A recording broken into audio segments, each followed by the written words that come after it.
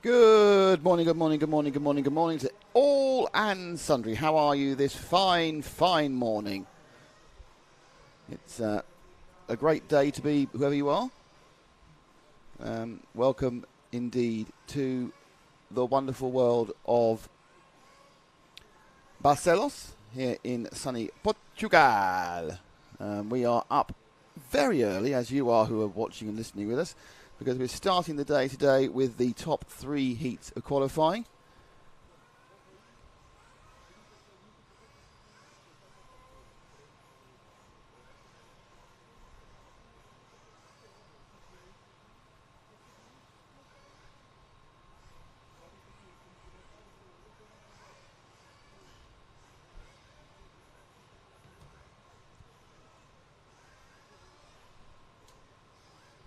So thank you to invisiblespeed.net, S-Works RCGP series. And we're just waiting for the first heat. And the first heat would be Bruno Coelho, David Ronefalk, Burak Kilic, Oscar Baldo, Daniel Parente, Lee Martin, Renaud Savoia, Jorn Neumann, Ricardo Montero, Hugo Tavernon, Miguel Matias, and Joseph Quagreen. As they take to the track. The sun is absolutely in my eyes, by the way, and I can't see the track really. I can't actually see too much of the monitoring screens you've got either.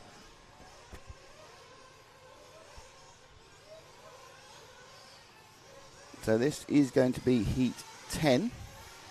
Coelho, Ronefalk, Burak Kilic, Oscar Baldo, Daniel Parente, Lee Martin, Renaud Savoia, Jorn Neumann, Ricardo Montero, Miguel Matias, and JQ. Now, remember, we've had 3 rounds of qualifying already. Unfortunately, due to the complex nature of how they do it, it's very hard to tell you who's where because they've decided to do it in ones and ones and ones and ones and ones. So everyone's qualifying well. But let's just say we had 3 rounds. We've had 3 different top qualifiers. Juan Carlos Canas top qualified round 1.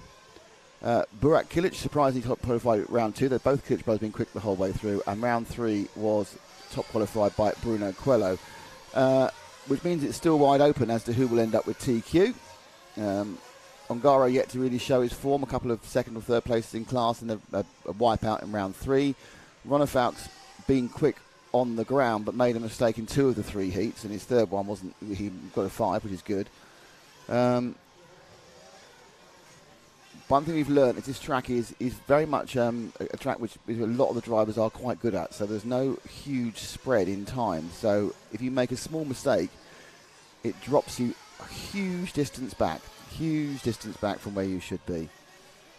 So coming up to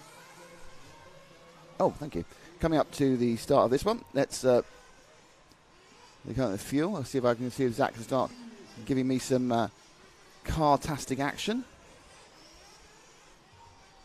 We are about a minute before they start this one. It's very early. Well, welcome to we got very early. I think you're sure you did as well. So next car over. Let's see if someone's actually not going to go for fuel. They haven't started yet, remember. This is Ronefalk going for fuel. And very deceptive, actually, where they're going to go for fuel. You have to watch them actually go in. Oh, there goes car 1 down the straight. There we are. So that is Coelho. I've got a car coming out. And so those of you who haven't joined us before, I'd be surprised if you just joined us the first time at 8 in the morning or 9 in the morning if you're in Europe for this one. But that's Coelho in the X-Ray, the traditional orange and white colours.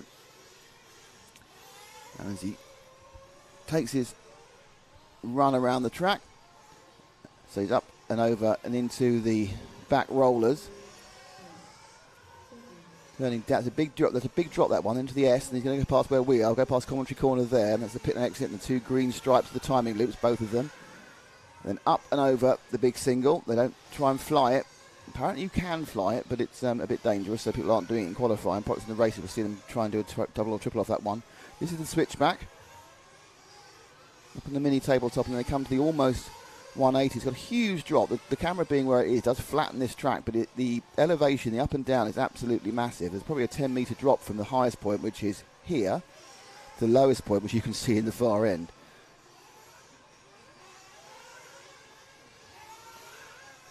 So with the sun currently shining in the second camera's eyes, it's a little bit of a stark picture, but it does give you an idea of how hot and how sunny it is around here. Sun shines down the main straight at the start of the day and then gradually goes over the top of the building, so it starts to effectively be above the drivers by midday. At the moment, they're probably okay. I don't think the sun's in their eyes. It's always something to bear in mind when you're building a track. So anyway, Coelho's gone round to complete his first lap now. This will be his first lap in the books. And Coelho does a 33.7, a 33.5 from Burak Kilic. So Burak, of course, picked up a TQ in the round. So we're kind of hoping we might somehow see a 10-lapper, but you need to average 33 and a third seconds to get it. And whilst we close, I think it was a 2-point-something yesterday by Coelho. So let's leave him when he gets to the normal place here, Zach, and we'll try and pick up somebody else, just out of interest. So next car along, that's 3, and that is our leader, Burak Kilic. Kilic currently on for a 9.5026, which would put him about 4/10 off Bruno's pace. Bruno's pace a little bit off, actually. He's not made a mistake, but yeah, the way the predictor works, if you have a lap that's half a second down, it then decides that every single one of your laps from then onwards is going to be half a second down. But he's, in absolute times, Kilic is a second and a half ahead of Ricardo Montero, with Savoia in third. So Renault's made an improvement overnight. He was struggling all yesterday, not with any particularly good times. So absolutely densely packed field here. We've got 3 heats of top drivers. And of those 36, you have to say there's at least 25, perhaps even 30, who could make that top 16, the top 16 being key because that's straight into the semi-finals tomorrow. It's a bit of a weird day for these top drivers. They qualify now first in the morning, and then they go back out again just before lunch. They're about 4 hours twiddling their thumbs, and that's it for the day, because we have a few lower finals. And they come back again, and then they won't race again. They're straight in the semi-finals for about 24 hours. The next time they get on the track is the semi-warm-up just before lunch. So after all the action the first 2 or 3 days, it all kind of comes to a very slow grinding halt for a day for these guys. Kilic's looking particularly good. He's got traffic, which is always a problem. We saw how Figueiredo lose a really good time in the first round through traffic. I mean, it's some just because you end up pacing that. He's trying to overtake Ronefalk. Now, I'm not sure how much Ronefalk's going to want Kilic past him. Well, the answer is he's happy to do it, so that's very sporting of David, because that's Ronefalk admitting he's not going to get himself particularly high in this one. Drop back and pick up Ronefalk, who's next along. So Ronefalk in the number 2, the green car. It's interesting, David, because he's kind of sort of been there. He's never been the Ronefalk on the blistering edge you expect to see. And the fact he's got other cars behind makes me think he's made a bad setup choice this morning, because that car is, whilst not slow, in fact he's currently down a second, just doesn't look very quick. And there's somebody else trying to get past him. I'm not sure who that is. Ooh, and that was well, we got away with it. That was kind of a weird error there by the 3 car, I think. So Coelho, Ronefalk.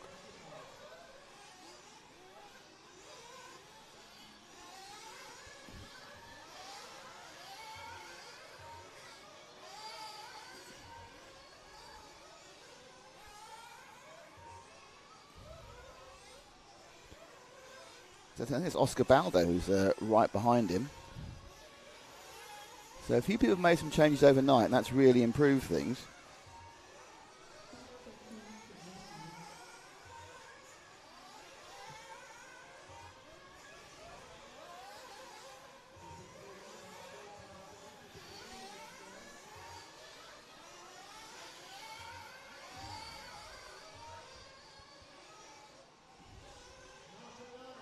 Oh, jumping up and around.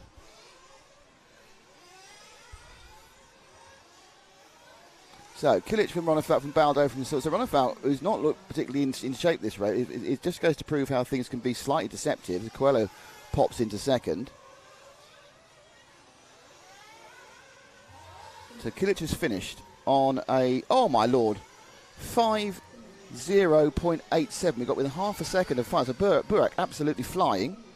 Ronefalk's finished as well on a 5:03, 5:08 for Oscar Baldo. Ricardo Montoya, I think Coelho's still yet to come in. I think Coelho might ping into second or might come in. Where is he? There he goes. Not yet. Where is he? There he goes in second. Oh, just got it in the end. So Coelho just got second on the last lap. So Burak Kilic, who already has 1 TQ, goes 9 4.50.5. So we've got within half a second of a 10. Coelho's second on a 4.29. Sorry, on a I'm reading the forecast. So it's 4.80877 for Kilic. Coelho has a 3.139.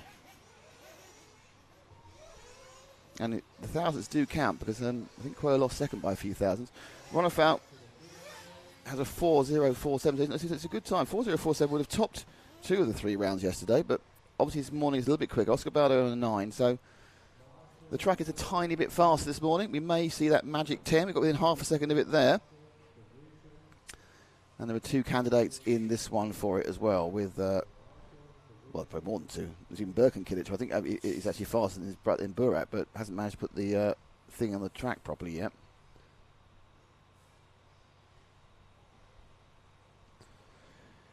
Let's have a little looky at...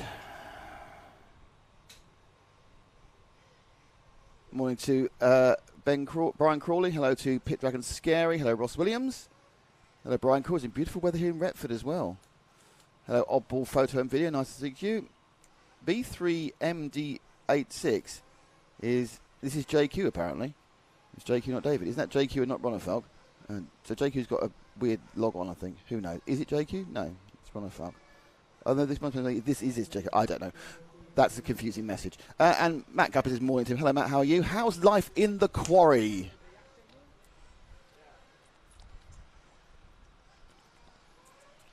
First slug of water of many in this very, very hot environment. Hello to all of you who are joining. Thank you all for getting up early for us. It's going to be a bit of a different day with big gaps in the middle. So we don't, as you know, we're not having moving camera for everything these days. There'll be some points. There may actually be a point where we actually go off and actually just leave you with pictures and ambient sound this morning as we are preparing. We're preparing for something, aren't we, James? What are we preparing for? I don't know. What are we preparing for, Nick? You've got to big it up. You big it up. Big it up. We're preparing for the most amazing show, aren't we? Oh, this? Yes. This is the greatest show. One of them. Oh, that's copyright. Oh, we've got copyright. We've got copyright. We're so good we've got copyright strike. Yeah. Copyright strike for my singing. No. We're doing a studio show on Saturday for Finals Day. Something a bit different. We're covering it differently this time. It should be good. It allows us to give you extra content, show you some of the things we've been creating in the week, such as interviews, some sexy montage videos of the facilities, which is a very good facility. It's worth showing off and what's the word I'm looking for? It's too early for me to put words together. That's cool. I don't know what you're going to. Yeah, the idea really is we're going to produce a show from the semi-finals onwards, which is going to be the sort of show you can show people who don't know about RC, perhaps motorsport fans or casual sports fans. We'll actually pick up. We're going to explain what's going on. We're going to introduce the personalities. We're going to show what goes on behind the scenes, and intermingled with that is going to be the high-quality racing in semi-final, the final, the junior final, and the senior final. So there's going to be, and it's going to be run by the studio show, run by Matt back in, well, I'll say London. It's not. It's Nottingham. It's not London, England. It's Nottingham. And we're going to be here with Frank McKinney. With Frank, so you're getting the whole team, and we'll be here doing this stuff on a location. It should be good fun. But we are doing quite a lot of prep for it, which involves all of us wandering off and filming and recording things. Yes. Which obviously, as there's a limited amount of time in the day, means we may have to just give you a bit of. We'll be back in an hour. Static cam. Followed with static cam, and we'll give you ambient noise. You always get that. You can hear the roar of the two-stroke. Nitro. It sounded a bit Jim Bowen then, a bit bullseye. You've got ambient noise, that's yours. But do you want to play for the moving camera? Love it. 70s reference from someone else apart from me. James Parry, take a bow. Talking off and wandering of doing things, seeing as we can't use our second camera at the moment because the sun is burning its retina off, I'm just going to go and look for a position for this third camera, which is almost ready to go out. Okay. Back in a minute. Okay. So, next one up is this second qualifying heat.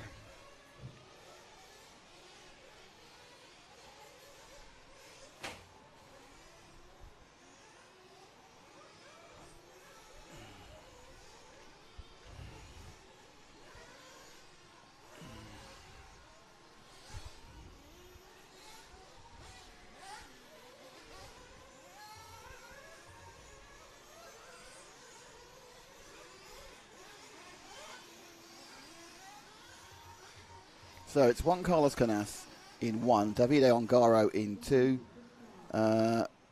3 is Oscar Navarro, 4 is Birkin Kilic, the younger of the Kilic brothers, Elliot Boots 5, Andrea Trevisan is 6, Hampsburg 7, Giuseppe Tiscioni is 8, Pedro Gomez 9, Peli Kumsi is 10, Alejandro Perez is 11, and Carlos Duarez is in 12.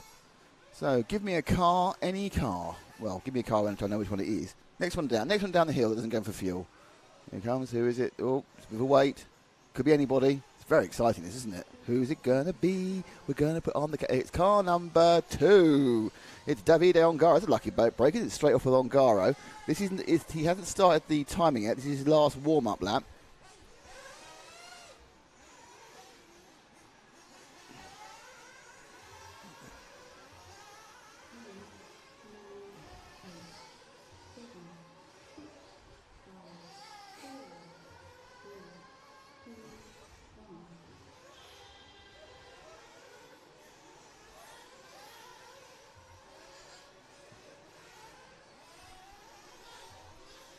So off he goes. He's started. He's running.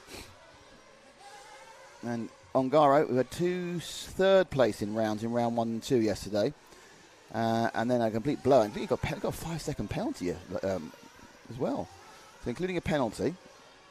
But now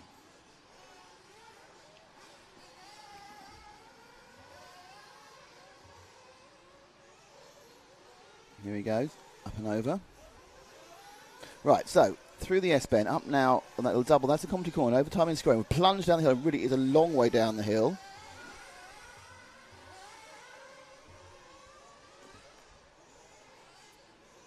And he hops through that section and now just moves a little bit through the switchback, through the lower tabletop.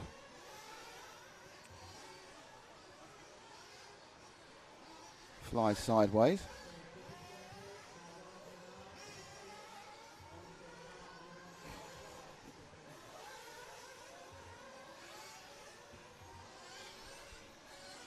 And that first lap for Ongaro was a 33.6. That's absolutely on where he needs to be.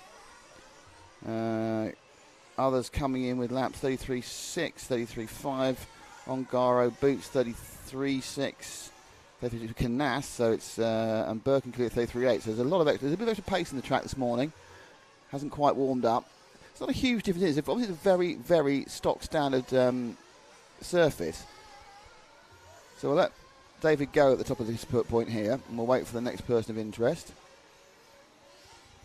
That's it. Take that next car, which is the 4, and that is Birkin Kilic, the younger of the Kilic brothers, with the Mugen. Nice little turn around that end high tabletop. A good front end on that car, isn't it? Really turning nicely. You know, you have balance the grip. And certainly the balance here for Birkin decided to get is a very reactive front end. Currently running 4th. No obvious problems. Everyone else is running quite quickly. This is a very quick heat at the moment. I think we're going to see people close to Burak's time and certainly inside Coelho's time, which was 3-1. So making hay where the sun shines. These top European drivers. Just about, we've got an absolute full house of the best of Europe. Anyone you really would expect to be in the main A-main is here, and some obviously new names. So the Kilic brothers have used those 2 years of COVID growth well, and have absolutely leapt to the top of the tree. Now 18 and 16. This is a 16-year-old Birkin we're looking at. So he comes up and over that big. So the big single, I saw that single, I thought, they're going to be flying that. It's going to be a fantastic shot. But nope, they can't make the landing, so they all just kind of roll over in a kind of I'm a novice racer sort of way.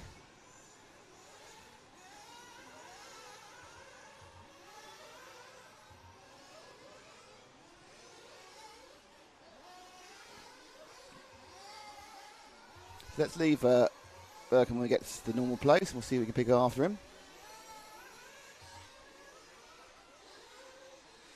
Not this one. Oh. It just fell off in front of me in the 12 car. It was quite amusing. So that's JQ with the green hair marshalling.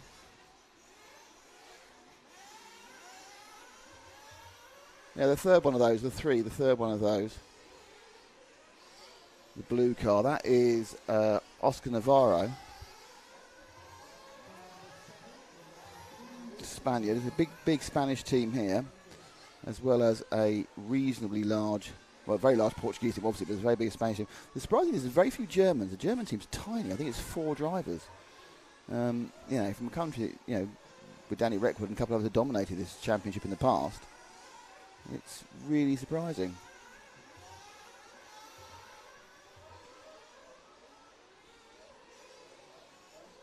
Obviously, once again, you see, don't quite fly it, just hop it. So Navarro actually a bit further back. Actually, Navarro's actually doing okay, but it's just everyone else is doing so much better. It's a really fast heat. So forecast at the moment is Ongaro from Kilic. Ongaro forecast into second at the moment. Canassis, come through. Canassis into third, and Kilic is also, I think, right on the edge of being better than Coelho from the last heat. But the interesting thing is, really, this is just microseconds. It's just there's no one out there dominating this event, which just makes you think the finals are going to be in the semi-finals are going to be absolutely amazing. There's and that's not good. That's not good at all. So he's just taking the landing. Just short shifted and just got to try to turn it around. So if you get that rhythm wrong, even the best can have problems. As the others begin to finish. Thank you to the T-Bar Pro replay. And it's Ongaro who's taken it with a 1.335. That puts him second.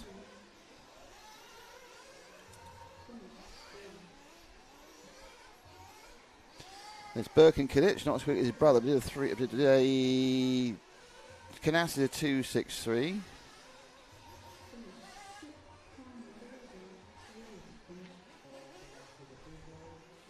And then you've got Birkin Kilic on a 3.459. All those are inside. I think they're inside Coelho, aren't they? Yeah. No, Coelho 3.139. So Coelho's ahead of Kilic. So Coelho's currently running in fourth. Good time for Tosconi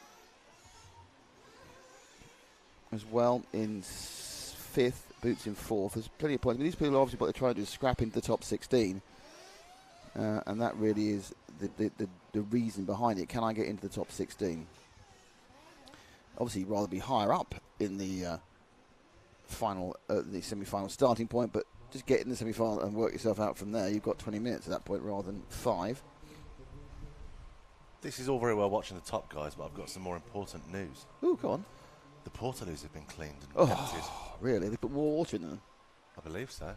That's unbelievable news. It's being done as we speak. Unbelievable news. It's the best news. The sweat hole of Barcelos is being reduced to just unpleasant, rather unpleasant and smelly. The death boxes. Who took that? As I was... it was look across. Ongaro. You can't because that's the next one. Oh. It's Ongaro, but he wasn't faster than Burak. Burak hits on the cusp of getting a second TQ. Oh. Which would mean that he would be possible ultimate top qualifier, but wouldn't necessarily have it. Did you run a replay whilst I was gone? Mm-hmm. Steady. If you give me those buttons, baby, I'm going to use them. That's what they're there for. Talking a bit of technical on air. I think we should have a pit and driver shot hanging out over the rostrum, looking across. Hanging out. Yeah, because where camera 1 is, there's power. If we can somehow split it, we can because we got a 4-way. Yeah. And then I think we should just run that there because that's going to be not integral, but a great shot for the finals as well. Okay. As long as there's no one gets upset by it. No. It's no, it'll be fine. There's only one way to find out. I have another technical conversation to have with you. We'll have that one off air. It's only minor. Oh dear. It's a minor question. Yeah, because basically I'm quite impressed actually on air because we had 25 minutes when we arrived to get everything up and running. I think it was a record. We haven't got down to we haven't quite got the air conditioning running long enough to reduce the sweat box element of this place, but within about an hour and a half, it'll be quite pleasant in there. And by the time we come to do the second set of these top heats, I'll be complaining my arms cold. Turn the aircon round. I know it makes you cold, but I can't. I need something. Oh, thank you. Oh, that's better. It is really hot here. It's not as bad as Italy for when we did RCGP because it's got a breeze, which makes it a bit nicer. It's fresh. The air is fresh, but it is so hot. It's very hot.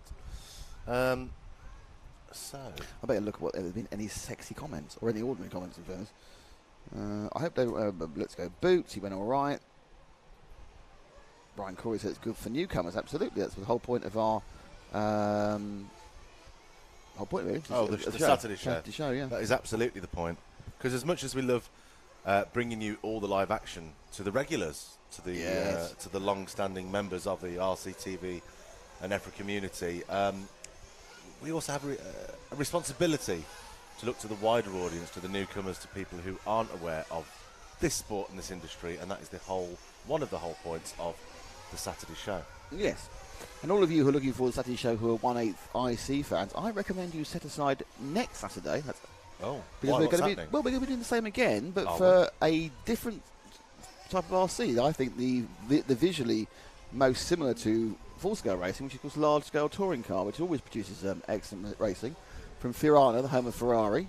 Mm-hmm. So we'll be doing a big show on that to make it interesting and better. So you've got Robert Battle in 1, reigning European champion Ricardo Berton in 2, Marco Barofalo in 3, Hal Figueiredo has been quick but unlucky in 4, Una Hatton in 5, Max Gotzel, the Euro B winner in 6, Brian Baldo in 7, that's where the World Championships will be at his track in Redovan in September. Johnny Skidmore, the UK champion in 8, Alex Anchetin, now mostly recovered from his broken leg in 9, Pekko Ivanen, who has the nicest mother in the world in 10, and Andre Bento in 11. And Clement Boda hasn't actually triggered the timing yet. Still in bed.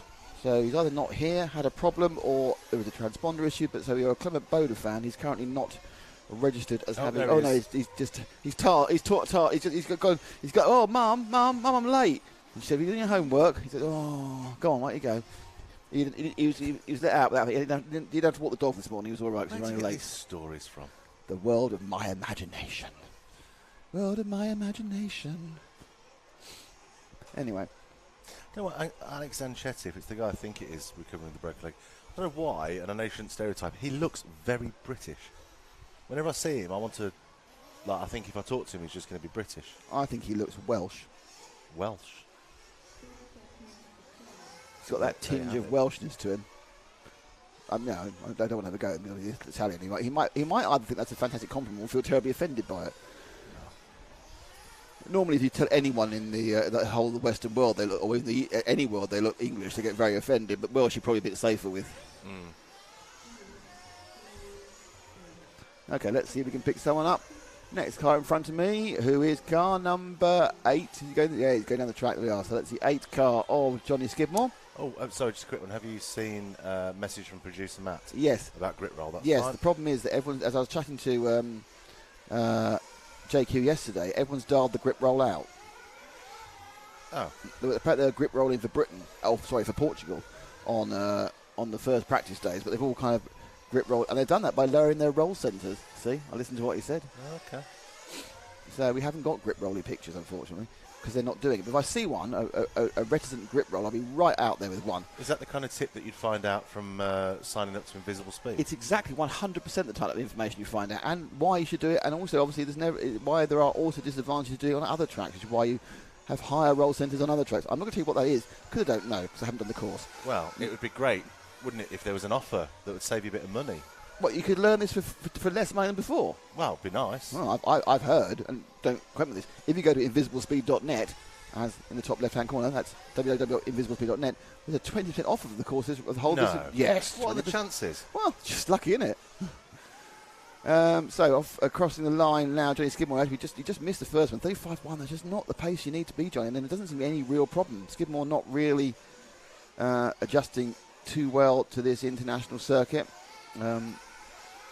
Dominated the UK Championships last year, but, like a lot of racers in the UK, and, whilst he's massively improved in the last couple of years, he's not had the chance to watch international racing, so this is a steep learning curve, although the Skidmores have raced, in Bs and such like for a number of years, but going straight into the Euro A's as a name and getting into the top heats, it's a different world, and pace awful. That's the whole point. It's not awful.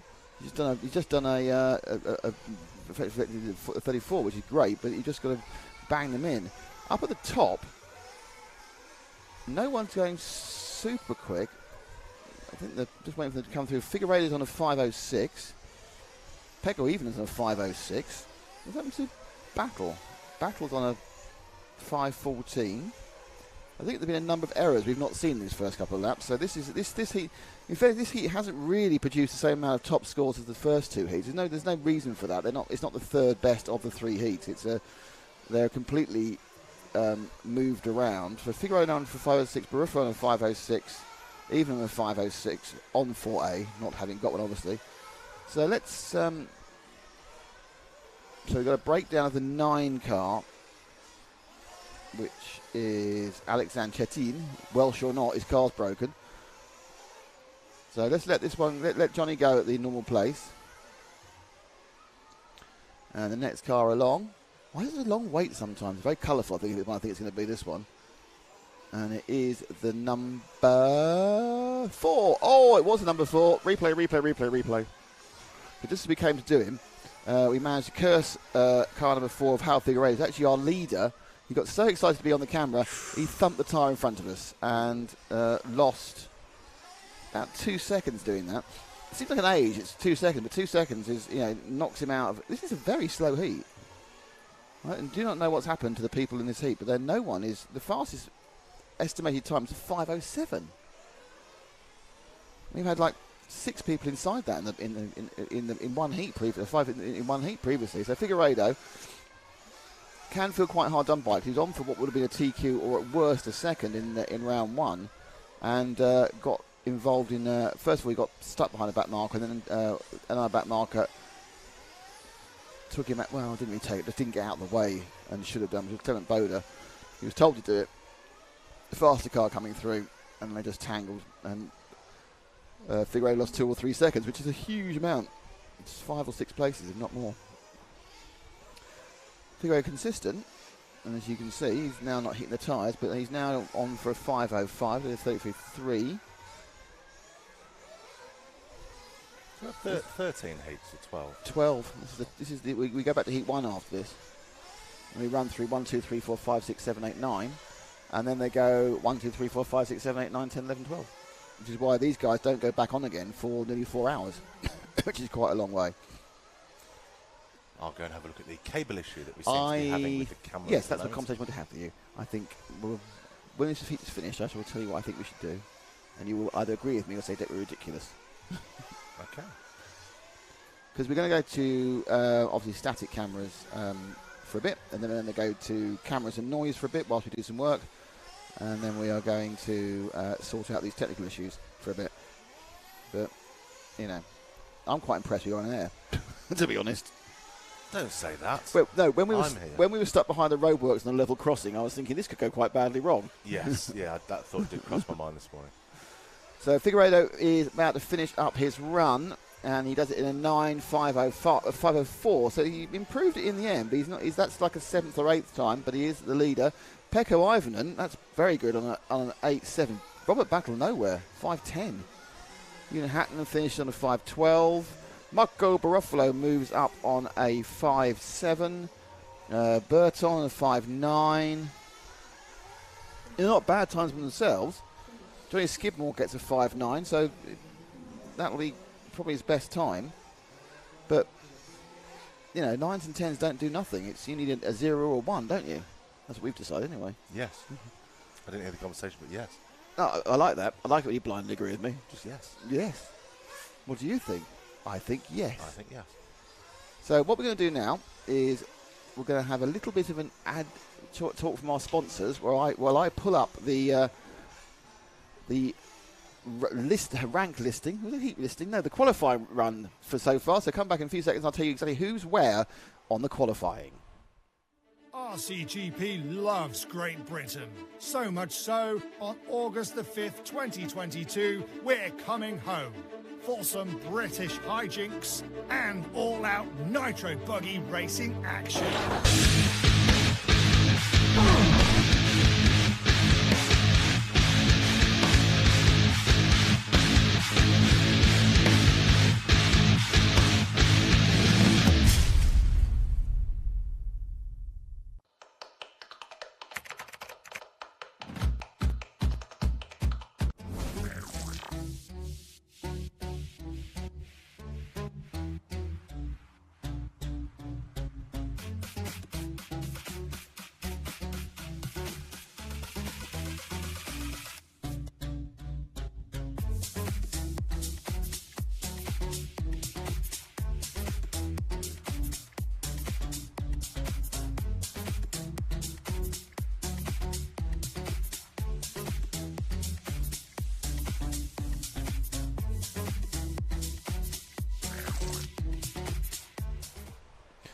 Okie smoky. Right, so anyway, we are back. Okay, so the way the ranking lists run when you haven't completed a round is a little bit difficult to work out. So what I'm going to do first is I'm going to try and work out who came where in that round, and then I'll tell you where we are overall.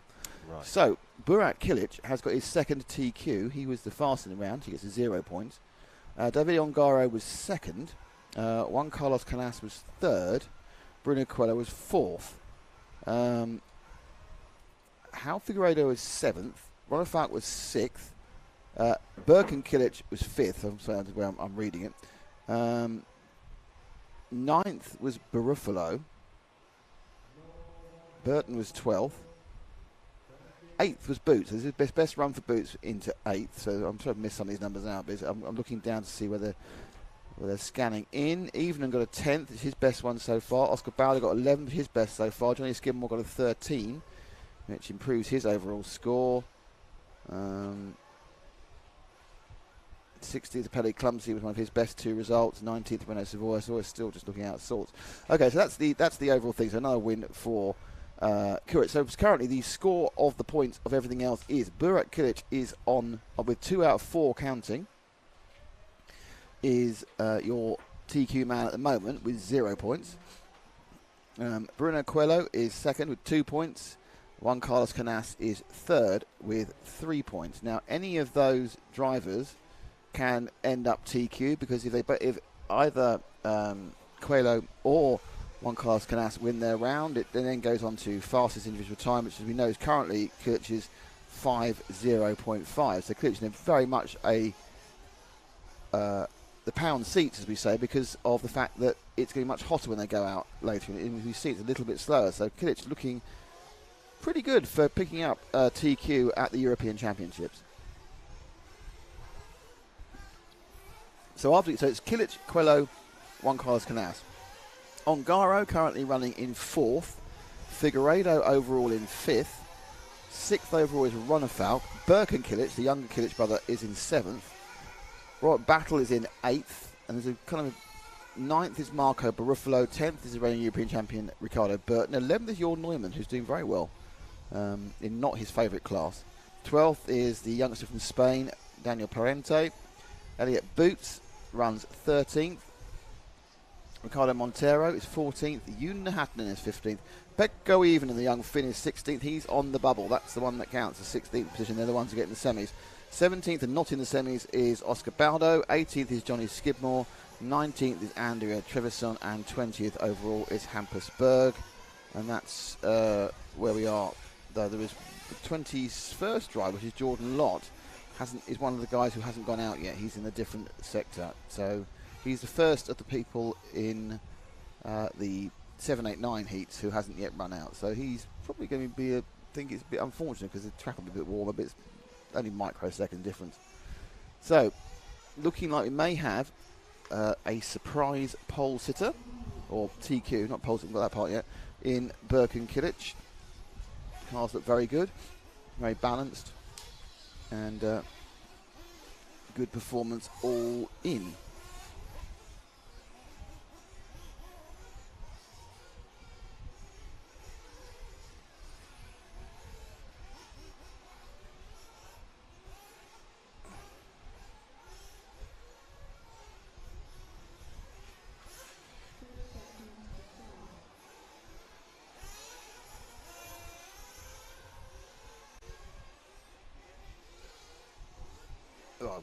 I'm being called up for misidentification earlier. Mistook JQ's car for David's car. I'm going to flagellate myself for that one. Hello, Andrew Selvagi. How are you? Tuning in from Melbourne. Hello to Steve Chartler. How are you go? Boots did have a better run. Patu, I hope Ronald Falk or JQ wins. Henry question, what surface, what material? It's a mud base with a clay top with a sealed surface on top. So it's a very sealed, rough clay surface, but the track is beginning to rubber in, so the tyre wear is dropping down quite a lot. Hi guys to RC Basher. Says you can't wait to see Robert Battle next week in Bischofferman for the Rhine 9 race. Steve Charlton immediately changed to Let's Go Skidmore. from being Let's Go Boots. Hello to Estancio Cinco Benavente. Brian Coy, these motors, they lubricate, yes, well, they do actually kick out oil and stuff. It's not dramatic amounts, but obviously after a couple of, several days of running, you get a big old groove, and the groove is caused not by the tyres but by the engines. So they are laying down all sorts of stuff. So this grey groove you can see in the centre, that's the racing line, and that's put there with a combination of bits of rubber but mostly the oil and everything else. Just makes it more sustains the track. It doesn't kind of take much of the grip away from it.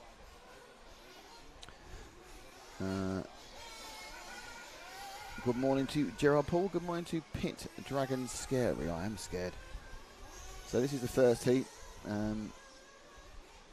We're just not running with the moving camera at the moment. And the guys are out there doing a little bit of extra putting stuff around. We are moving this particular camera because we're just trying to get to the bottom of a slight technical problem we had with it earlier on. So this is James doing camera work, I think. Oh no, it's back. It's back with Zach. Wow. I'm sure what Zach wants to know is whether this is working or not. We haven't got those stutters. Haven't got them so far. It's notable how much slower this car is. And I'll tell you who it is in a second. Who is obviously from Heat 1, than the people we saw a minute ago from Heat 12. And I actually forgot to look then. I was so entranced by the camera not jumping. Oh.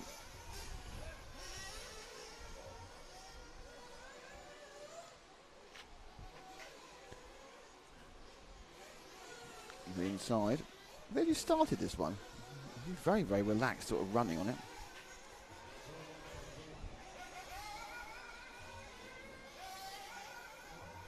Oh, he's upside down. He's upside down. Oh, and he's off the track.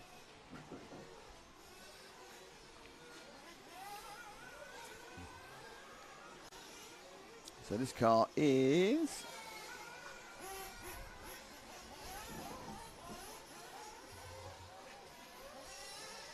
broken.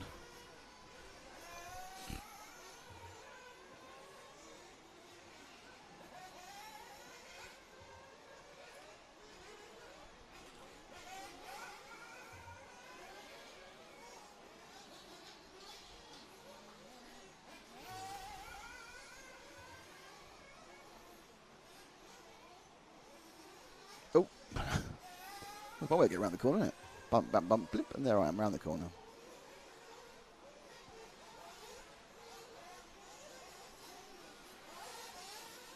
It's fun of involved car 11 of another Coelho, but it's not Bruno Coelho, it's Tiago Coelho, who's +4. I don't think it's a relation. Coelho's a very, very common name in Portugal. I don't think it's quite as common as Smith or anything, but it's quite common.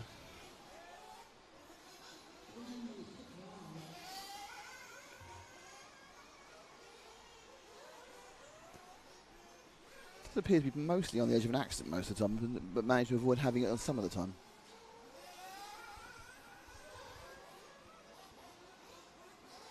Turning sharp, flying well. Down the straight they go.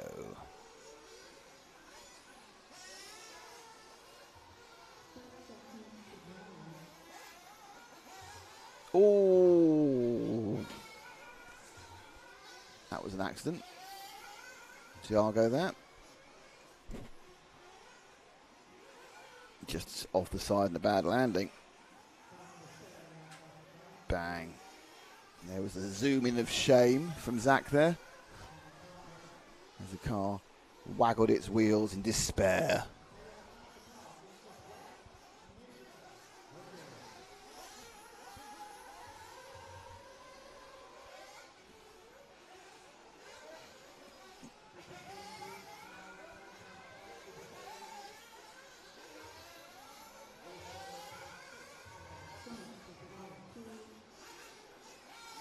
And they finished? No, it's his last lap.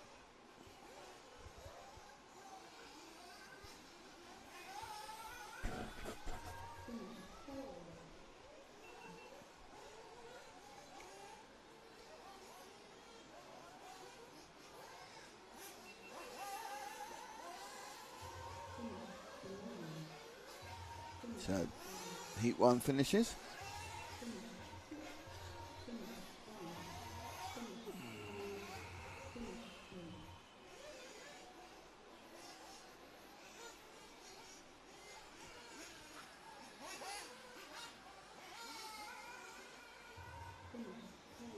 Here's your results. Santo Valdemar, Hugo Coino, Joe Coelho, Jan Eichhorn, Marvin de Groot. So 2 Dutch guys in this one. Bernardo Neto, Sergio Gomez, Sergio Bamonde, Paulo Almero, Jose Ribeiro. That was your runners and riders. Okay.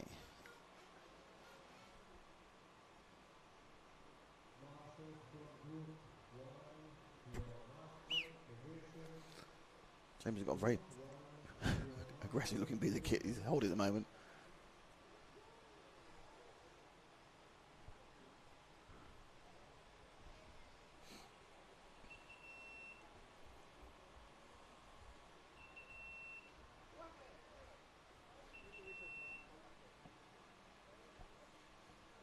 It's beeping at me now.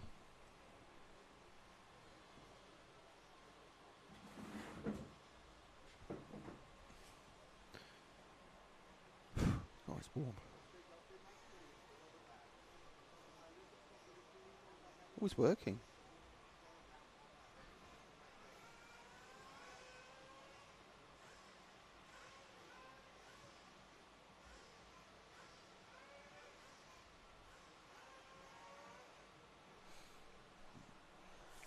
The it's working because they're looking to rig a different camera up.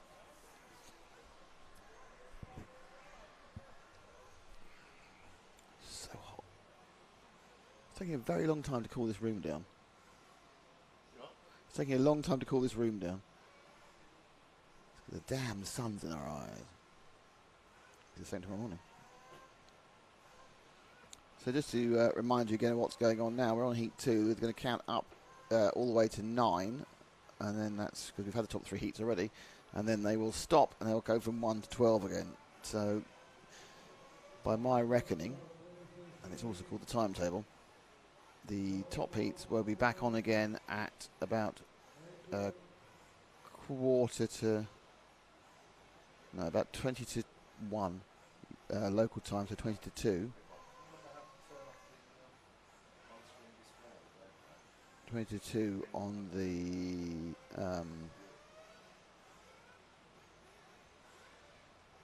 so yes, I was like, it's 20 to 1 on the UK, and Portugal, and 20 to 2 in glorious Central Europe. And then obviously if you aren't in those 2 time zones, you can use your calculator to work out when it is. But it's a few hours away, because we're actually only at 9:15 now. So it's about 3¼ hours until the top guys are back out again.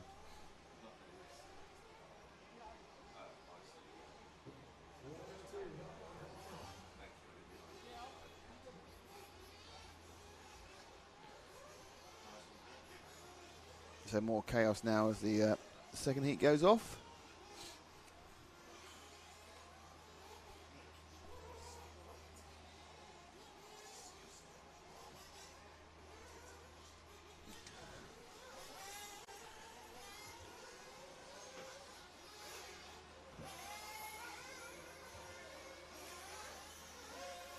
To go right at the end of the pit lane, there's something emitting smoke. I thought it was someone vaping at the moment, but it's actually someone very regularly timing their exhaust puffs as such.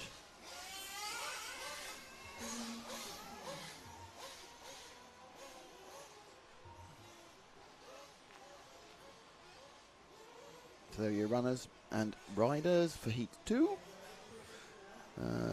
Joel Suarez, Kim Einhardt, Carlos Fonseca, Juha Salomon, Luis Rees, Juuso Tiernen, Hugo Prata, not checked in yet, doesn't mean he's not here. Goncalo Krista, Cohen Littlecup, and Nuno Vieira.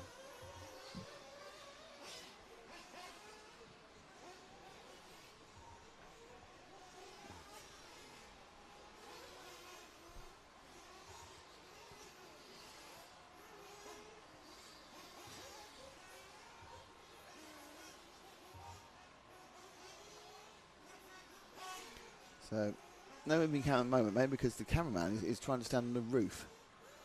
They're trying to place the camera in a more precarious environment. I've stood on that roof, it's fine, it'll take your weight, sort of. What's the worst that can happen? You fall through I've fallen through a roof. I think when we did, one of the first things we ever did when we were filming for the it was actually the 12th World Championships in Bangkok in 2008, when they used to have the 12th and the 10th at the same time. And on the 12th, we had to rush through together. The position we had was was actually on a sort of a roof, but it was kind of a balcony of a roof. But it wasn't like a balcony in a building. It was like it was weird bit. The roof had a balcony, but you had to get across it. So we were running along. I was running a little bit late, and I had to hop through the window of someone's house. Remember that? This weird track that was like a house and a track, like a lot of Bangkok places are. So, and I just put my foot in the wrong place. Went my foot straight through the roof.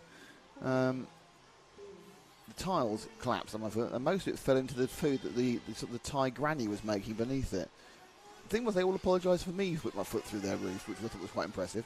And then we hopped across and we filmed the thing. But yeah, just weird stuff. Stuff when you don't it for long enough, you've fallen through a roof. That's what happens.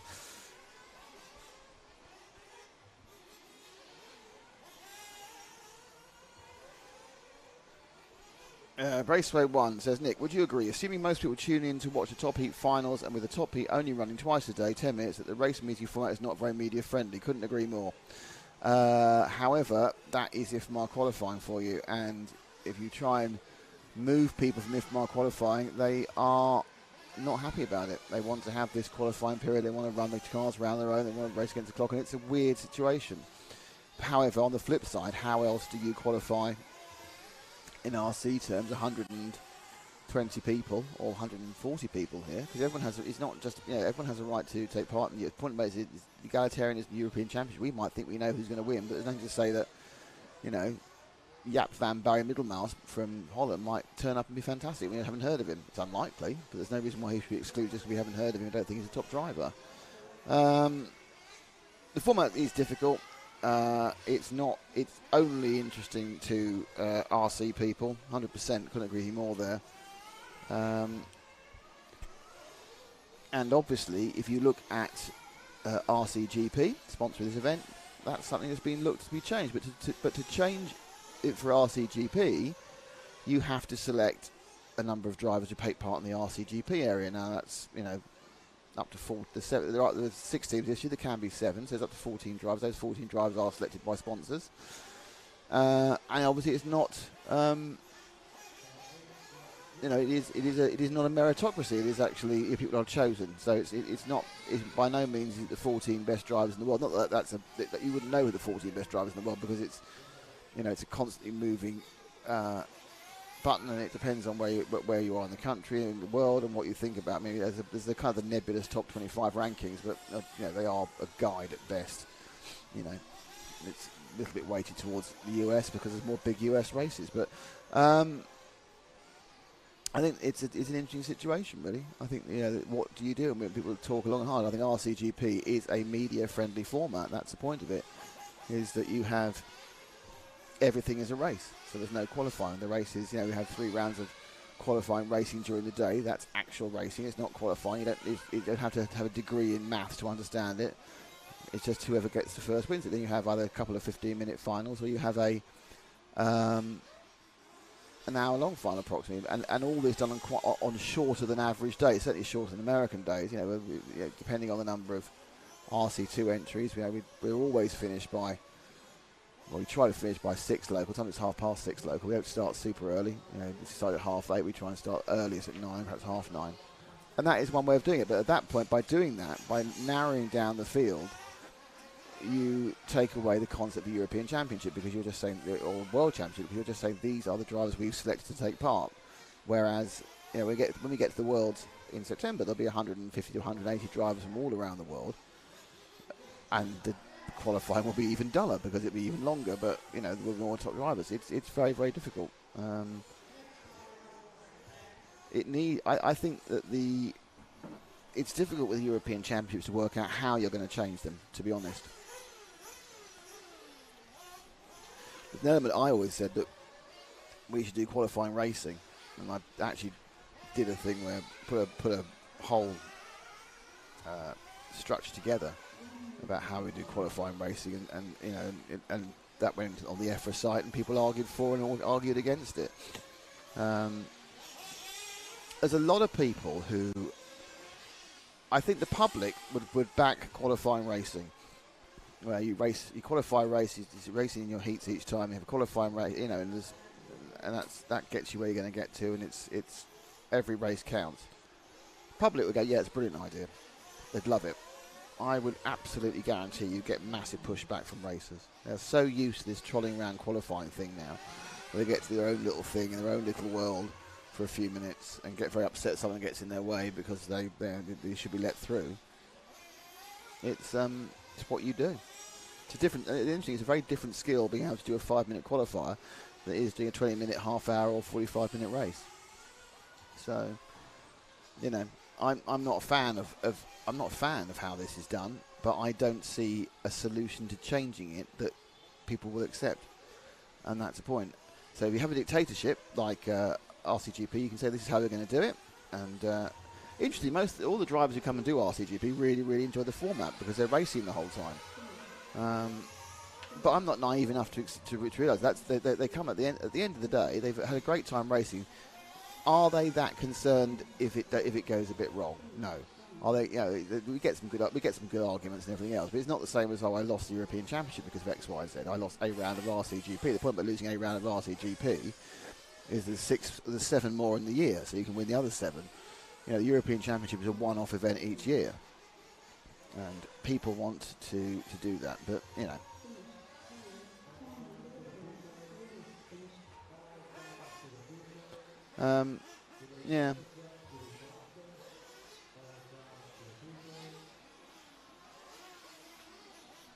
So yeah, it's a race one. I agree with you both. But I also wish I had a Danish pastry like you've got, to be honest.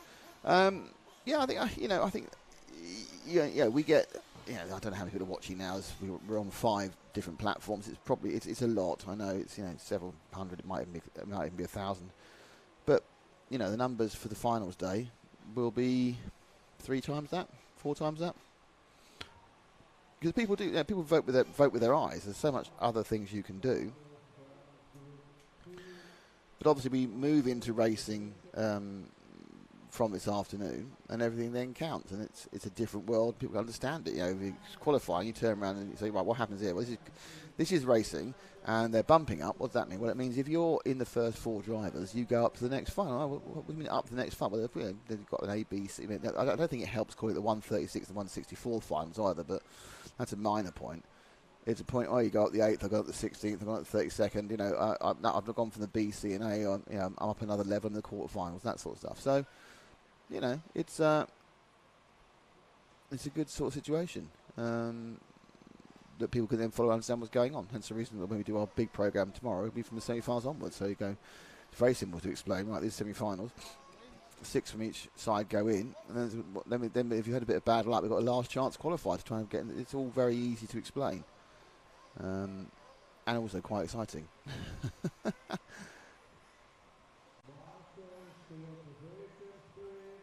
Hello to Martin Owen. Less qualifying, more races, what we need. I couldn't agree more, but it's down to the racers. And whenever you suggest it, there's some very, very noisy people, as there often is in social media, very noisy people give you all the reason why it's not a great idea. Reedy formats are good as well for one-off events. They are a little bit complicated, and also I've yet to see a Reedy event that's actually fair. I don't know why, but they never seem to actually manage to get the grid slots fair for everybody. I remember I did a Reedy race. I've done 2 Reedy races formats, and both times I had a selection of really bad. This front, middle, back never happened. I just seemed to be the back the whole time, so I couldn't quite work out why I didn't get. It's supposed to be a equal number and equal positions, and it just never happened. But I'm sure they can sort that out mathematically. It'd be better.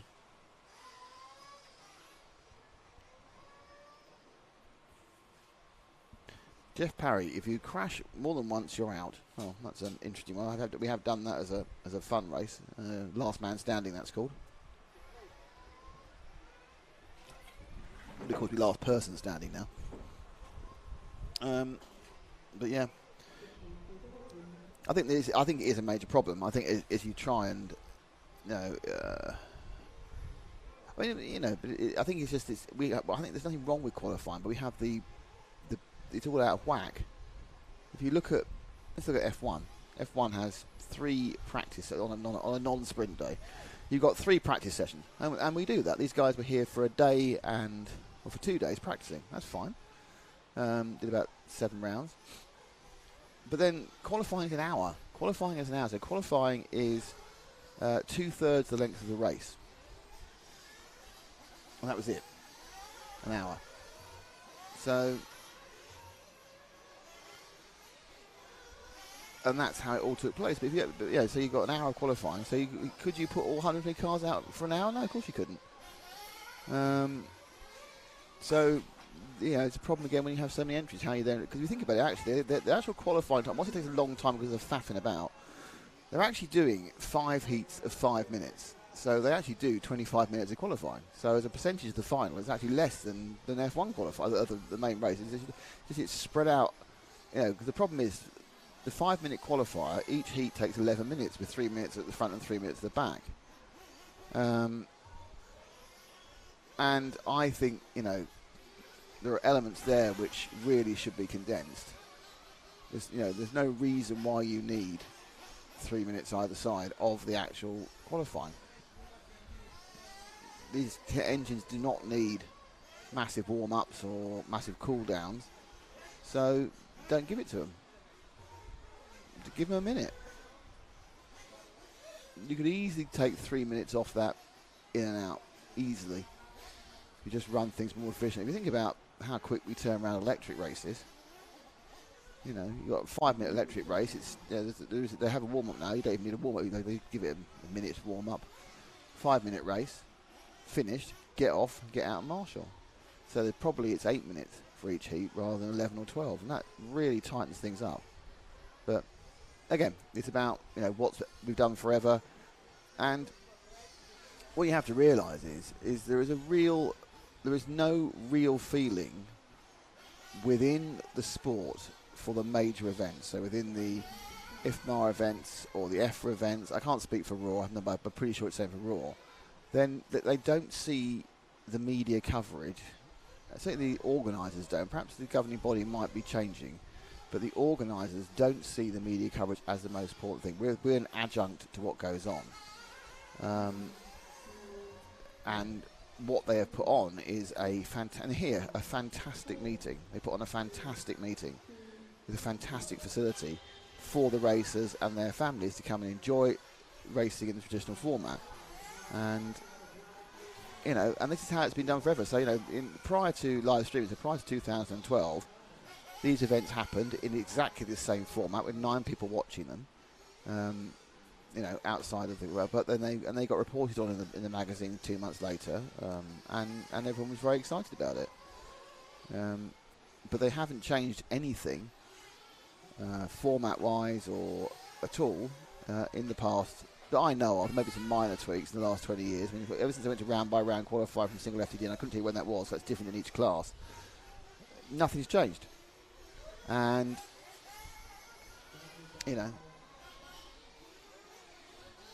it's all a bit kind of... What do you want Zach to do? Oh, he's done it. Our third camera is getting some hand signals. But yeah, it's kind of... I'm kind of on the fence, because obviously I'm what I'd like to see is a Wham Bam Thank You Man 2-day fantastic TV-based event. But I also have taken part in European Championships in 1/12 electric, so I understand the thing the event of being there and the qualifying and everything else in the finals. I personally would absolutely prefer, rather than, if you're not in the main final, you don't always get 3, depending on it, you don't always get 3 legs of fun. You certainly don't in off-road racing, but in electrics you can do, or often 3 legs for all the heats. But it's, you know, it's a weird. I must dig out what I wrote about qualifying, because I worked out that if you don't make the A final in 1/10 buggy racing, you do 6. Say you're quite good and you're in the B final or the C final at the European Championships in buggy racing at Retford. You were there for 6 days, and that's really 7 days because you ride per other day. But you were there for 6 days, and you actually did 10 minutes of actual racing. So the guys who didn't make the A final at Retford attended both classes in 6 days, did 10 minutes of racing. They did a lot more out of track time, but of actual racing, 10 minutes. And I think that's just, to me, mind-blowing that would happen. You know, why? But everyone had a great time. Everyone loved being in it. So, you know, how do you change that? Well, you could stretch the itinerary a bit and make all finals 3 legs, which they don't do in off-road. But, you know, people like their qualifying. You know, realistically, a European Championship, even with 100 drivers, should never take more than 2 days.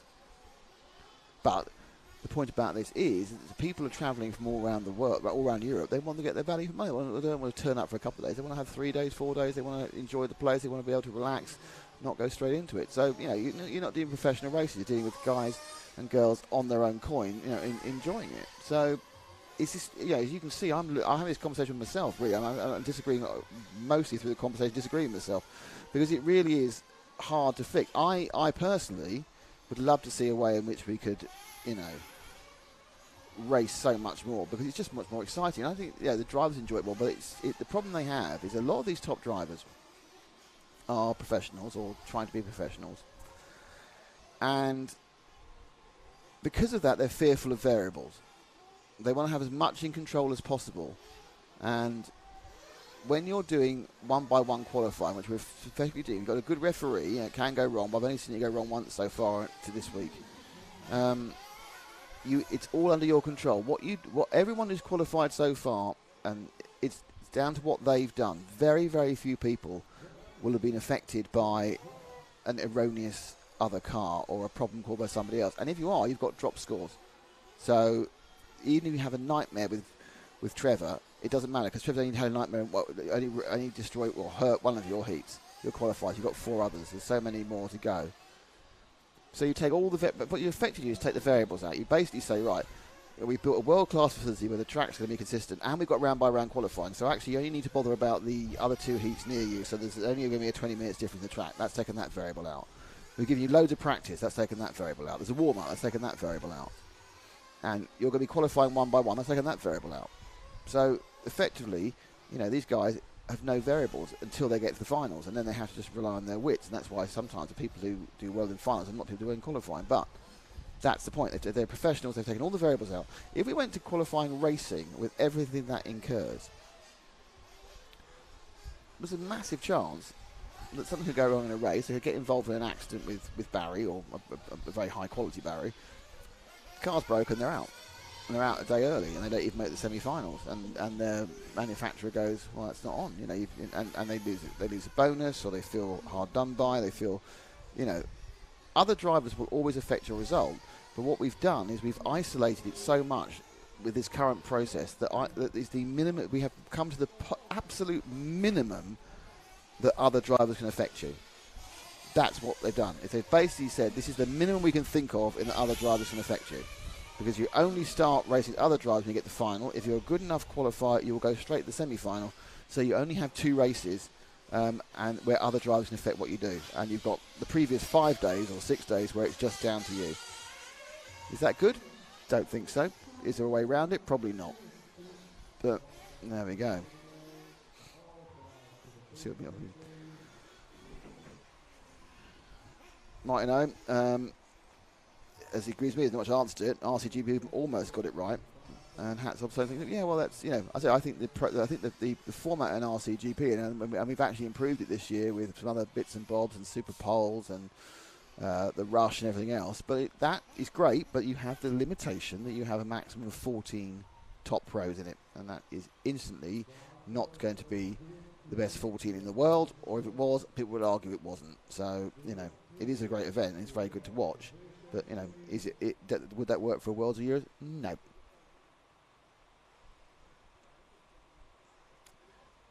White wheels are fast. It's a very key point about anything we talk about.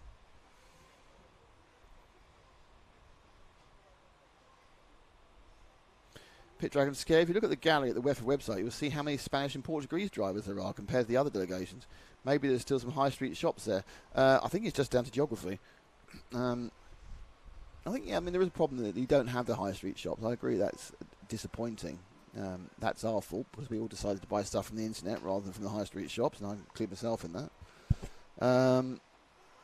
But that's retail everywhere, so it's not just RC.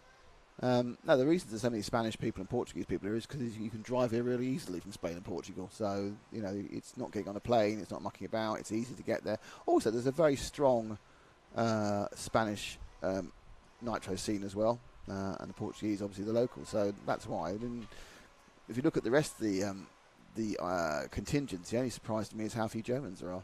There's a good chunk of Brits, a good chunk of Scandinavians of various types, but just so few Germans.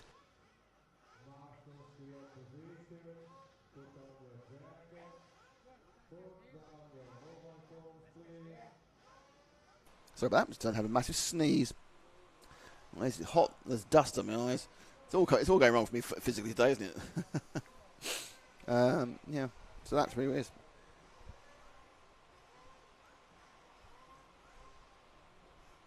Hello to Mark Bruton Young. Pit Dragon Scares. I wish Ryan Harris to do more 1/8. But we learned a lot from him 1/10 content. Yeah, he's taken on board the YouTube mantle, doing a great job.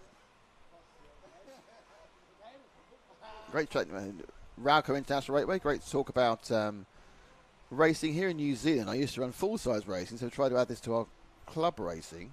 We don't run qualifying at all. It's a marble draw race 1, reverse finish order race 2, and then lowest points front race 3. Well, that sounds like British touring cars. This means you're on pole for the last race and you win the day. It's not perfect, but hey. We're not. There's a request for a follow. We're just doing statics on this one. We aren't following anybody at the moment. Sorry, Danny boy.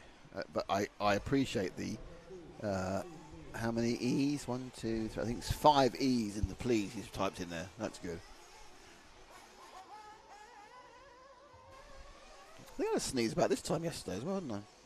A bit later, perhaps.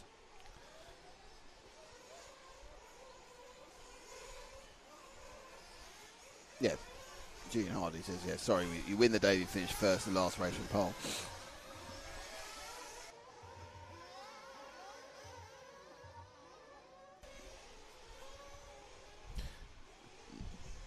So, chuntering through the lower heats now into heat 4. I think we've got some cameras there's a little technical stuff going on here with cameras and stuff. It's a real issue, actually, that the pits is absolutely in shadow. And it's obviously the track is so bright and obviously very attractive looking in its red against beige, I suppose. But the pits are dark as anything. I mean, it's good news for drivers. It means they're in the shade, as are the pitmen, so that stops that unpleasantness. But, yeah. Good morning from Cyprus. Hello to Lou Jean RC.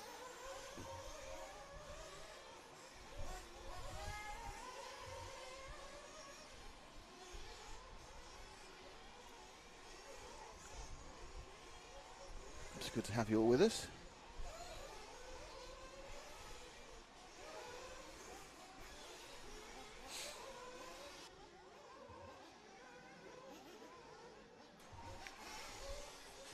No idea what. There's obviously some pollen in this particular part of Portugal that releases its flowers at about, what we call them, about 10 o'clock and then decides to make me sneeze.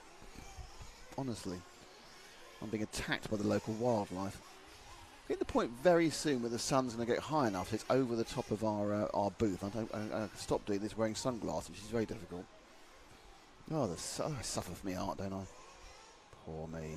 Poor me!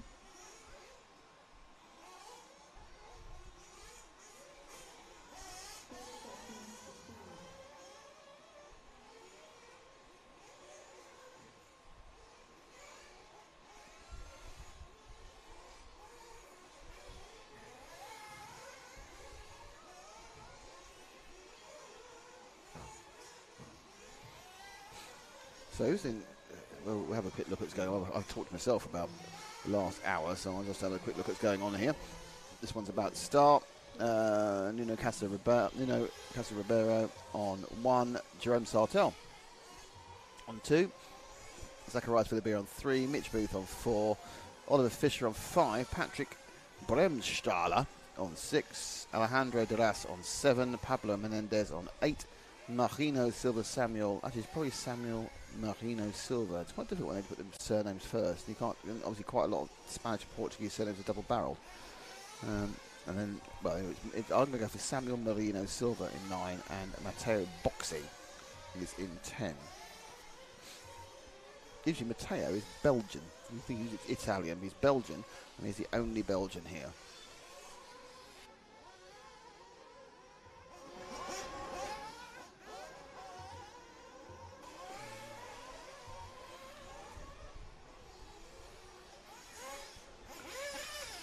Oh. Car attempting to come off the track and attack our cameras, which we don't need. I don't think that shove was really needed. The Marshall picked a car up and gave it a massive throw back onto the track, which I kind of think is not necessarily what you want to have. I say, not having driven this class, well, I drove it once, which we don't talk about. Thedden Archer, R-Racer, I'm sure I was going to say that wrong. Where do we see results? You go to myrcm, myrcm.ch, and you'll see that that's the front page. That will pull up a list of events that are running, and you just select the European Championships at Barcelos, and that will then give you information to the timing. It'll give you information to the results. It'll give you information to the schedule. Everything is there.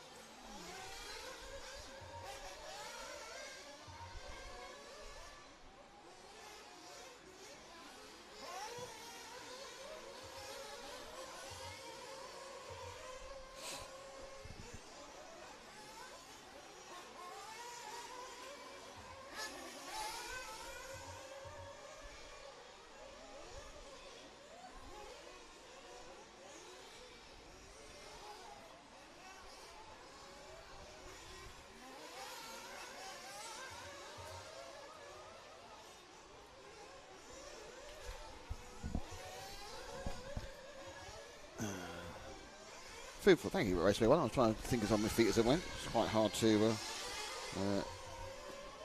have a sort of a quick chat with James.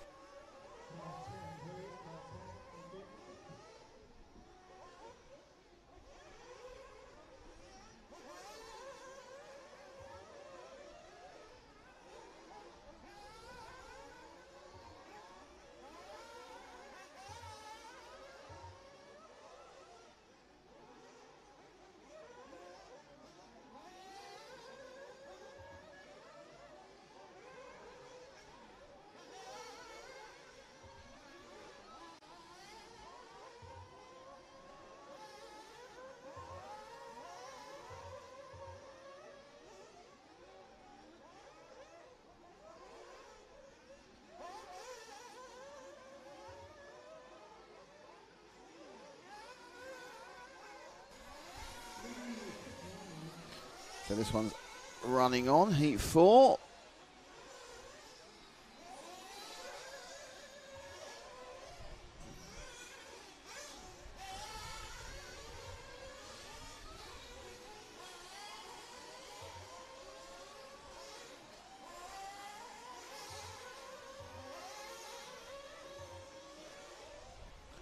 So currently up is Jerome Sartell, showing them how it should be done.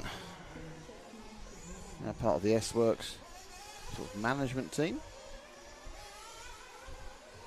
And for a 9.5.19, so not a terrible time for Jerome. I think he's probably disappointed to be in this second set, the 4, 5, 6 heats, which is the 25 to 50%. I'm sure it would have expected to have been in the 7, 8, 9 heats, but you don't nail it on Wednesday afternoon in practice. That's what happens.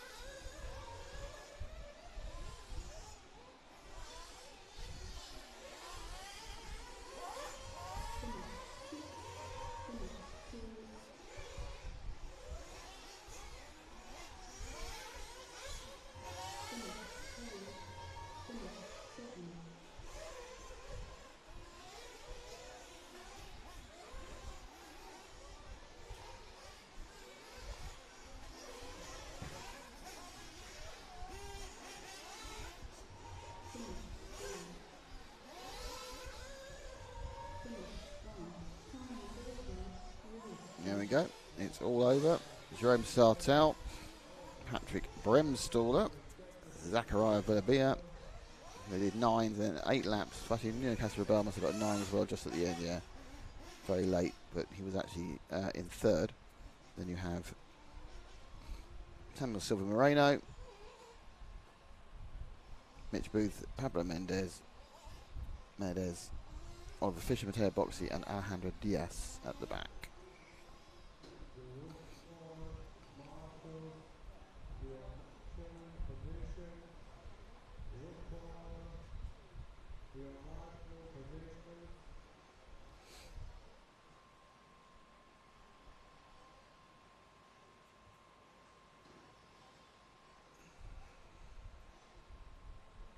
The bloke from this heat who, from behind, when he marshals, looks a bit like Zach. It's like, oh, not today because Zach's wearing a white footballing shirt for the New York Red Bulls in his selection of weird shirt sponsorships. That's interesting.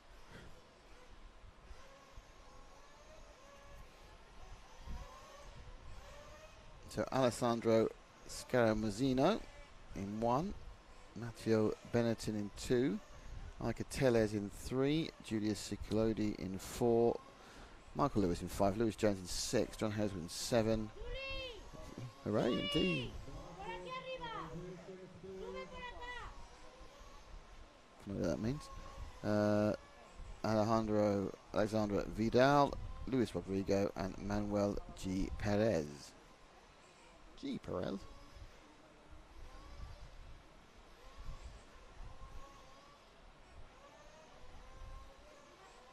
And this is the point when we could really lose, couldn't we? Do we need this faffing about? Honestly. You could trim so much time off these championships. I'm going to ask you some on air. Oh, go on then. A question. Exciting. I like on air questions. Is that shot any good? It might be in the pits. It's okay, yeah.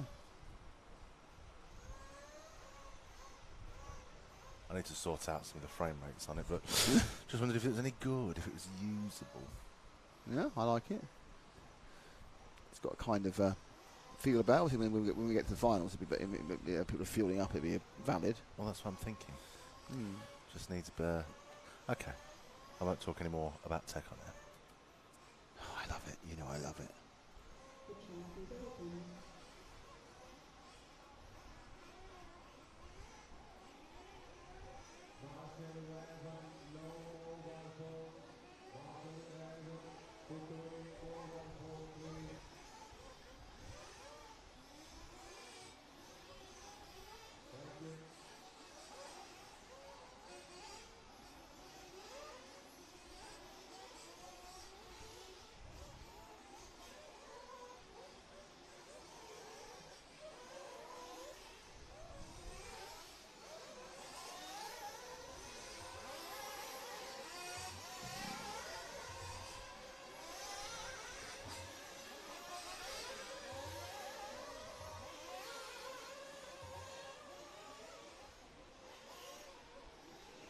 Once again, that's who's in this one. I don't know why it seems even warmer and even sunnier today.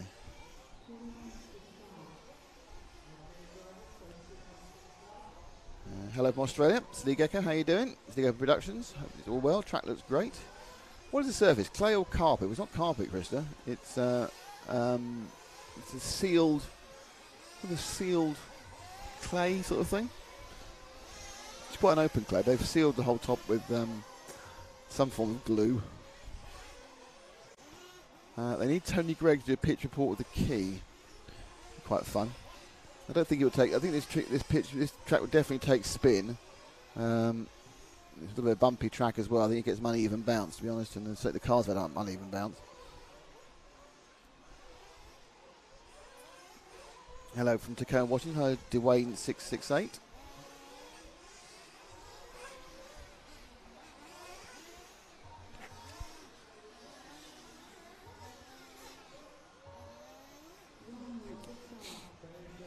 So they haven't quite started this.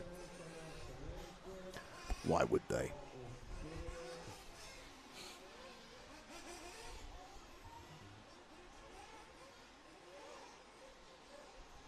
Glenn down the morning, you sound tired today.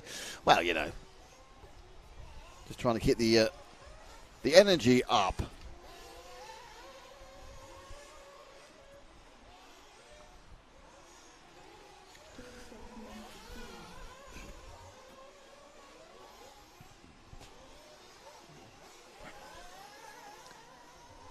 So it was a quick turnaround to come in this morning, so we're just kind of working on settling everything down.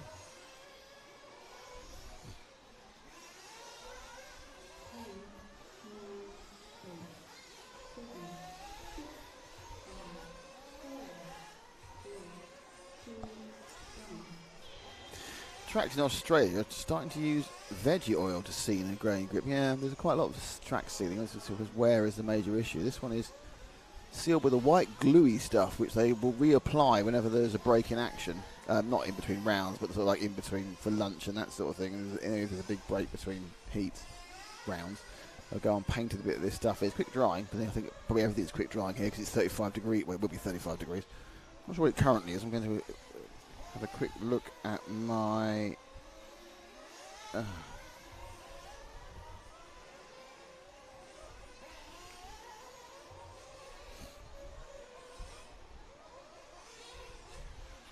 weather app. Oh, it's only 29 at the moment. It hits 31 in the next few minutes.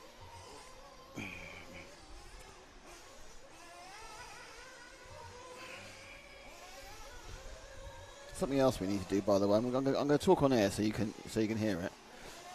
We need to find somewhere to put the banner, and I've no idea where that might be.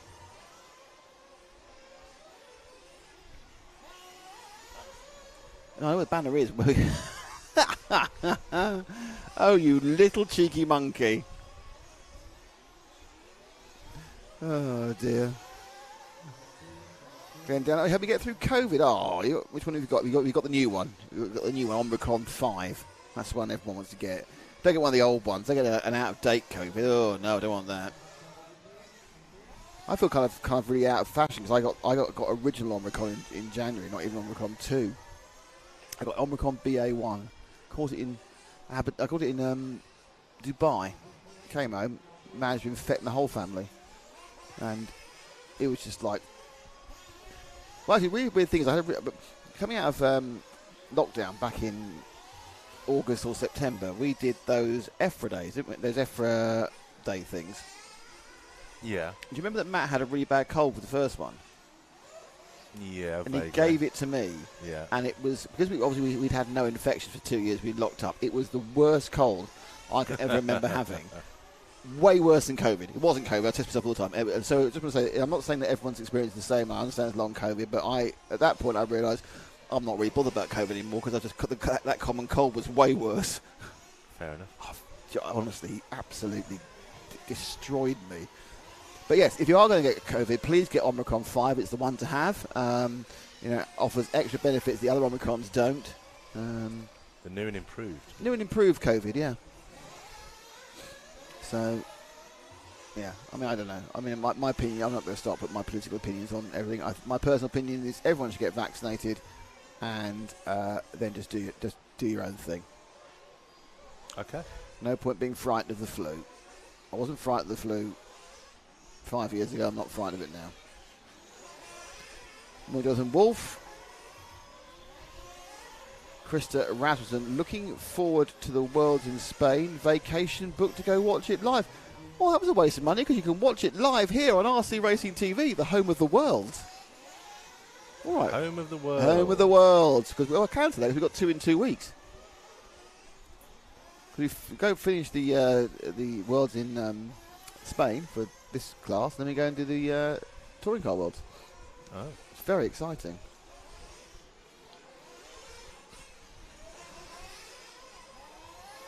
That's a point. I need to check if I've been paid. Obviously you do whilst on air.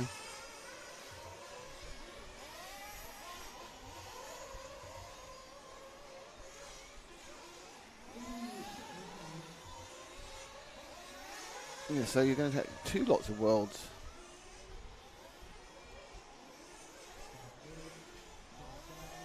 You get 2 lots of things. We'll get 2 weeks in a row of Worlds coverage from us.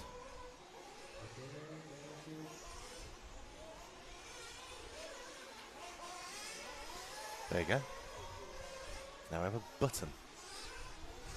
A button? A button for the pits view. That's exciting. Very exciting. There we go. It is. Ooh. Possibly overreacted there with ooh, but there we go.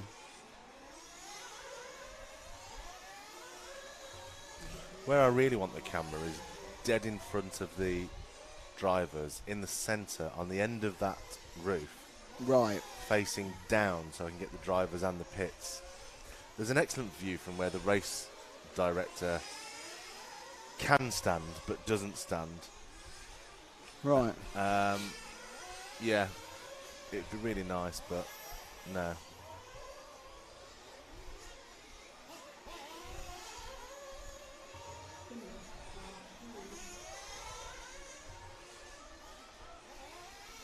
So just a reminder, if you're watching on Facebook or on the EFRA YouTube or Red RC YouTube, we're only really monitoring the chat on the RC Racing TV YouTube. It's too difficult to monitor 75 chats, so if you want to watch, carry on watching. If you want to interact and chat, come over to RC Racing TV's Facebook page, where you will also, I'm afraid, or I'm happy, you do need to subscribe to join the chat just to move.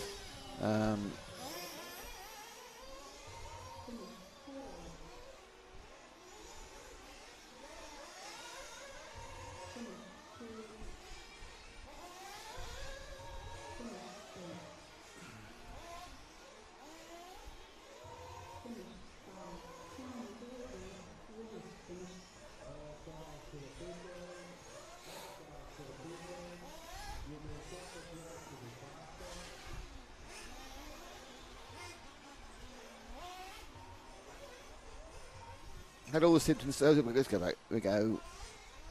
Right. You see, now it's Glenn's talking about the COVID. He's had all the symptoms so far, but can still taste triple jabs. Yeah, the thing is, though, I think the taste thing isn't an Omicron thing, is it? That was the old-fashioned, your basic first wave, old COVID and Delta COVID. I'm not sure with Omicron does the taste. It's a different sort of thing. It's living in a different part. So I think you might retain that. Oh. Yeah, I see. Yeah. Oh, as Chris was going to say, he's going to use his AirPod to listen to our broadcast and watch the replay as well. You know, you can come and say hello. To be honest, Chris, we'll be sat up on the top of that timing tower for several days. Just a small disclaimer that Nick isn't medically qualified. So. Oh God, no, please, don't listen to me. Please don't take any COVID advice from him. Yeah, I am. Well, to be honest, I'm way more qualified than most of the Twitterati. Most of the comments you see on social media are from people who are just, well, from one side or t'other of the argument, and each of them is way too vehement, which is the way of the world now, isn't it? The middle ground has disappeared, unfortunately, and everyone's at one polar angle or another, having a row with themselves, whereas the majority of people are sitting here going, what the hell are you arguing about? Are they? Well, is there anything you feel strong enough about to have a massive argument on social media with a stranger about?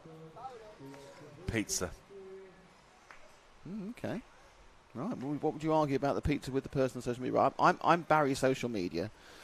Oh, James, what would I have to say to upset you about pizza? Oh, pineapple on a pizza. Well, you're anti it. Yeah. Ah. No. Well, I like the fact we go straight to the important issues of the world today.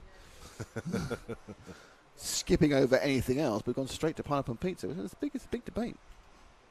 Heard it here first.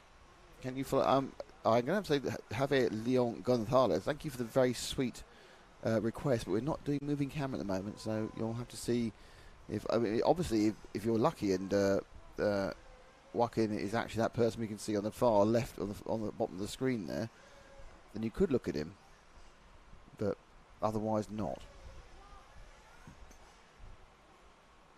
Let's see who's in this race. Kevin Michuday from France. Iago de la Geza, Danny Vega, Hal Rodrigues, Tommy Salonen, Joaquin Moreno, Felipe Nuna Ferreira, Ilali Langenorja, easy for me to say, Christian Vila, and Freddie Thompson. Any second now you'll see the cars burst into the bottom of the screen. Any second now, yeah, told you. Through the switchback.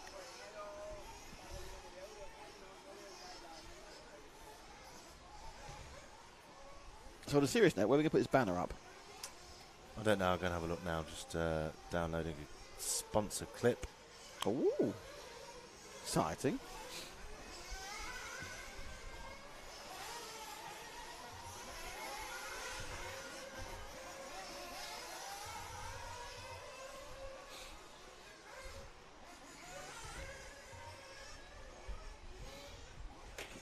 It's the quiet clip that our sponsor's going to come and talk over. Is he? Yes. Well, does he know that? Does he know when he's coming? Don't know. That'll be invisiblespeed.net and JQ. Thanks also to S-Works and to RCGP. Sign up for RCGP Nemo Raceway in the UK, 5, 6, 7 of August. And have a cracking weekend of RCGP racing.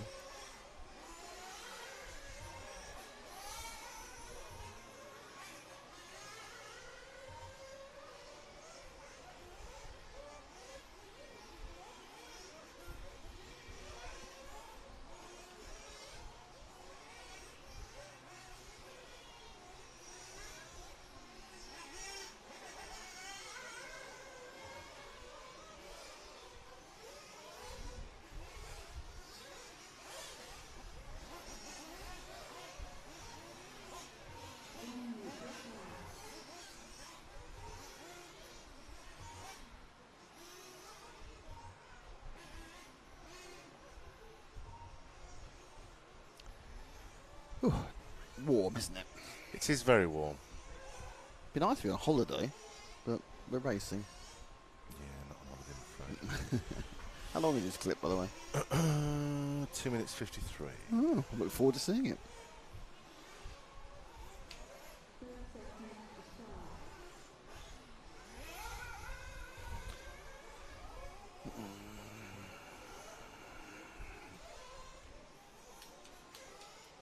Anything kicking off in the chat? No, I've answered all their questions in such a fantastic way and given health advice that.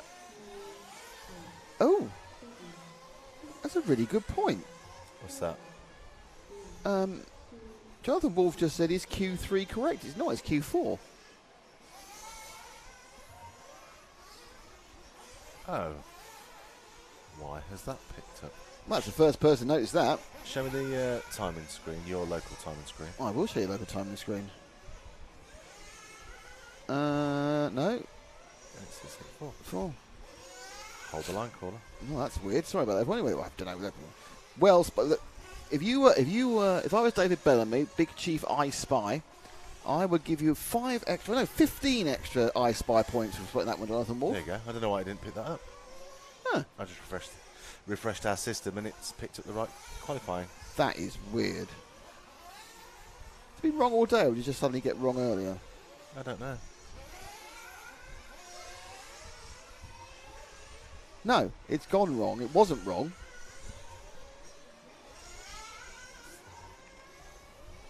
No, it wasn't wrong then. You need to explain. Nick's actually rewinding the stream. It went wrong for heat 6. Huh. How odd. Morning to Master Clock, how are you? It's 2 to count, I'm afraid, which is silly. It's 2 out of 5 count, it should be 3, I believe. Adam Skelding, where can we find the time? Adam, you should know where to find Oh, the time. Adam. Come on, Adam. Should we help him out?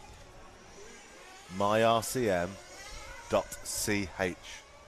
and then click Barcelos. Barcelos. Hope that helps. Championship. Where were you, Adam, last week in 1/10 in the UK as well, by the way? Were you not going anyway, or was it because you were on holiday? Please discuss. Yes. Well, please, chat in the type. Yes. Type in the chat. And if you can give away a number of your personal details so we can clone you, that'd be fine. Yes. Hi, Bjarni from Germany. Do I get Bully's special prize? But no, I thought you get a Big Chief I Spy prize. I don't get Bully's special prize for that. Spotting stuff is like it's just the I Spy, isn't it? Really. Bully's special prize. We had a bit of a. Get a speedboat. No, that's sale of the century, isn't it? Really. So, I mean, he could look what he could have won a speedboat. But it was ridiculous how they used to have those kind of cheap-looking speedboats as prizes on ITV quiz shows. Because why did Dolores and Trevor from Carl Shorten had no use for a speedboat or any method of tagging the speedboat? Who was glamorous. it? No, he's in Turkey. Blimey. Still in Turkey. I knew you had gone on holiday. But put this out right. So, who was the executive in the ITV quiz show prize selection party who actually had a mate or brother-in-law who worked in a speedboat factory? I don't know. Because it's obviously bent, because no one needs a speedboat. Well, I don't know. If you live near a lake. But these are people who are like, And the shop's on the other side of the lake. These are like, lovely salt-of-the-earth people from Skelmersdale. They don't have any requirement for a speedboat. I don't know. And more importantly, I don't think the resale value of a speedboat was that high either. They said it's worth £3,000, which obviously was worth $1 million then. But what could you resell a 70 speedboat for? Nothing. Where Adam Scadden's on holiday in Turkey. I'm just interested to see where we are in relation to. Oh, we're not far off on the temperature scale. Well, no, the latitude. Ah, right. I know that's not the only factor in temperature, but it must be boiling down there. We're supposed to be pitting for Mr. Jameson, but a cheap holiday to Turkey trumped that. Don't blame you. He doesn't need a pit man anyway. Does he not race anymore then? What, Skelding? Mr. Yeah. Skelding, I've no idea. Has he given up? I don't think so. He works for Armour, doesn't he? I believe so. I know he did. I assume he with still does. James Stewart now working with Armour. Yeah. There's another story entirely with why I'm upset with James Stewart, but never mind. And I am. Jonathan Wolfe. In 2. I was actually looking the crunchy date. Good day, Nick and the Coup. Good day back. Welcome aboard. Thank you for joining us. Who are the crew? Well, it's James Parry. Say hello, James. Hello, James. And then there's Zach Fenning, who's doing edity things, which is why he's not moving the camera. He's off doing creative things. He's being a love. Oh, my dad. Oh, no, I need to do that. It looks fabulous. Fabulous, darling. He's getting some great footage, which you will see on Saturday in the final day. Oh, show. he's here. He's here. Right, this is an issue. We now need to get Zach back to move the camera, you see. Well, which bit are you going to do first? Well, it's only 2.5 minutes, isn't it? True. Okay. Let me message Zach. Come in. He's only here for the air conditioning anyway. Ah, Jessica.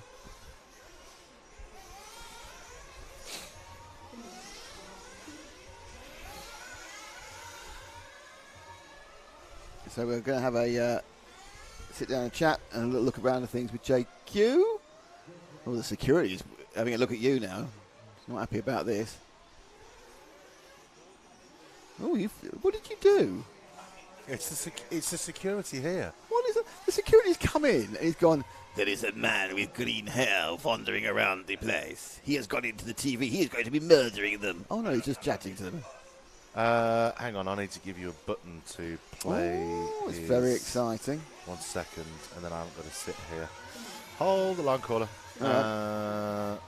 that there to there, and then that there. Still at Armour, says Adam. Still racing, just regions and club meeting.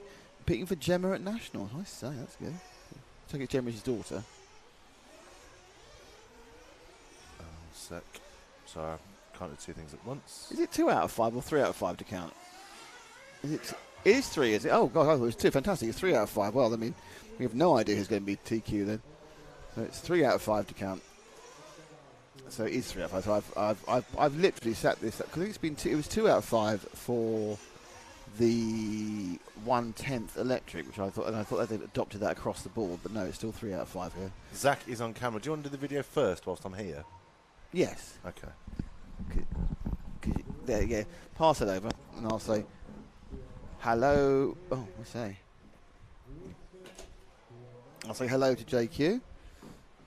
Joseph Quad Green, the man in green. Joseph Quad Green. Hello. No, you said, I hadn't turned you on. You say hello. Hello. How are you? Hello. You look happier. Why you look happier today than when you came in yesterday? I don't know. I'm very nervous. What are you nervous about? My nemesis is up. Oh yes, of course. If Jessica wins, this is the important thing to know. Is it out qualifies or is it out finishes? No, finishes. Okay, so you got a chance. If Jessica Paulson, the what's she now, 20-year-old? Is she a 19-20-year-old? I have no idea. Swedish lady racer out qualifies or out finishes JQ. He's been told by his erstwhile team driver and boss, really, David Ronnefalk, he has to give up racing. Yeah, I have to retire. How old are you? I'm 39. Retire before he's 40. What a nightmare. Oh, his career will be over.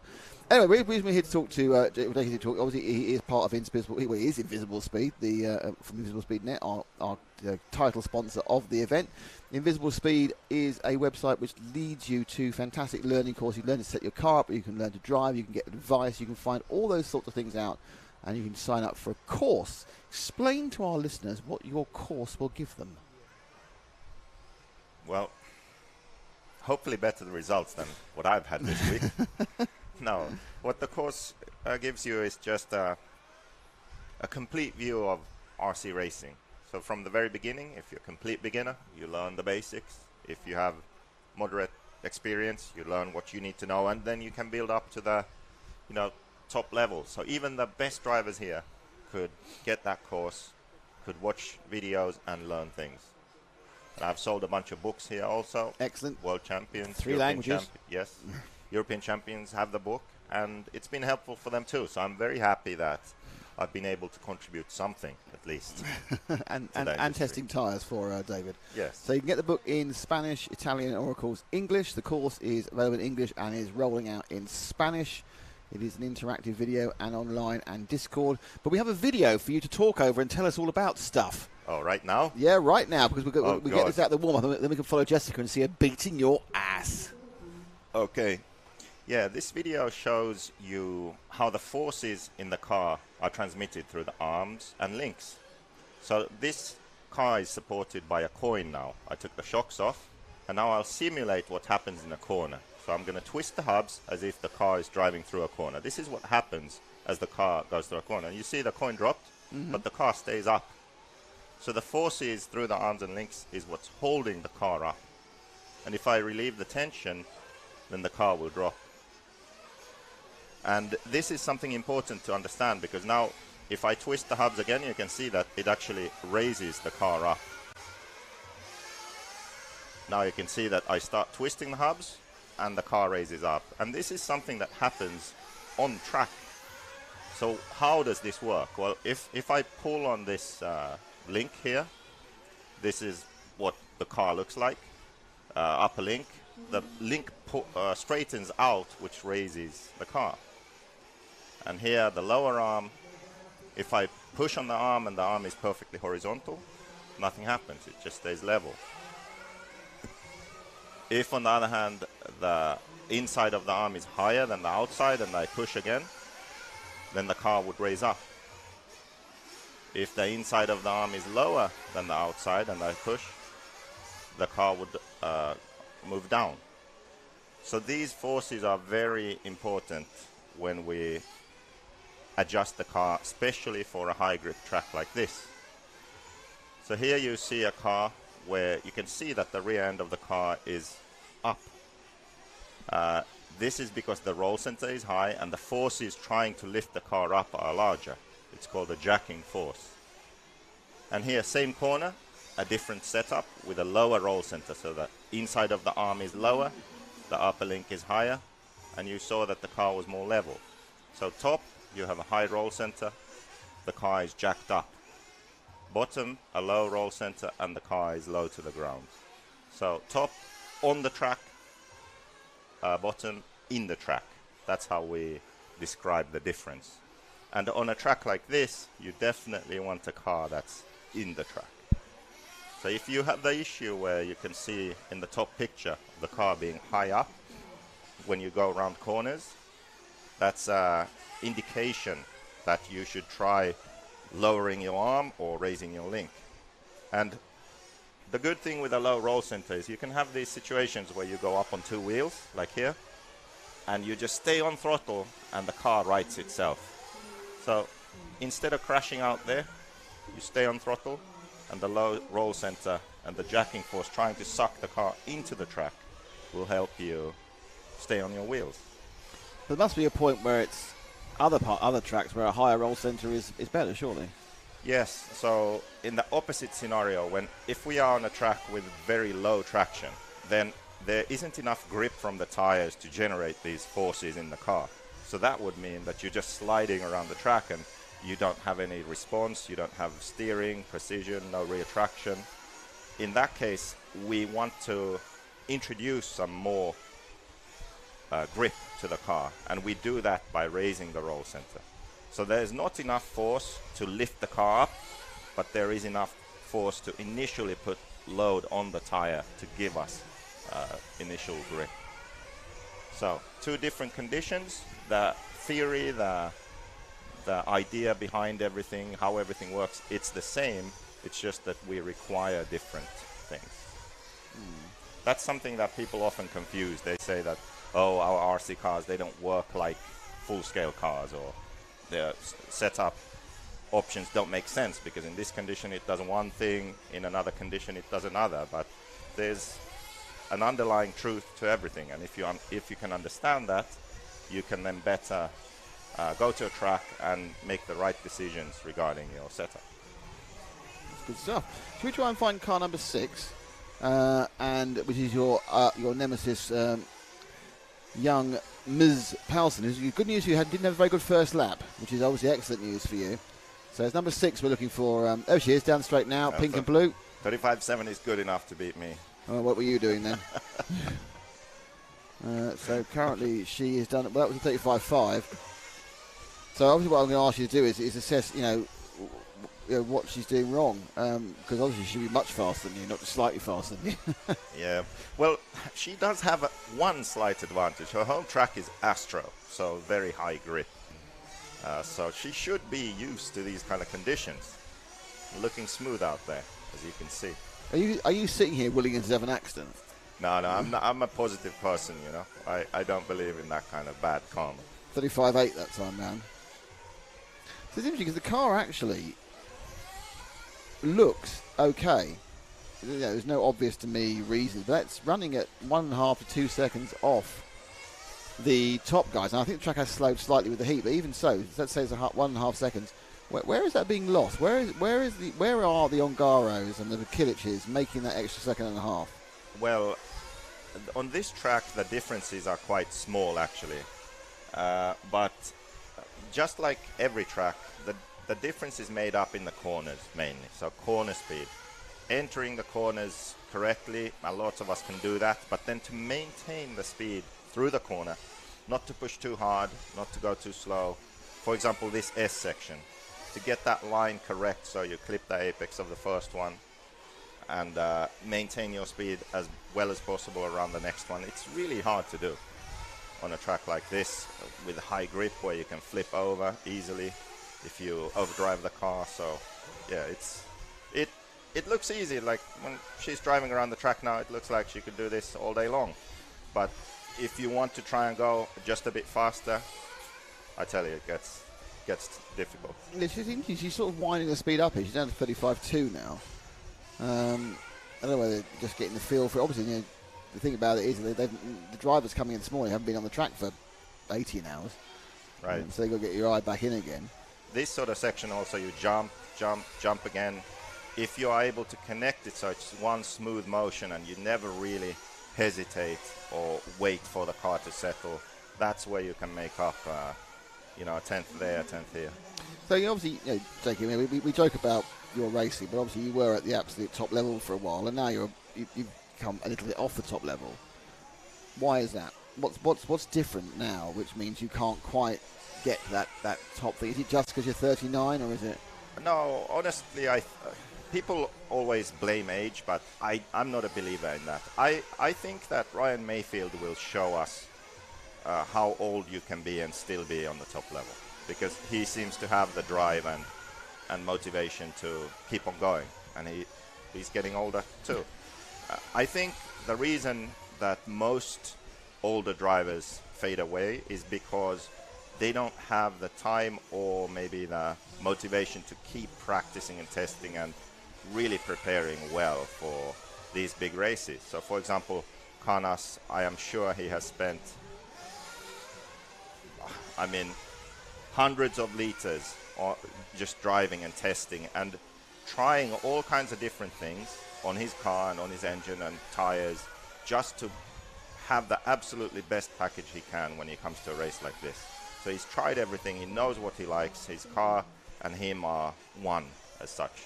They have a perfect connection. He knows how it's going to react every time he hits the track. And that's what you get when you drive a lot. You practice a lot, you test a lot. And as you reduce the amount of driving and testing, and you keep getting older and more things are in your head, more worries, more things to stress about, that's when you start dropping off. So I don't think it's any kind of physical, biological thing. It's just time and effort and a shift in priorities in your life. So which one of those is done for you then? For me, I think the biggest difference is that I just I haven't had the time to spend at the track working on a car to set it up for myself and to practice my driving. So that's just it. That makes a big difference. So what was your time in the last run? It was a 15. So now finally I beat 4 seconds ahead. That's gonna be that's gonna be a lot of places. There's a lot of places in between there. So yeah, that's good. So I have one now. Well, let's see where you are now. And I'll just do a refresh on this page, see where you are overall. They do it live. They update the rankings. Yeah, it's not obviously complete because the people in the next couple of heats will beat you. But let's find out where you are overall at the moment in the JQV Paulson battle. Let's have a look if I can see either of you. You need to scroll down a lot. You're in 40th and Jessica's in 43rd. Oh, wow. But you've got your next, her best is a 36. Yeah, if you counted the third round, you're behind again. So you're 30, so you're under pressure. So I need the last one. You needed the last one. Okay. But you're so close, you're in the same, 32, you're not going to make 32. So 48 make the 1/8 final, right? Yeah. I think so. Yeah. So top 48 I need to be, or 32. Oh, you won't make 32, mate. No, I need a 15th to do that. Something like that. Yeah, you need to like swap cars and have Dave run your car for not telling anybody and just swap the transponders around. Yeah. Yeah. So that's not bad, You're beating your nemesis. Darren Bloomfield is right behind me. But he hasn't driven yet. He's up soon. And he hasn't driven much the last few years either. So. Yeah, this is his third time this year, maybe. Yeah. So he's certainly let life get in the way, but he's having good. I know he's having good fun. He's enjoying himself. Doing it with no pressure. Martin Verlanker on a comeback. Bit of a surprise. Yeah, comeback. But you get to the top, and well, it's a surprise in number one, and then it's all the usual suspects. That's right. And the fight for the last place in the semi-final is Pekko intense. v Oscar. Una, Pekko, Oscar. I think so. All those, Monteiro, Haatanen, Ivonen, Baldo, and who's 18, 19? Johnny Skidmore, Andrew Trent, Hampus. Yeah, all those guys are going to really go for it in the last one. Renault's off the pace, isn't he? Not quite sure. I'm not. Perhaps. Well, I suppose he is one of the older drivers again with a life, of course. I don't know. Yeah, around 20th. I expected more, to be honest. Yes, if you sit and look at the top, there's certainly the Killiches. I suppose one of the advantages they've got twice the cars to set up, haven't they? Because they have exactly the same package. They've got their dad mechanicking both cars. Yeah. I think their home track is an Astro track also. So plenty of running on high grip, I'm sure. But as we've been discussing, there's been a long discussion today already about why we're here for so long, just qualifying, and everything else. And you sit there going, well, we've had the chat, but obviously, you know. My personal opinion is these races should be 3 days long. We can get it all done in 3 days. So, if we want to spend a week somewhere, why not combine the B Euros and A Euros? 3 plus 3. B Euro guys could do both races if they want to, and also all the A Euro guys would be here to support. The factories would be here. All the focus would be on the B Euro guys, the up-and-coming kids, the 40-plus guys. They would feel like professionals with everyone here supporting them, helping them, pitting for them. And then after the B Euros, boom, A Euros. I can't disagree with that. More racing, it's always good, but there is as we know, I've discussed obviously the options, but there is it's very hard sometimes to push the monolith. Yeah, I've noticed that. But you can move it a bit. Yeah, I do agree that at these races, there's far too much just driving around. So practice, qualifying, you're just driving around. You're not racing anyone. And we need to introduce more racing to this because there's a lot of different things that people can do these days, and RC is just less and less exciting and fun for people. No, it needs to be racing. Yeah. And just to combine, if we're talking with invisiblespeed.net, but if you do like racing, well, I would advise you sign up to RCGP on the 5th, 6th, 7th of August in the Nemo Racer, because if you were in the RC2 team, I think we might bore you with one round of qualifying, but after that it's all racing. Yeah, and heads-up racing, that's the most fun you can have at an RC track, because you start off the grid and you're racing the cars for position. But it's not always off the grid, is it? Well, sometimes off the gate or grid or however you start. The point is, when you come up to another car, you're fighting that car for position. And that's a lot more fun than just driving around trying to not crash and racing the clock. Yeah, I've never liked racing the clock, because the clock, in the end, the clock always wins. That's true. It's quite deep, really. It's about time. Yeah. Another thing that's been an issue here at this race is tires. So imagine flying to this race, racing on this concrete track. What tires to bring, right? How many sets? What is the expense of your average racer at this race for just tires? I have no idea. Thank you. I've been reminded. So just go Cameron's choice. It's fine. It gives an interesting background, and hopefully someone will crash, and then Jake will comment on it. Wolanka. Why not Wolanka, number 4? But with whoever this is, I think it might be Shafradon, actually. Yeah, so tires, control tires for these big events, that would be such a great thing. But that's never going to happen. Why not? 10 scale, they do it. But why is this... Oh, we'll have this conversation now. Why is this the biggest class? It's not because there's it's because the manufacturers can make money out of it. And where they make the money? They make the money out of the consumables. No one makes money out of kits, you know that. Yes, but one race, the European Championships, isn't going to change that. All the local, regional, what have you races, they're open tire. But that one race that, for example, the Finnish team of 10 drivers, they do one international race a year, the European Championship. So if that's controlled tire, it's a lot easier for people to come and race the European Championship. This one race. That's not going to, I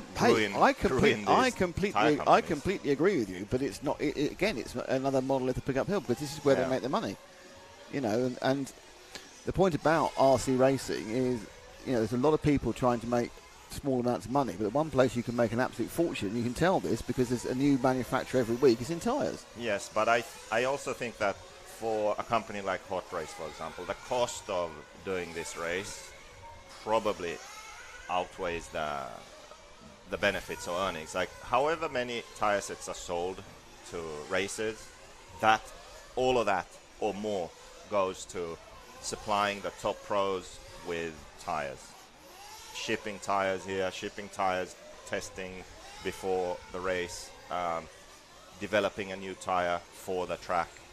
All of this extra cost that's specifically focused on one race, that outweighs whatever this one race brings in sales.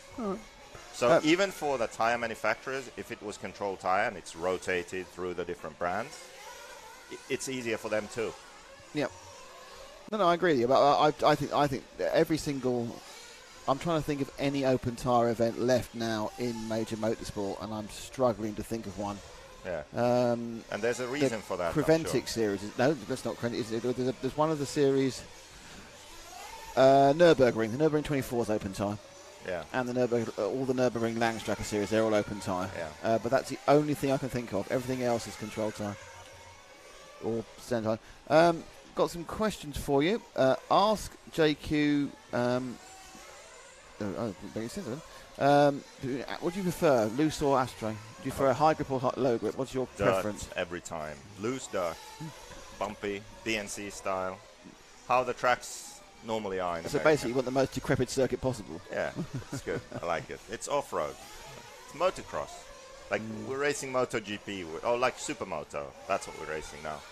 No, I prefer motocross. Oh, you should prefer that. Hello to Pontus Magnusson. As he's saying, if he was there, he wouldn't be wearing his shoes. Who? Pontus Magnusson. He doesn't wear shoes when he's racing. He takes his shoes off on the rostrum. Really? Yeah. Okay. Why does he do that? I don't know. Do you remember when we were in Sweden for the Euros about 5-6 years ago? Yeah. When we were on the rostrum, that massive rostrum. We were on the. I was looking back. I looked at those as we were driving. His shoes placed behind him neatly like a Japanese woman's. You know, and I go, what the? Takes his shoes off to race. Okay. Obviously, you need to feel planted. Yeah. Del Boy says JQ talking facts. JQ. The thing about JQ is, and this, I'm going to say this because he's sitting next to me, is don't believe the image. He's actually surprisingly sensible. What do you mean? I don't look sensible? Well, you've got a slight look of the edge about him. Wait, so I saw a comment there. Nick, I would like major events covered like Montpellier GP. Well, Montpellier GP is covered, isn't it, by the French the guys? Look, the point about all of this is it comes down to a very simple thing: money. Exactly. And whether the organisers think there's a replay right there. Go back. Can we get that? Too far, sorry, no. Too far? Yeah. Oh. JK said it was a replay ages ago, don't he? We missed it. There was a replay he wanted to do, but we missed it. So. Oh, okay. What happened? He almost flipped over. This? Yeah, but that's only 5 seconds back you can go. So you get your pit. Oh, maybe if I... now I know. So you can't go back 5, 5, 5, 5. Oh, okay. Yeah, so basically the reason events are covered by the way they're covered outside of European events and RCGP is because someone has to pay for media to be there. And when you tell them how expensive it is, they fall off their respective chairs. Because they kind of don't, they think, well, I've seen, Trevor turn up with a handy cam and it's like this, and they think, well, that's what happens. But yeah, it's not how you do it. This is something that would require the industry to work together, because social media has been great, but it's also been detrimental to the overall image and coverage of races. So we don't have RC media anymore like we used to. Now all the manufacturers, they have their own Facebook pages and Instagram and stuff, and they think that that's enough. We are just going to have someone there and post some videos to our Facebook. But then what happens is all of these manufacturers don't come together and support RC media to be there. And then we don't have good coverage of races anymore. And that's something that we've tried to address with RCGP and the pay-per-view system, to try and get a lot of people to pay a bit so that we have good coverage. World's Warm-Up, Euros Warm-Up, Montpellier, all these races could have high quality coverage if we just figured out a way to crowd fund the coverage. All the people who enjoy watching have €10 to spend, $10 to spend. It's a guarantee. If everyone would chip in, $10 a month, we could have great coverage at all the big events. Yeah. It's not an issue. And if the manufacturers decided, well, we can spare $500 a month. Let's say every single manufacturer here can do that. If we all decided to do that, we could have 15 races a year that are big, all the top drivers go there, and we have great coverage. But as long as everyone's just posting on their own Facebook and thinking that that's enough, then it's never going to happen. No. I mean, Yeah. I've got a couple of examples. It's a great example. I mean, there's an event in Europe, and every year in March I get asked, can we go and how much would it be? And every year I put a figure in, and every year I don't hear anything from the guy again until about 4 days beforehand, when he realises he hasn't got any coverage. He's been let down by everybody and says, can you come? And I go, no, because it's 4 days to go or a week to go. And you're thinking, you knew how much it was. That's how much it costs. You've given yourself 8 months to raise the money. It's not stupid money, yes, but it is obviously. If you started off by saying, right, we're going to put €15 in every entry, and then you wouldn't need to raise that much. But the entry fees in Europe are historically very low. Yeah. So for many of the races, it's the case that we need some kind of crowdfunding, for example, or manufacturers sponsoring the coverage. Like here, S-Works, Invisible Speed, RCGP, now we have some Euros coverage. But some of the events that focus on it in a professional way, like, okay, we need to make money, they have many classes, high entry fees. These events could actually afford it, but they look at it as, okay, if I'm going to pay a few €1,000 for coverage, that's me making less money. So do I want to make less money or do I want to have coverage? And they choose to make more money. Now that's fine, it's their business, but these are the facts. People always want better coverage, want more coverage, but no one seems to be willing to do what it takes to get that coverage. They just expect you guys to show up and do it for free. The weird thing is, or pay to be there. What we've started doing in the UK is kart racing coverage. Now, kart racing is the next step up in the scheme of motor racing spending. There's a huge amount more money in karting in many ways than there is in RC, but the reason the events are covered is because the competitors now expect their events to be live streamed. So it's the competitors who are driving that desire, and they get 150 to 200 races there, and it just comes out, they just stick a tenner on or 15 quid, a tenner on the entry fee, and then they get a couple of small local sponsors to cover the rest. But if you don't, one of the questions that because there are a number of different series you can choose in karting in Britain, and also, and one of the questions that the people ask is, are you having it live streamed? Is it being covered? Yeah. And we've done a few of these. You get, the numbers are pretty similar to a small lot, a medium, nothing like these sort of numbers. But then you get a huge amount of people watching afterwards because it's all the competitors go back and watch themselves afterwards. Right. But it's absolutely, it's all funded. We say it'll cost this much. There you are. We haven't got to raise any money. We turn up, we do it. I mean, obviously it's not as expensive to do because it's in the UK, so we don't have those huge transport costs. But even so, it's like everyone expects it now. Yeah. But there's no drive. There's never been any drive from racers. Yes. To have the events covered. If it is covered, they go, oh, that's quite nice. There's absolutely no drive for it to happen. It's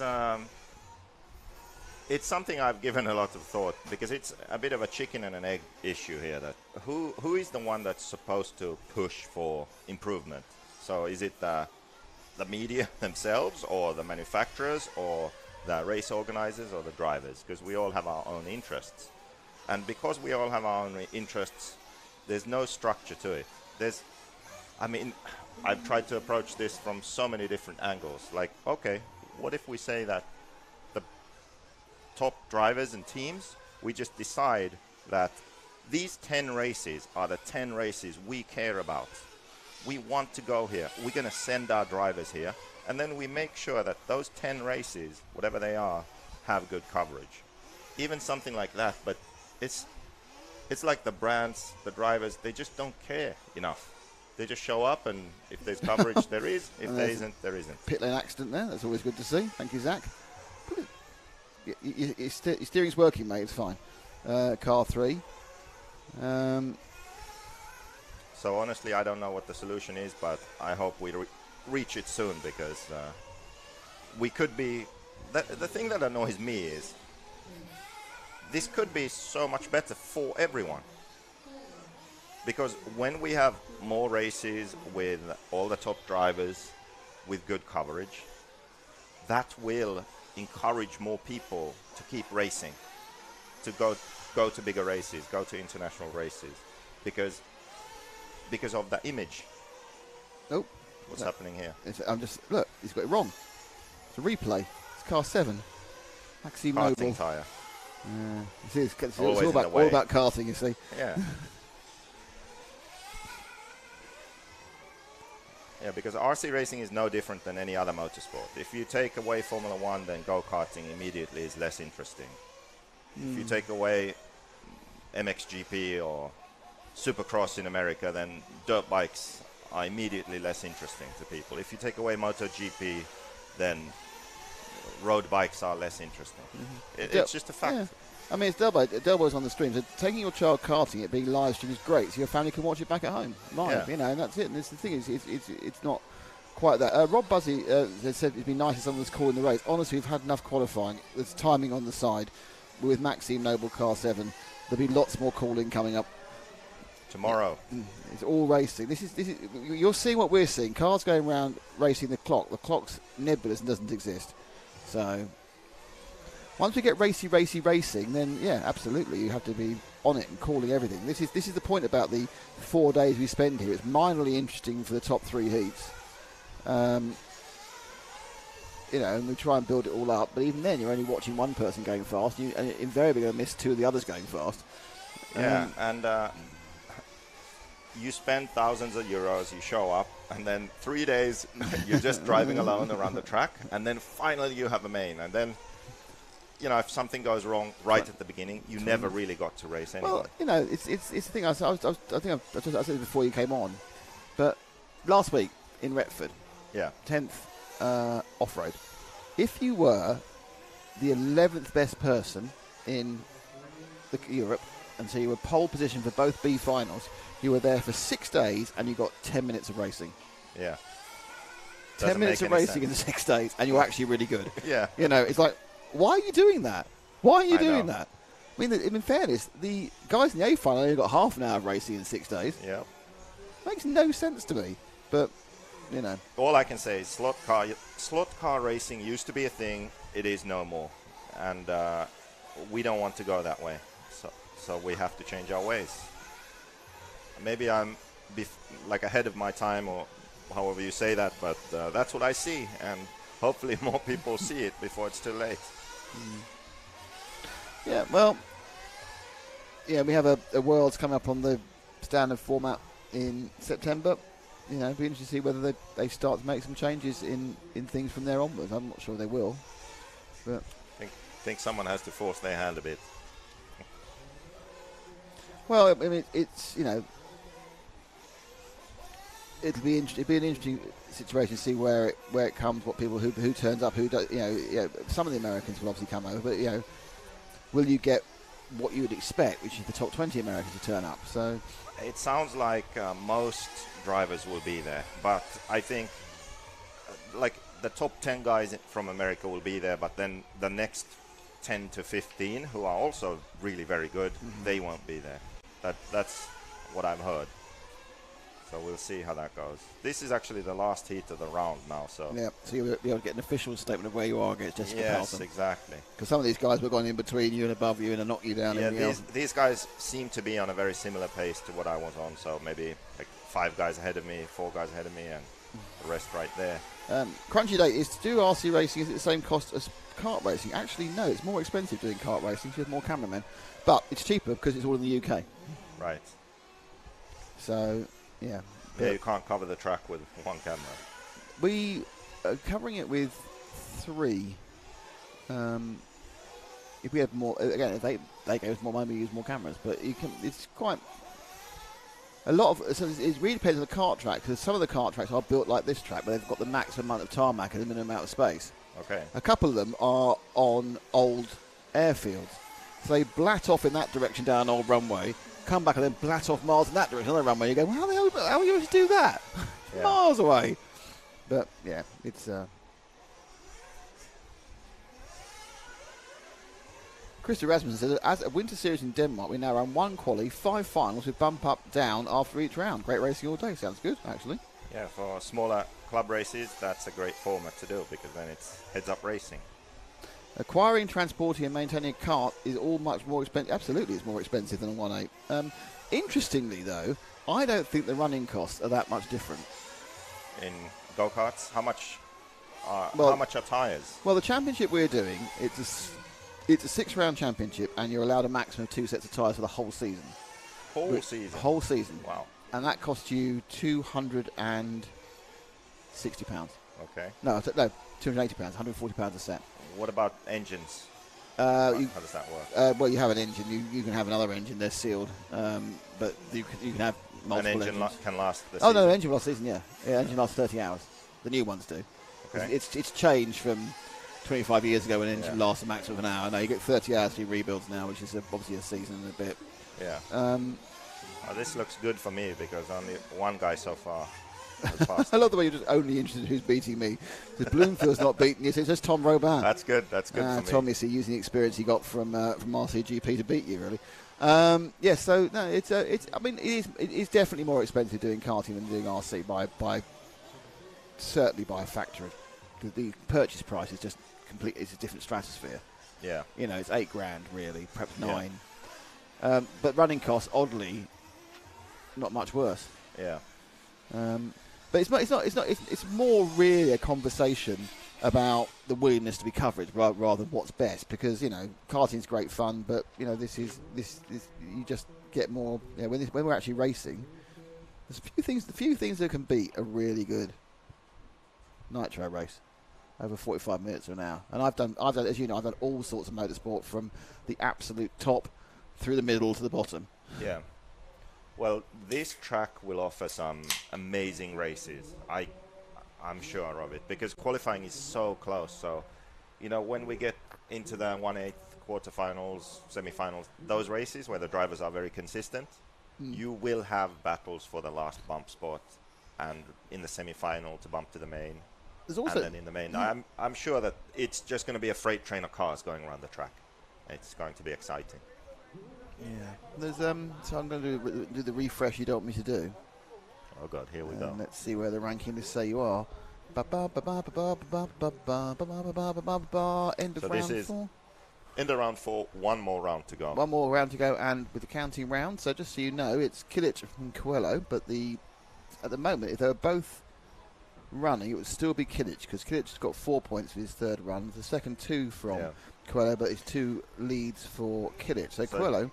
TQ is basically down to Kilic and Coelho now. No, they can still be Canas. Because Canas has 0-0-3. So Canas also. So if he TQs, whoever TQs out of those 3 would be TQ. Yes.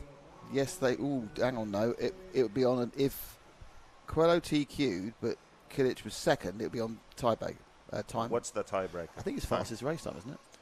Yeah. So Coelho in that case would need to beat Kilic's 500.8, flat 0.8. But it's not as fast out there now. Yeah. So I would say that pre-race, Kilic is the only surprise. All these other guys are the guys we expected to be there. So Coelho, Canas, Olmerov, Figueiredo on where his brother is in 7th, that's not a surprise. It's just a surprise he's first. Yeah, so if he's like 8th, that wouldn't be a surprise either. So he's absolutely the overachiever. Let's go down a long way now and see if we can find JQ 42. Jessica 45. You've got a European champion in between you. Oh, it's too close. At the moment, luckily, because you're even and she's odd, you'd be in different quarterfinals. Different 8th finals, sorry. I really hope that happens. I can't take that if we're in the same race. So different 8th finals at the moment, but there's one round to go. She has a better third score, so I need to. Well, yeah, but you've got a better best score, so you have better in you. Yeah. I won't put any pressure on the next round, but basically, if you blow this, you are a complete fool. Yes, I need to. You deserve. So, do I have any sort of chance of making the quarterfinals? Yeah. Well, hang on a second. 32. 32 currently is Martin Volanka on 48 points. 21, 27, 34. No, 11. No chance. 28, 31. You'd have to get like a 16 or something, or 15. Okay, I know what the goal is now. I think you'd be... Yeah, okay. Yeah, you'd have to get like a 15. I think you probably need a 12 or a 15. That's a tall order. Just, channel JQ from 2013. Yeah, it's very, like now when I look at this and I imagine that I have TQ'd rounds at European Championships, I don't know how. Yeah. I used to be good, the whole thing, yeah. Amazing. Yeah. Well, thank you very much for popping in. I'll let you go. I know you've got some prep to do. Yep. I'm sure we'll annoy you from now on, and later on. I'm sure you're coming in tomorrow for the big show. But it's, as always, entertaining talking to you. Thank you. It's hard to look at you because you're just very virulent of hair. Very green. Very green. So that's JQ of invisiblespeed.net. Please go and visit invisiblespeed.net because you won't regret it because there's a 20% discount on the courses. Yeah, this week only. Mm-hmm. And also, everyone that buys the course this week gets a private special live catch-up of everything we've gone over with the other people in the course earlier. So excellent. Even if you didn't get it months ago, thought about it, no worries. You haven't missed anything. We're going to catch right up to all the other guys. So this week only. Great stuff. Cheers, JQ. Okay. Cheers.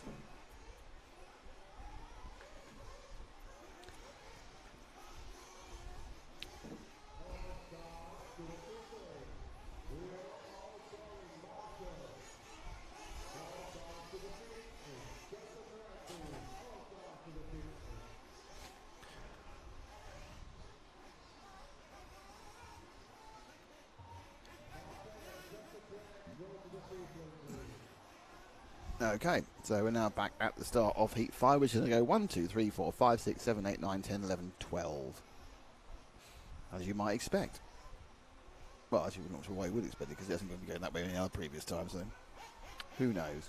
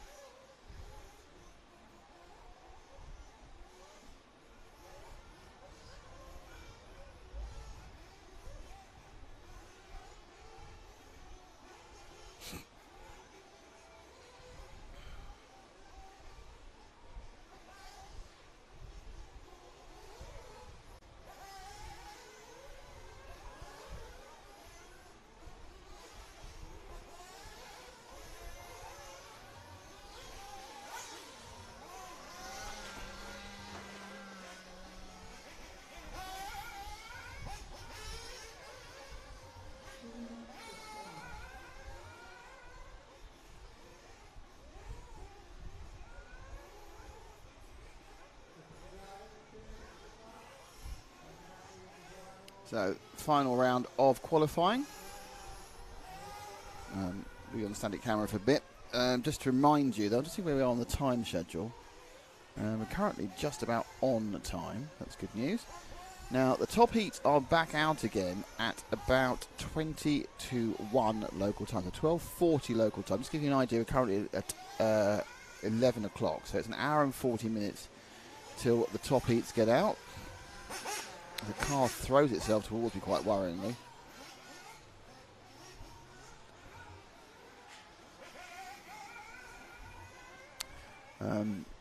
So 12:40, which of course is 1:40 if you are in mainland Europe. And then we have a break, quite a long break actually, break of an hour and 3/4 before the lower final start. And then we have 6 finals today. The pair of the 256s, 128s and 64th. So to run with that.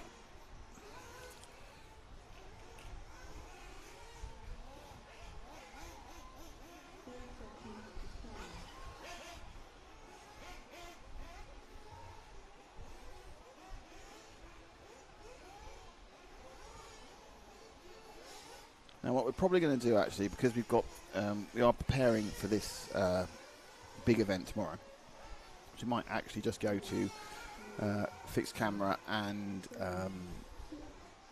timing and everything else for a bit during these early heats. We've seen them quite a lot, and we'll go out and do some extra exciting coverage for you all.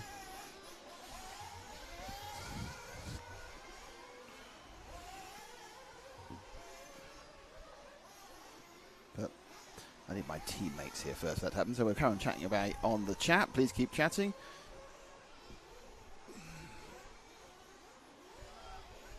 So there's quite a lot going on here. Well, you've run away with me, haven't you? Here we go. Oh, jeez.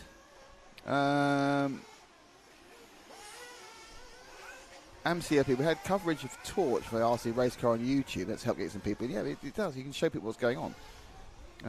Terry Hales, hi guys, I'm from the UK and have been racing at club meets for a year or so. Well, I've noticed a lack of advertising of the hobby. Yeah, I fly RC planes. Yeah, it's quite good crowds. It's interesting that one of the things about these European events, and certainly in Portugal in the past, is that they do have. Well, we were at Pizza Place last night, and there was an advertising flyer for the event on the wall. Villarreal, where they hold a lot of track-based events, they always get the locals coming up. I remember the first time we did it years ago. They had 800 people walked up to watch the 1/8 finals. They had 400 or perhaps 300 for the Worlds a couple of years ago. They just get the locals go, oh, it's on, we'll come and watch. It's free, obviously, and there's beer. Why not? I would like 1/8 endurance races, like 2 hour long. There's a lot of, well, organise it.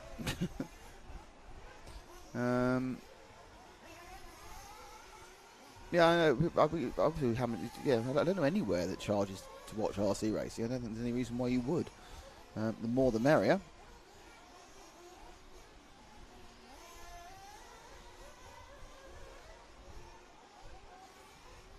Crunchy, how do you see RC car racing to make it stronger? It's about marketing. The point about RC car racing is that it is, like everything, battling for people's spare time and spare money. And you can argue whether people have got spare money at the moment or not, but you know that's not the point. But the thing about it is, if you're a youngster, you have many things you could do for fun. If you're a youngster who likes racing, there's many things you could do for fun. And of course, the biggest thing is, you can do very, very advanced virtual racing on either on console or on PC, and you can pretend you're racing in an F1 or a Le Mans, and you can even carve a career out of it with virtual racing. But it's the different thing to do it for real, and it is the cheapest way of doing it for real is RC racing. People need to see it to understand. The good news is that next March there's going to be another event in the Milton Keynes Shopping Centre. I think it's the EFRA British Grand Prix, so that's come back again after missing a couple of years due to COVID. But that's a fantastic event. You have to get the event in front of people, either virtually with or whatever. You have to get it moving. You have to show people what's going on. You have to so they know what they can, and also tell them how they can join and what they can do. If your club, I know Milton Keynes Club I belong to, they have a club car, so people can come along or have a couple of club cars and have a go without spending any money at all. there's quite a steep. The thing about RC is there's quite a steep learning curve to get into it. People don't think it is, because most people who've got into it have had a toy, and then learnt the various things. But if you're coming in from completely cold, it's quite hard. It's not. I remember. Who remembers the big RC? I can't remember what it's called now. Motor arena that was set up at Silverstone back 10 years ago now, more than that. And the idea was they wanted to do corporate events with RC, but it's not the same. You go corporate karting, everyone knows how to drive a car, and a kart drives like a car. People don't know how to drive RC cars. You just give them a pistol or steel wheel. They don't know you've got to turn it, how much you've got to turn. You've got to turn it the other way when you go back. It's a learning curve to get used to the basics of the controller. Hence the reason it doesn't work for corporates, in my opinion. But, it is all about getting it in front of people, giving people have a go, explaining to them that it very quickly becomes second nature, but it is a bit awkward for the first few days. And then getting them in and getting the bug of the racing. Once people get in and start and begin to improve, they'll start to enjoy it.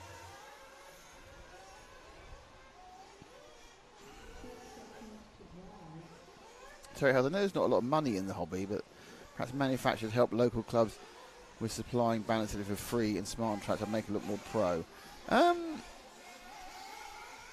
There is quite a bit of money in the hobby. It's just where it's spent. This is don't believe the cause of poverty. Obviously, the point about any company in any business is to make a profit, and buy the owner a Lamborghini. But in some ways, they need to nurture the project.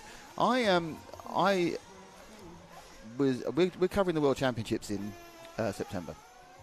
IFMA give us no money for that, so we have to raise all the money to cover that through sponsorship. We've got a few great sponsors, including InvisibleSpeed.net. We've got Hot Race and J Concepts. We've got all that money, that sponsorship. But what we don't have, and as I was sitting there, I was a chat, and so I asked a well-known manufacturer if they'd help us. They're a well-known manufacturer based in Slovakia, and he said to me, this is like Tuesday, he sent me an email, thanks Nick, yeah, but really, things are really tough, we've got no money, we'd love to support you. That afternoon, there was a Facebook post of another senior member of the same family from the Slovakian firm standing in front of a wall of kits. I think they were the touring car kits, a wall of them, 700 kits, saying, these are all sold, the next batch is on the way. So you've got no money, but you've sold 700 kits. It's a willingness to support the hobby. It's a willingness to support the hobby which you don't control. Now, that particular Slovakian company, do organise things. They organise their own series, their own races, and that's their methodology. That they don't want to get involved in helping people in a general level. It's their decision, it's their marketing decision. But don't tell me I've got no money. Tell me it's not because I want to do it. Just be honest. Say, look, we sponsor our own series. We don't want to do other series. And so that's the issue. I don't have a problem with people saying no to me. It's fine. But it's just the situation where you say, we've got no money, but you just sold 700 kits and you're selling 300 more, and and you've got £6 billion worth of milling machines. That's what I decide. I have no problem saying no. Say no as often as you like. AMSI SMB remembers the Silverstone Motor Arena. Fantastic.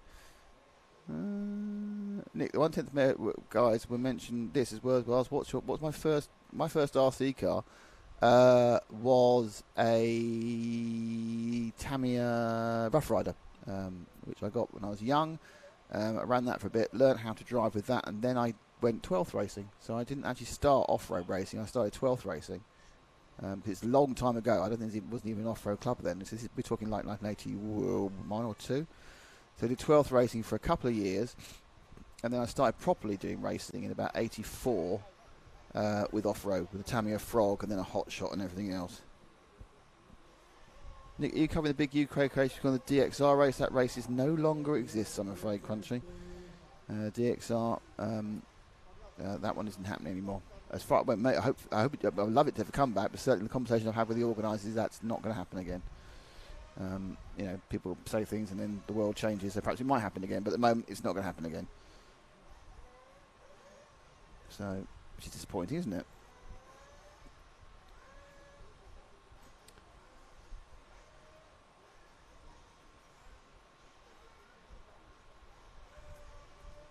So, yeah, it's a difficult. Yeah, we can talk about and try and change the problems of the world, but you know, it's a very fractured marketplace, RC racing.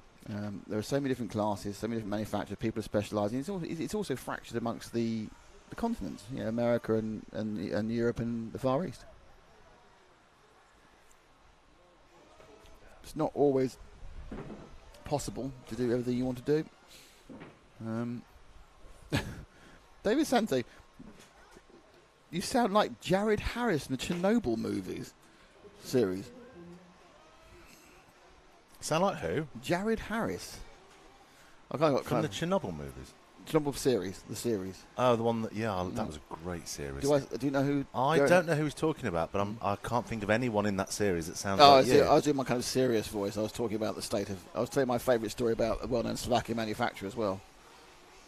Which one's that? I know. You couldn't think about it. You know, there's so many Slovakian manufacturers to choose from, aren't there? Oh, let's not go there. Also, I've just seen your message from 10 minutes ago. Where are you? I was having a production phone call behind this very hut. That's fine. What's the situation with the location of the banner? We've got basically, after qualifying, there's a massive break of nearly 2 hours. I'm worried people are going to go. Hey? I'm worried people are going to leave.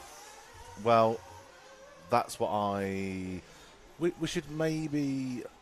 I tell you what. Let's play some sponsor adverts. We can discuss this off air. Excellent. Sponsor advert time. We may come back with a little bit of dead air, but we'll leave the ambience on just whilst we sort out proceedings for the rest of the day. Lots to do. RCGP loves Great Britain. So much so, on August the 5th, 2022, we're coming home for some British hijinks and all-out Nitro Buggy racing action.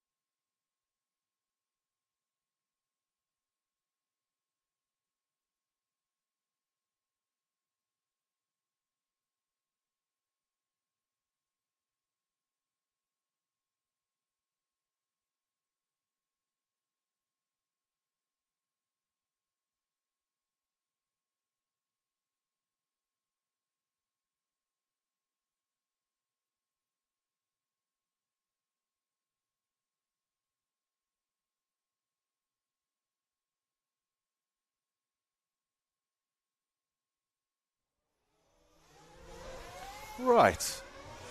Sorry about that. Just doing a quick planning meeting as we continue to get content and features ready for tomorrow's studio show. I don't know how far Nick got through the questions, but if you are watching us on any of the platforms or locations other than the RC Racing TV YouTube stream, then do head over there if you want to join the chat. There's lots of people in there chatting, asking questions, and we try and do our best to answer them for you. And if we don't know the answers, we try and find the answers for you. Ami SMB, I think the DXR Neo race is no more. Yeah, not sure what's going on with that. It was one of my favourite races, to be fair. It was a great setup, well organised, and great food as well. But yeah, that was. I don't know what's going on with that. We'll see. Hopefully one day, maybe it will come back.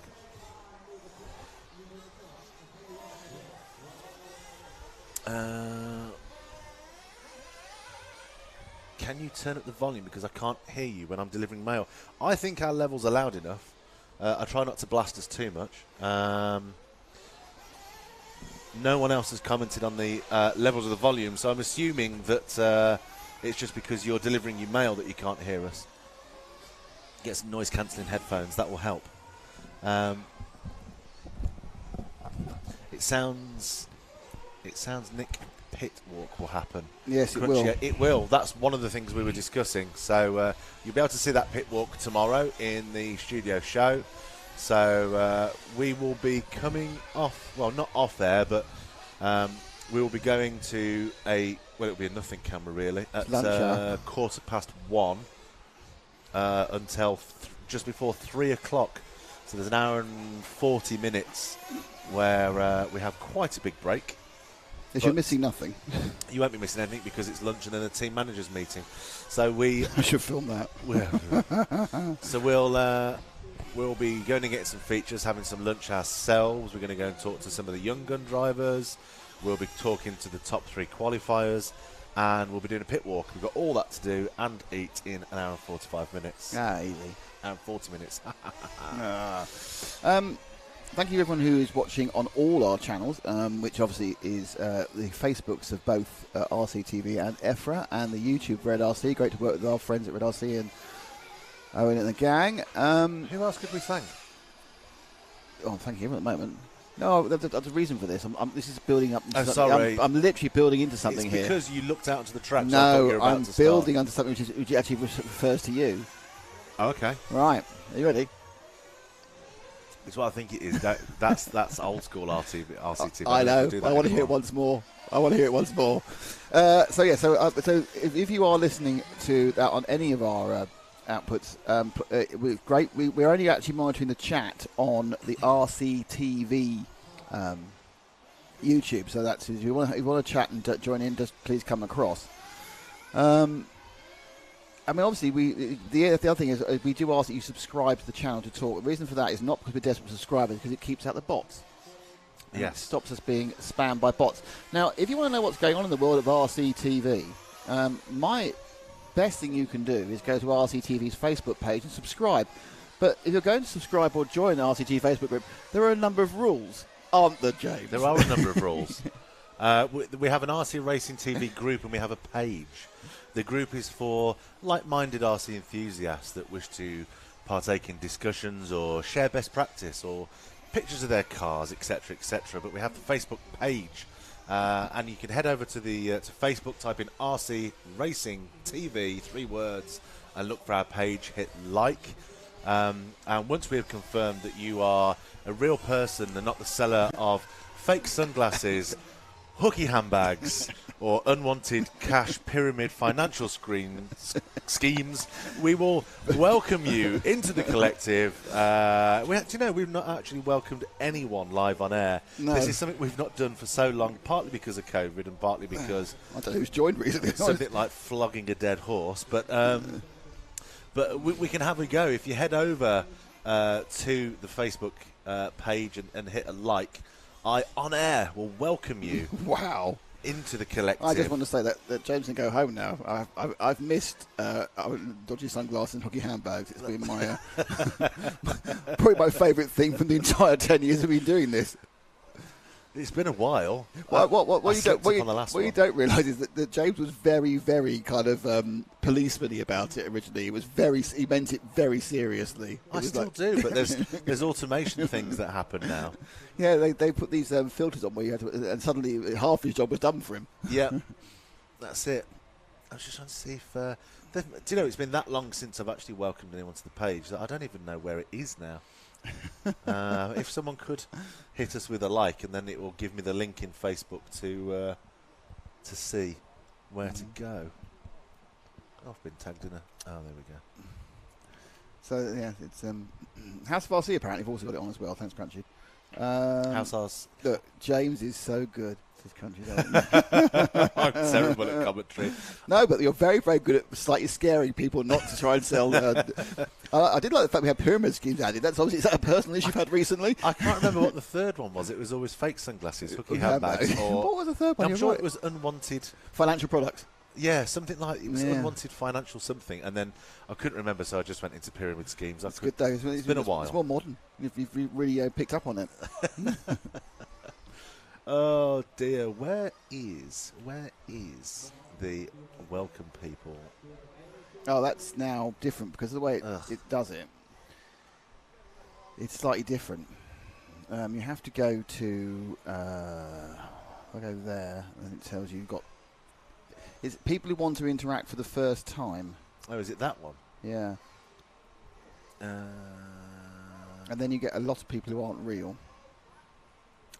There are, I tell you what, there are a lot of people that aren't real at the minute. There's a lack of reality. Do do do do do do. Dun, dun, dun, dun, dun, dun, dun. Oh, here we go. Participant request. We got 49. Ah, here we go. Have you got them up? Yeah, someone's just requested. There we go. Wedge-tail eagle. He's all right. Wedge-tail eagle. He has got a few seconds ago, and he's actually got RC stuff down. But that kind of fails at the first hurdle because it's not a real person's name. I'm assuming it's not a real person's name. Well, I don't know. It's not a person's real name, which I'm all for anonymity. Anonymity. That one as well. He's got a motorcycle, which is a big touch, and he's got lots of pictures of RC planes, so he's definitely an approve for me. Is an approve, but you used to tell me for not finding out more about the person. So, Wedge-tail eagle. Oh, see now, again, I agree with this. He's got his profile completely locked down, so I can't give you a shout-out based on location or any other things, but we will say, Wedge-tail eagle, welcome to the RCTV page. You are approved. Let's have a look here. Have you got Alan Julia? Yeah, 3 hours ago. 78 friends, 5 in the group. Joined Facebook 4 years ago. He's a yes for me. You must agree to the rules of the group, or you're not. Do you understand? No. Okay. Well, this poses a problem because if I let you in when you've answered no, he's got 5 friends in the group, and they actually feel like real people. Let's have. That's always Okay, I'm going to take a chance on you. ABBA style. Take a chance. Don't let me down. To be fair, though, the automation stops a lot of people posting junk now. So I'm going to say, Alain Guillia, welcome to the RCTV Facebook Here's a challenge, page. a third one. This one shouldn't be too difficult. Oh, my word. Well, Malambasang Dang Matawang, a picture of 3 different girls. And I think that's probably a hacked. And you've not responded to the admin questions. You are declined live on air. Sebastian Joel, 4 hours ago. This is a different one. This is difficult. He said yes. He says he agrees. Yes. Are we seeing RC in his other groups? What other groups? Hummer vehicles, yes. Voiture Visage. 4 hours ago. Sebastian Joel again. I'm going to approve you and see what you do. Don't let him down. I'll just get Frank to prove all these people. If Zach Mazurek has a picture of an RC car in one of his 5 pictures. He does. Requested 6 hours ago. Friend groups 412 RC Complex VRC Pro. He's an RC racer. He's in. That's fine. Plays a bit of ice hockey, RC racing. Zach Mazurek. In you come. Welcome to the group. Oh, they're all coming now. Queen Alley. No. 12 hours ago. I don't know. Let's not judge. 5 shots of a bloke in the same green T-shirt. Well, maybe he likes green T-shirt. No response, hasn't answered. Yeah, if you don't respond to the questions, I'm afraid it's a no. Paul Lay, 8 friends in the group. Let's have a look. Anyone I know? Oh, he's fine on that one. Yeah, that's fine. I yes, think they're you're in. okay. Matt Paul White. Lane. I know Matt White. Yeah, that's fine. It's good news, Paul. You're in. Welcome to the group. Page, even. Angus Fly also looking good because Angus has got a picture of an RC car. He does. He Who's does. that there? 10 friends in the group. Likes booze. I don't know who that is. 10 friends in the group. What are the The French, I think he's a French leaning to him. Member of the DJI Digital FPV France, Runcam RC group, and the Dyson Cinewhoop 3-inch frame. Well, I don't know what group that is. But he's in whatever it is. Is it one of those dodgy groups that it isn't actually what it says on the tin? Angus Fly, you're in. Now, the next one is brilliant because you can't see it, but it effectively her name is Maison Chingo Senor. Wow. But literally every single letter has an umlaut or a cedilla or an accent on it. I'm glad you even know what those type of letters are. I'm just guessing that possibly she might not be an RC fan, though she has got a very nice bottom. Yes, it's the reason I'm not letting her in is she's not responded to the question, so I'm afraid Mason, although I doubt you're listening. Oh, I've just approved it by mistake. Have you? Yes. Is there an undo button? God. Oh well, we'll soon farm her out. Tino Yambo, 18, he's a member of 18 groups. Oh, 1/8, 1/10. Oh, he's in. He's in. Philippine racer. Okay. Yeah, and he's a great. Well, there we go. We were in the Philippines not that long ago, pre-COVID, with RCGP. Tino Yambao, you're in. Welcome to the group. Emil Bogdansky. Oh, yeah. Lods for RC, HB Racing D216. Emil, good news. You're in. Here comes another lady with a nice bottom, who is Thai Phong Nguyen, who I assume is Vietnamese, as Nguyen is the most popular surname in Vietnam. Do you know that? I would like to know what they hope to achieve by all these pictures of ladies. Very, very busty Vietnamese women. I don't understand, but why would they want to join I think they then spam it with, call girl stuff, not call girl, cam girl stuff. Well, same thing really. Thu Pyongyang, I'm afraid, no, you declined. No, I wasn't. I think that's how it's pronounced. Craig Meggie has 14 friends in the group. Yeah. RC's for Christ. Yeah. Lozy Live, 5 Live T2. She's got several. All his personal pictures appear to be him standing opposite his girlfriend. Married in 2018 by the look at this. She's a lot shorter than he is. She's a lot shorter. That is a massive height difference between him and his wife, sorry. It's going to give you back problems. Gosh, wow, that's what do you think that is, 1.5 feet? At least. Well, that's not quite as bad as Stu and his girlfriend. Well, when you've got that bad back from leaning over and trying to kiss your very short wife, at least when you're resting and recuperating in bed, you can now peruse the Facebook group because you are now approved. I like the fact he works the Krusty Krab. That's a plus point. Gavin Hill has one picture of a sheep. Is it a cow? He's in 15 other groups. What groups are there? Oh, they're all RC. They're all RC. He's in. Gavin Hill, welcome to the page. Oh, what's this one? Amoro Solo Bitten, not Bitcoin. Mr. Bitten has a selection of pictures. It could just be genuine pictures of him and his. Yeah, I'm saying no. I'm saying no on this one. I'm no on this one. No response, I'm afraid. No. Jack Uo. No. UOE? No. Why not? No response. One picture of a man in a hat. Well, maybe he just keeps himself to himself. Alan Dale, I personally know. Do you? Yes. Well, why is he not already a member I of don't the know. page? That's the bigger question. Why is Alan not? Alan was up until this year was the team manager for this. Oh. And he's John Dale's dad. So I'm a privy in person. Oh, I know him. As very rarely I actually know someone who wants to be in the group. There you go. Petty Irvin. Why are you? No, you're not. You're a blogger. Straight out. A blogger with no likes. Yes. Good luck in the future, but unfortunately you're not joining the group. Declined. I need to refresh my page. Hang on. Nicolas Dupont. Do you understand? No. Again, I think people are misreading this. Do you understand? No. She's 2 friends in the group, and this is difficult. Oh no, FFVRC. Yes, she is an RC person. She's in. Craig Dorby requested 4 minutes ago. That's a good sign. Yes, he wants to be welcomed now, does he? DJI 5FPV. So he's probably listening right now, waiting to be welcomed. He might be. Recently joined. He agrees he's answered all the questions. Good news, Craig. You're in. We've also got one even more recently. Josh Bugard, who requested just a few seconds ago. He's from Guernsey, and he likes Guernsey driving and parking. We've got to stop somewhere, haven't you? Guernsey driving and parking? Yes, both of them. He likes Guernsey 50 to 125cc scooters and motorcycles for sale, Guernsey cars for sale, Guernsey Car Forum, and Guernsey Radio Control Club. I'm guessing, just hear me out. I will. I think he's from Guernsey. Yeah, I think so. Yeah. So he'll be a James Le Pivot fan. More importantly, he's an RCTV fan. More importantly, he's in. He's in the group. Michael Simon Blackburn, 7 friends in the group. Other groups joined. Mini Z Marketplace, Sim Racing Drivers, Koyo Show. He's in. Hang on. If you squint, it's mint.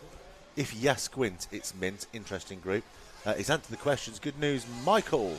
You've joined. You are in. I'm loving this. I thought you did Nicholas Dupont. I did. Oh, it's because it's just late on my screen. That's fine. Right. Cuevas Jonathan, no. No like blogger. No. Another no-like blogger. Yes, we have Sean Hewitt. Now, he has, yesterday, probably because he was so excited by the coverage we gave him before, he has 10 friends in the group, including Ashley Patterson, who I do know. Oh, I know. 27, yeah, he's definitely 100% in. I'm approving Sean Hewitt. A friend of Ashley is a friend of ours. Right, the next one has actually written their name.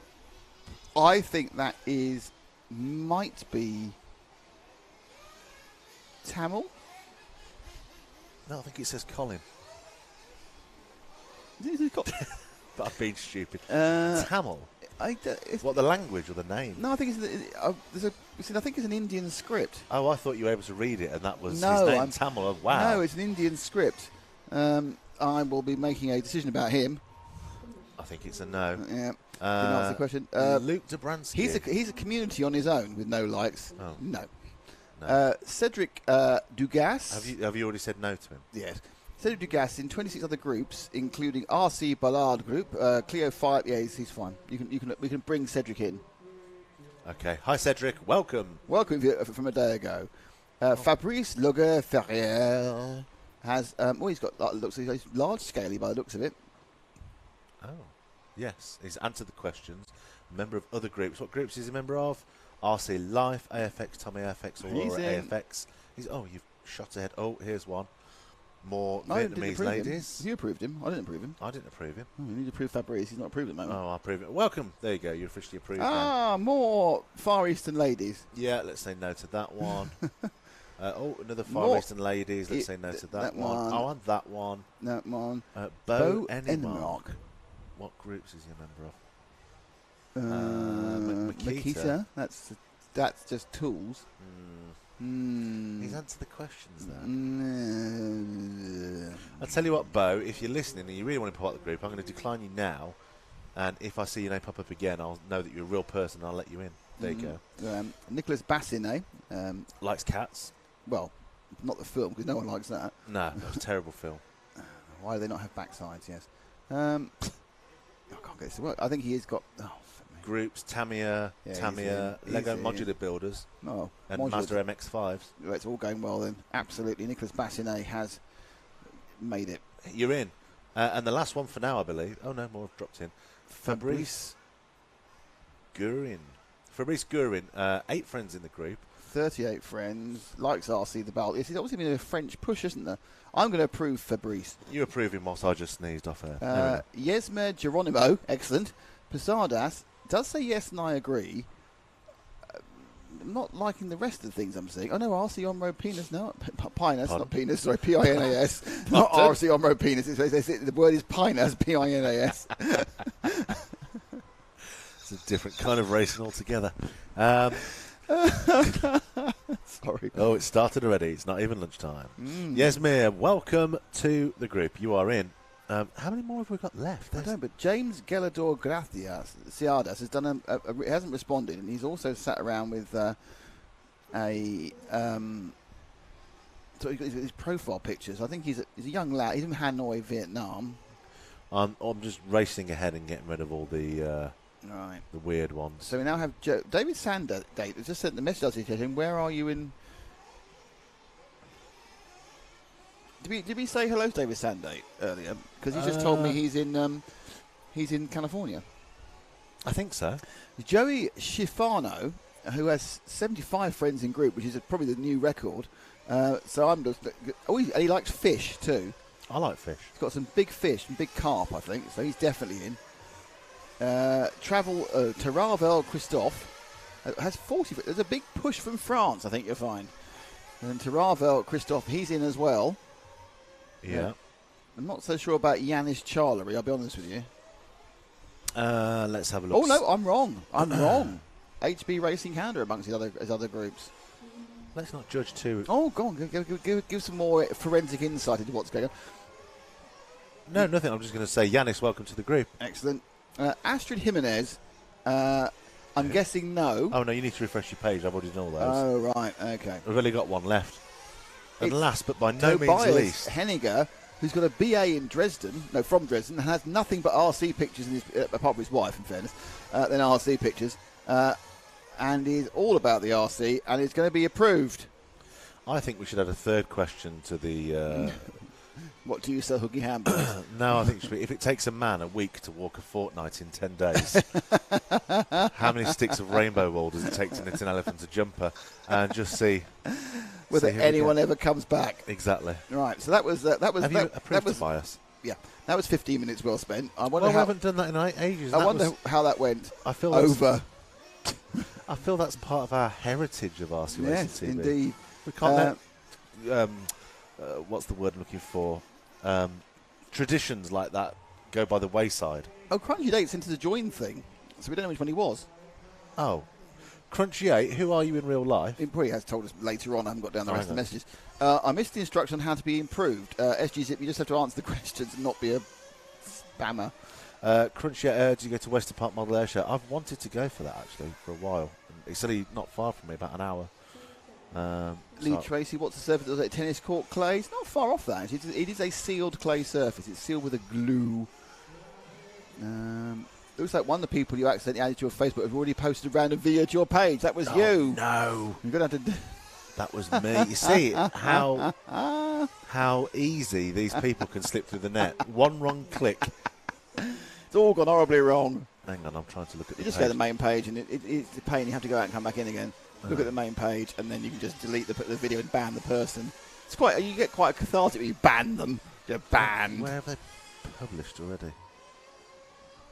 Use the RCTV page, not the actual, not the on there, on the actual group. Oh, yeah.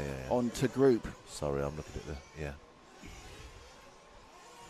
groups. I like the fact you're in TriCast and user group, even though you've dumped him. It's still handy to know.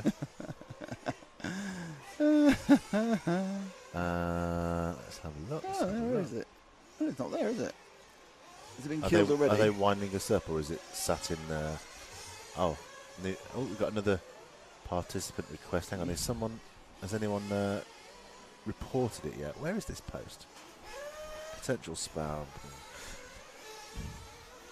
Sammy Salman. 14 people in the group. Well, that's halfway there, to be honest. Sorry, in 14 other groups, sorry. All right. I don't recognise the name of the groups. You have answered. You don't look like a spammer to me.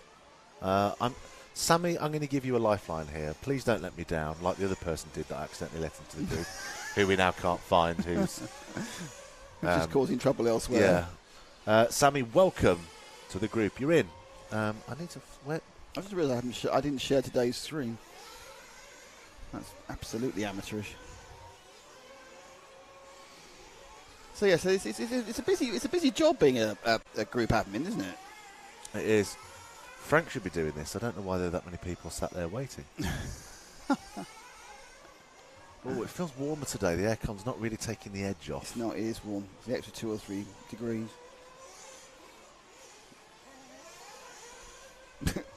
As you said, it just come up. I'm looking at the screen. It just said on the subtitles, Frank should be doing this. Show me the subtitles behind. Hang on a second. I just need to do this thing. Oh. I see.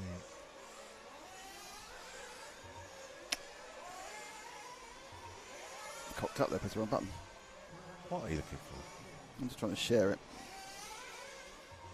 I need to share this to there. Right. There you go. It's not shared. No, you've dumped him.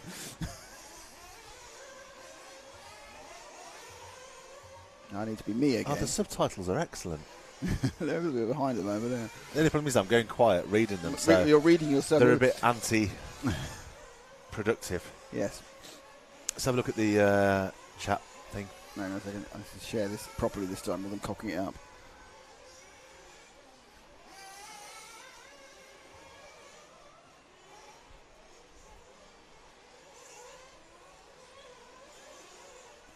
Just put that in, wasn't there? Right. You want the actual chat bit? Yeah, let's have a There look. we go. There we go.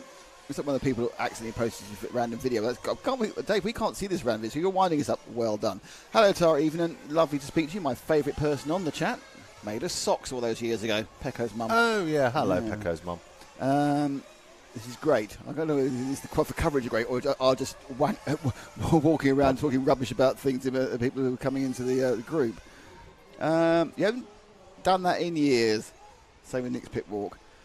We haven't welcomed. Well, probably the only time I can ever welcome people in the group properly is when I'm with James. It doesn't work with anybody else. It's just not the same. Hasn't got the same sort of sense of authority and danger. What's Crunchy saying? Did Crunchy answer us who he was? Yeah, we haven't got down there yet. But oh, right. no, we are down there. No, we are down there. Here we are. Yeah. Showing off Tech Italy, I think. Some highlights till now? I don't know. Some highlights. What are the highlights from now? Oh, where is Portugal? No, we're in Portugal. Where is Portugal? We're in It's in Europe. Yes, it is. We're in Barcelos, which is 35 minutes northeast of Porto. So we're in the north of, we're inland. It's quite warm. The breeze is picking up, thankfully. We're currently on heat 4, so we'll go moving camera again in a little while. That gives you a good idea of the weather. Yes. Nick's doing technical. This is a quick chat with Zach, so if you could just say something. Yeah, that gives you can see the weather there. Not a cloud in the sky. The aircon today is struggling, but hey ho. Let's have a look. So where are some highlights now?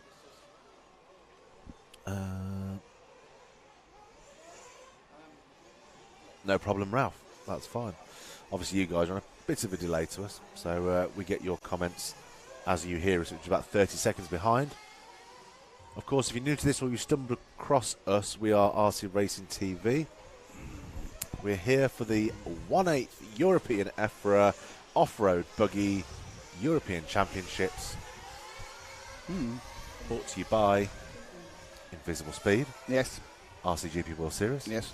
S-Works. Yes. Control. Yes. Red RC. Yes. And EFRA. Did you say EFRA?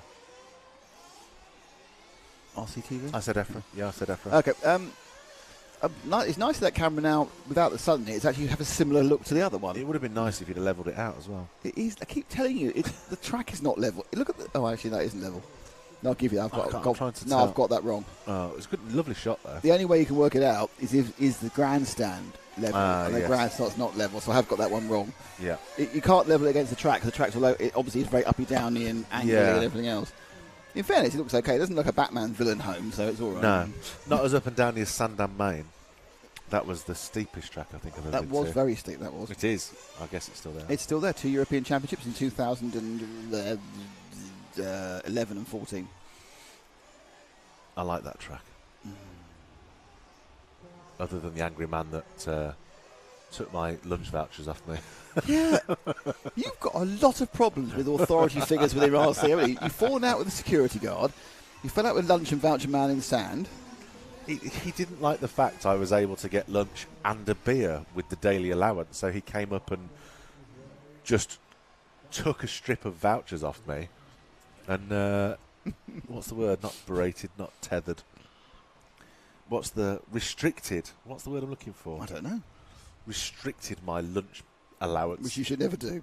Never do. Never do. The RC Racing TV team has 2 distinct camps. Camp A has me and Matt in it, and Camp B has you and Frank in it. Right. And do you know what the difference is? One of us is food You two, orientated. Frank and you have to be kept constantly fed. or you just kind of wind down like a clockwork toy? I'm all right. No. Frank's way worse than Oh, no, me. this is not a criticism. It's just realistic. You're being healthy, whereas How Matt dare and I can have a breakfast and just carry on going all day and then get grumpy at the end. Exactly, that's true. We'll have another member request. Juco Kenta. 57 other groups. VW Golf, 3D printing. Yeah. From Finland, I believe. Finland. Oh, God. I thought that picture there was like a religious picture tale. with a load of RC cars in front, but when I actually open the picture, it's not. It's other people praying. That's a steal from Handmaid's Tale. Oh, is it? Yes. Oh, right, well, there you go.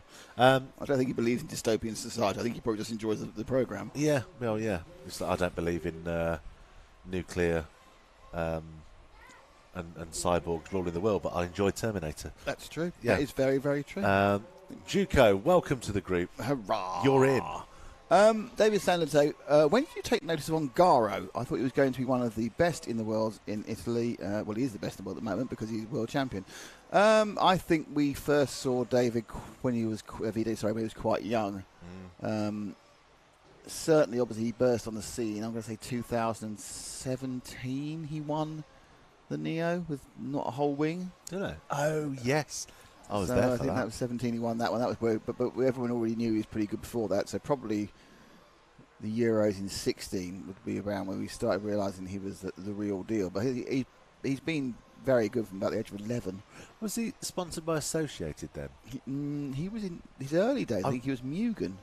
Well, there was a tyre manufacturer was one of his sponsors, and the owner of the company was stood behind him, well, underneath him, with his dad when that wing came off. And I remember him kind of going, you need to come in, change the wing. And he's going, no, I can carry on. And it was a nail-biting, absolute nail-biting final. And he did it. He pulled it off without a wing.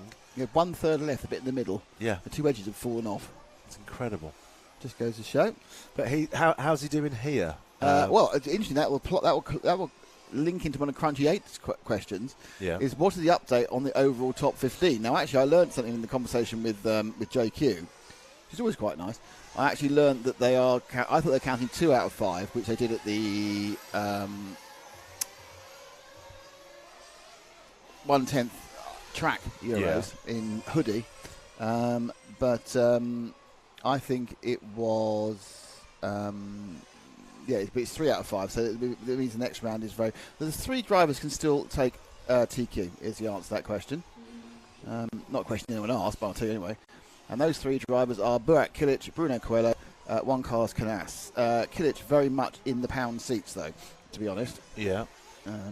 So we've got Ongaro in 4th at the moment. Yep. And not liable to move from that. He's I can't see him going up, and I can't see him going down. So perhaps with a round win, he might get the 3rd.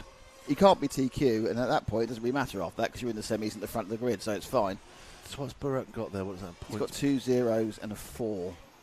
Got you. So Coelho is a 0 and a 2. Does that mean in his 4th round he got a 0, in his 2nd round he got a 0, and Yep. his 1st round he got a 4th? And that was his best one because he was at a 5th. So basically, Kilic has 4 points currently for 3 runs with 1 to go. Coelho has 4 points as well, but he has 2 seconds. It's not as good. And Canas has 6 points. Ongaro has 8 points. This sounds like Eurovision.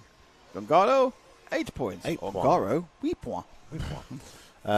If you're wondering what we're talking about, we have mentioned it a few times, but the live timing and all the current standings and timings throughout the day, everything you would want to know about this event, from timing and ranking, etc., can be found at myrcm.ch.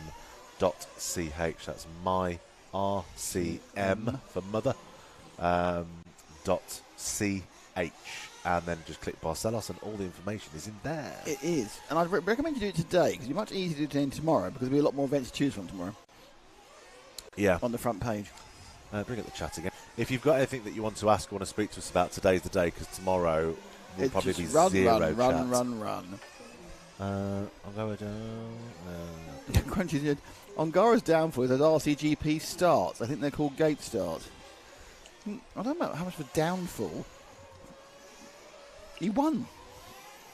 Lee He Trace. won on Saturday and he was second on Sunday. Did you answer, Lee Tracy?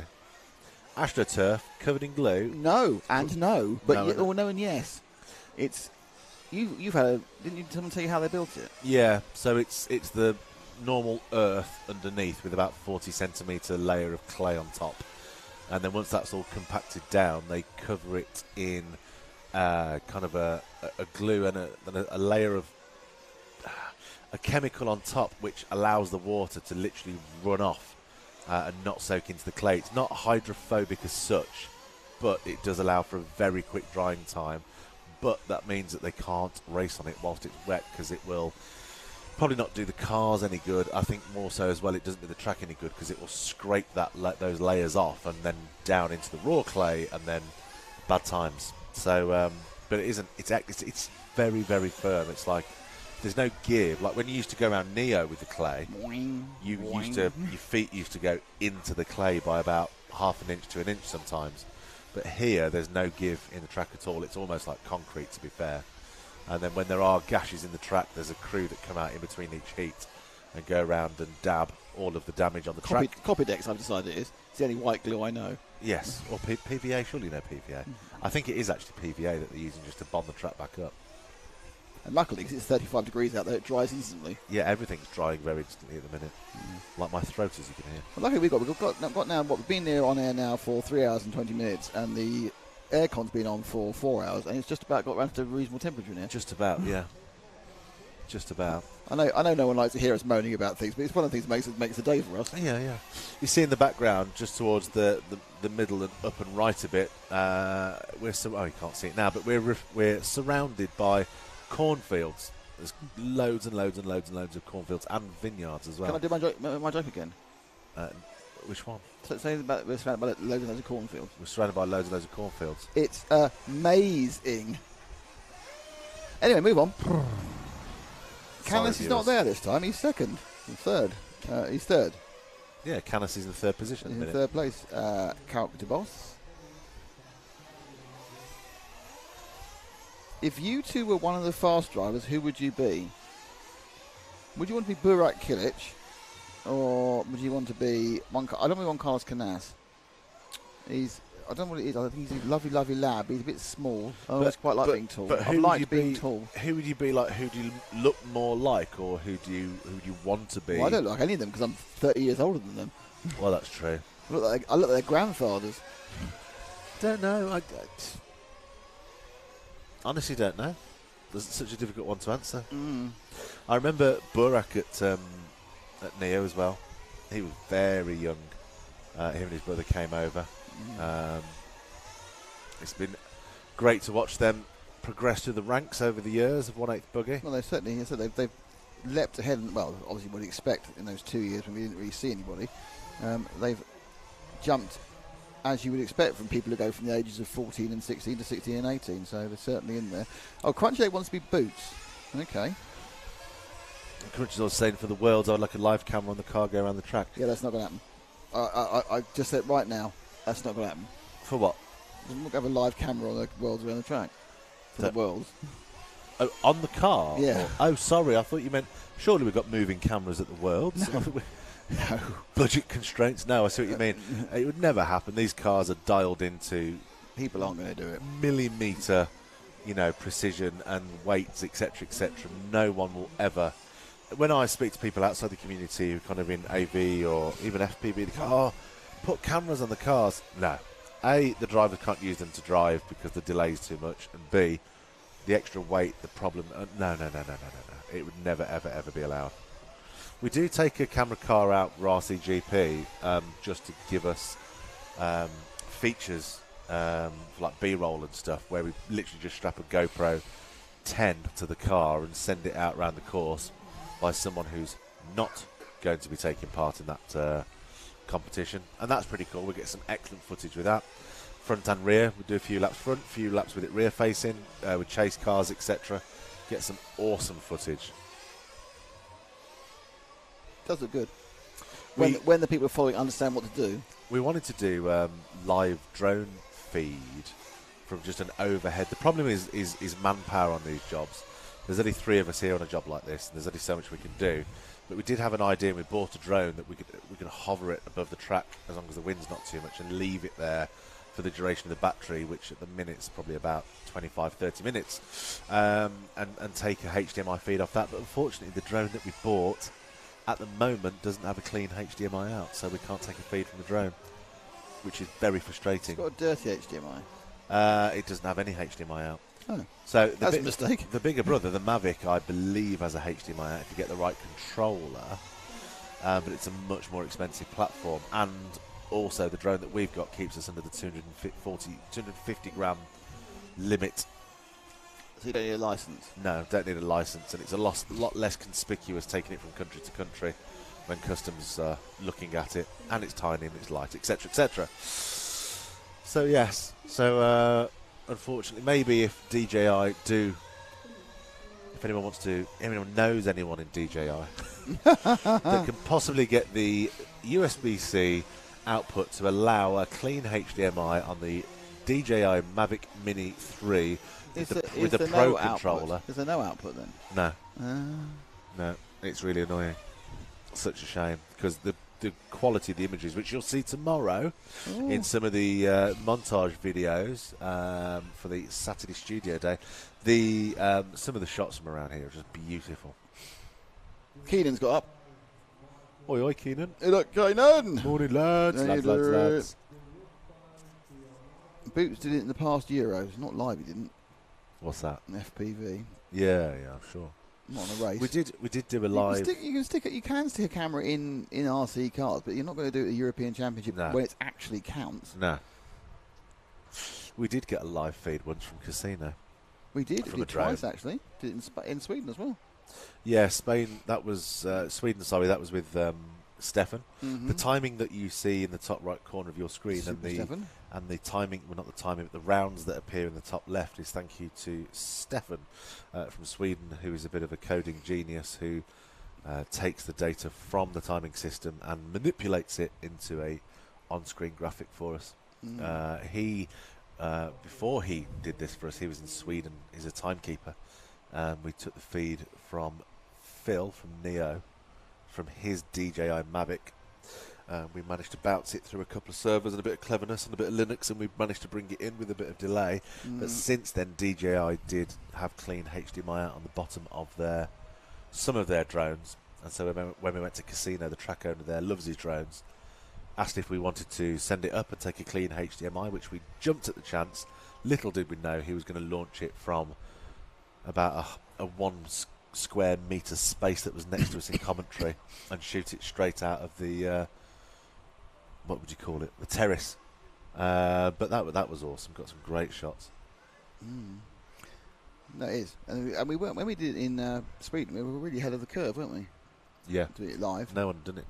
It was a difficult delay, but it's still on there. It's still in the archive. Everything we've ever done's in an archive. Yeah, it's there. Escaltuna would be that's obviously pre-COVID. 217, I was going to say 216, 217. So that can be found. Yeah, but Basal won the race.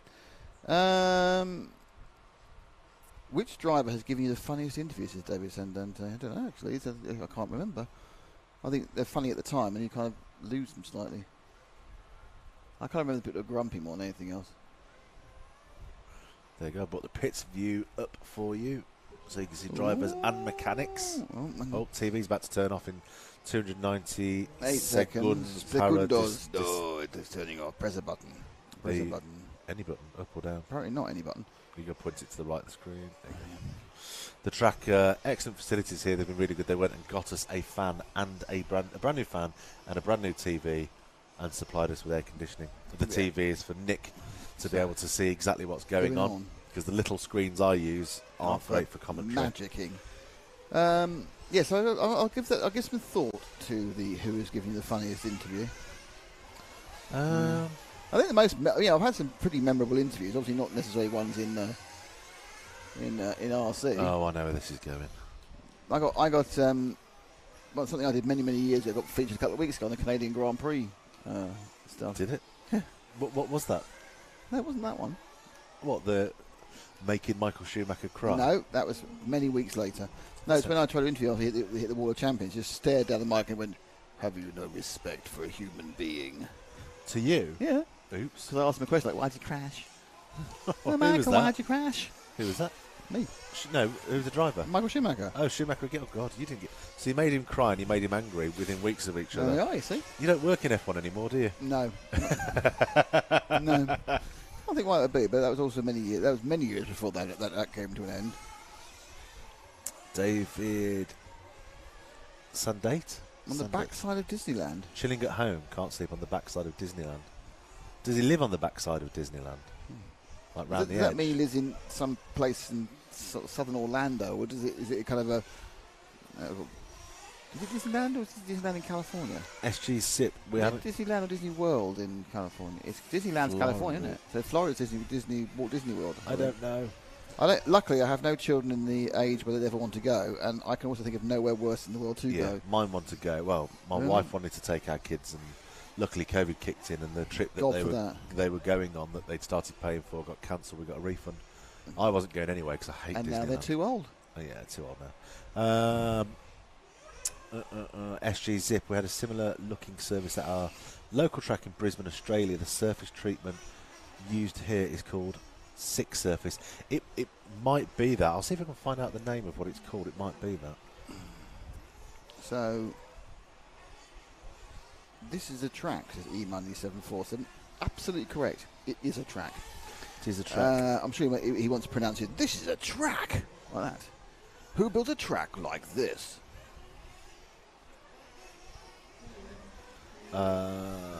It's Cali. Says David Sandante is in California. So Disneyland is in California.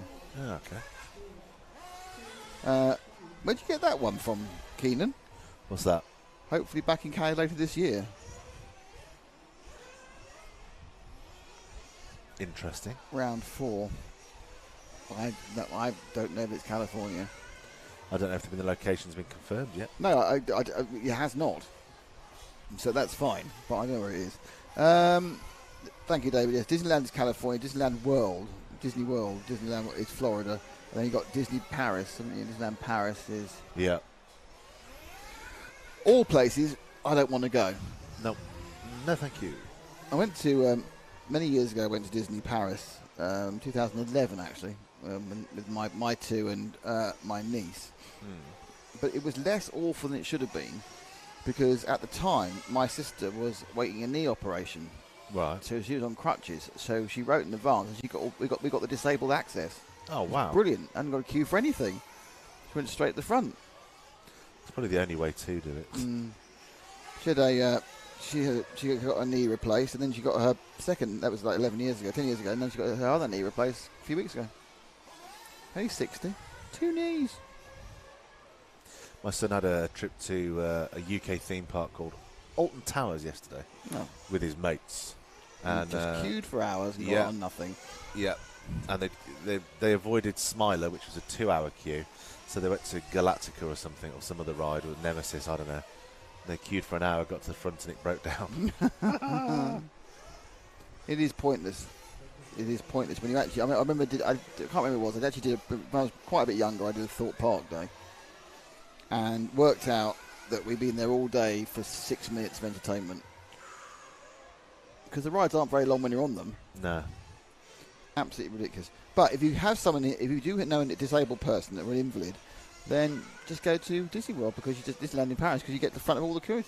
The kids, I think it was, I can't remember which is Space Mountain, isn't it? Yeah. Yeah, they went like 5 times in a row. I think there's a market there for people with blue badge access to offer their services in return for a fee. So you can say, for £100 or euros, I will come with you to Alton Towers. You've got to pay for my entry fee plus £100, and I'll look quite lame. And then you can get to the front of the queue. It's quite a good deal, to be honest. Keenan's asking, James and Nick, any good pubs near Nemo so you can get a proper pint in August? Well, two things. First of all, James and I are doing the site survey next Friday for Nemo. Also, it's in the middle of nowhere, and you're staying in a really nice farmhouse with a jacuzzi, which we're not staying at. However, no, we're in a different house. We're in a less good place than the international people. Oh, you're in a completely different place entirely on the Wednesday. Different race on the Wednesday. No, different place on the Wednesday. Why? Because you and Matt are going early, and you've got a special overnight on Wednesday. I'm not Tent. going on Wednesday. I'm going on Thursday. This is great. This is a technical talk. This is the logistics for a completely different event talk. But we're filling now, so it's fine. So we'll find you a pub. Don't worry. There'll be plenty of pubs. And they all serve decent beer, so you're fine. Yes, that is coming up 5th, 6th and 7th of August. There is still plenty of opportunity to enter RC2, where you will be able to enter the ridiculous complaint that many or several of our friends over the pond did. There's too much track time. I'm getting too much value for my money. What, for RCGP? Yeah, the Americans said there's too much track time. They're upset they're getting to run. They're not used to it, are they? They're used to being events with 10 million people, and they get twice a day they get on. I'm up again.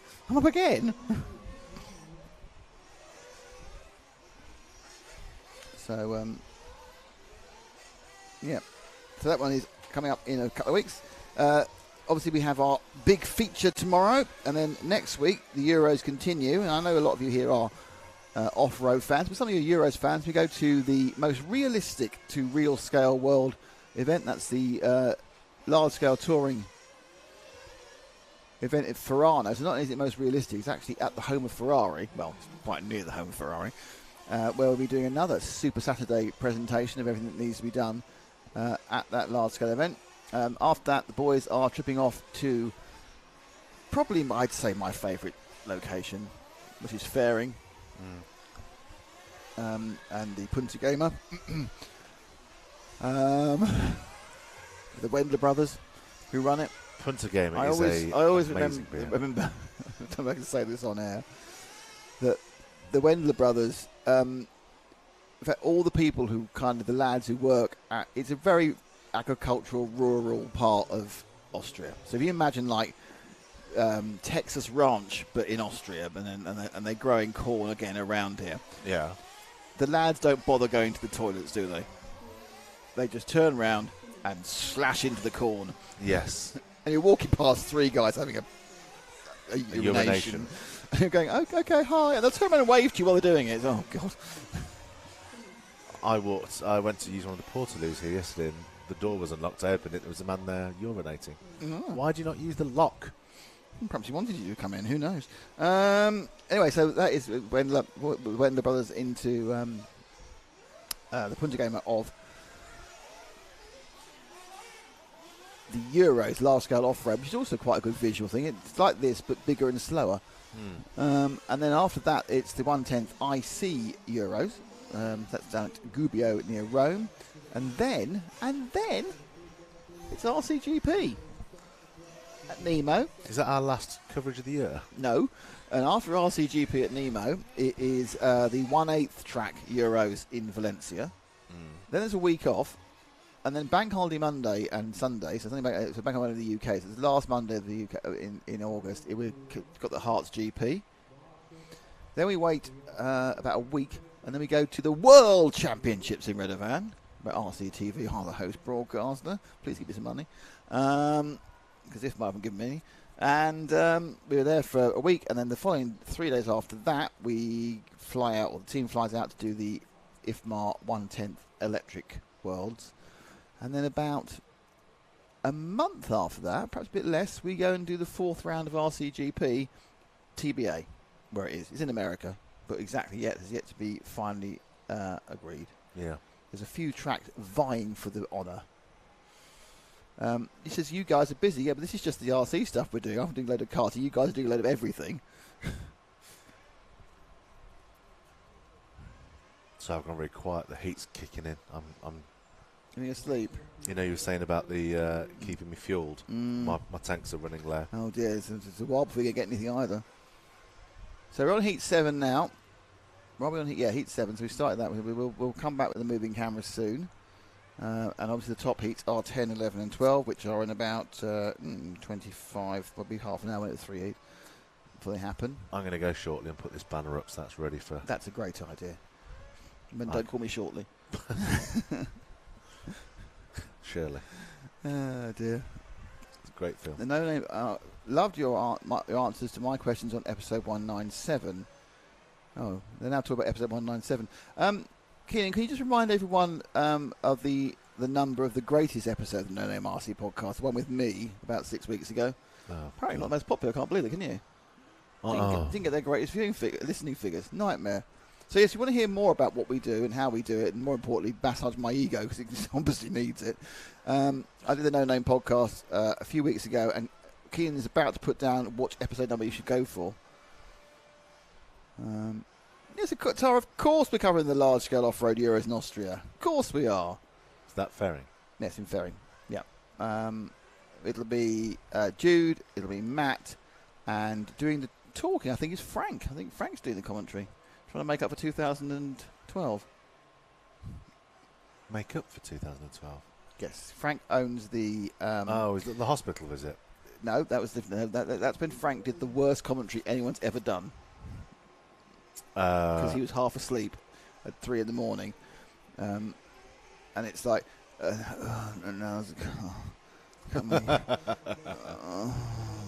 Okay, please don't make those noises. Is Hazelwood using the concept car? I have no idea. I will wander around the pits on the pit walk and find out if he's using the concept car. Might be. Adds RC Racing, I do not know, but I will actually find out. If I don't interview him, which I will still find out, and I will tell you if you remind me at some point during the rest of the day. Come on, oi, Keenan, what number was your podcast was I on? He might not be listening now. He might have just... Oh, he was listening a minute ago for his chat with everyone else he likes. He might have popped out somewhere. Well, that shot there is great. You see the cars going over the corner. You see they're just not quite touching that corner as they go over. Jessica Powelson's this one. So episode 193 was funny. Was that mine? Don't know. Who knows? 189 was yours. Is the 1/10 If My World's going to be done by the 1/10 guys that did the Euros? It's the same commentator. So it's James who's going to be doing the commentary. It's Frank's going to be there as well, so it's James and Frank. I'm not doing commentary. James Stewart is doing the commentary. Frank's there, and Zach's on the camera. It was Matt last time, so it's 2/3 of the team that's doing it are going to be there. It was episode 189, the Nick Damon show. That's one you should go for every single time. BJ Williams, yes, you guys aren't coming to the large-scale touring car worlds in California. No, we're not. I don't know who's doing that. I wouldn't be at all surprised if Paul started doing it. Not seeing any announcements who's doing the large-scale worlds. I'm not quite sure why it's on this year, because it's not actually on the rotation that it should be, but I'm not going to criticise things. No, don't do it. What's the most used engine today? I have no idea. There will be I'm pretty certain that either today or possibly tomorrow there will be a complete graph produced with all the breakdown of chassis and engines and everything else. Yeah, we absolutely know that 189 is the greatest episode ever of the No Name RC podcast. Good news. So Jessica Powelson's in this one, and she obviously is JQ's nemesis. Back on Alton Towers again, aren't we?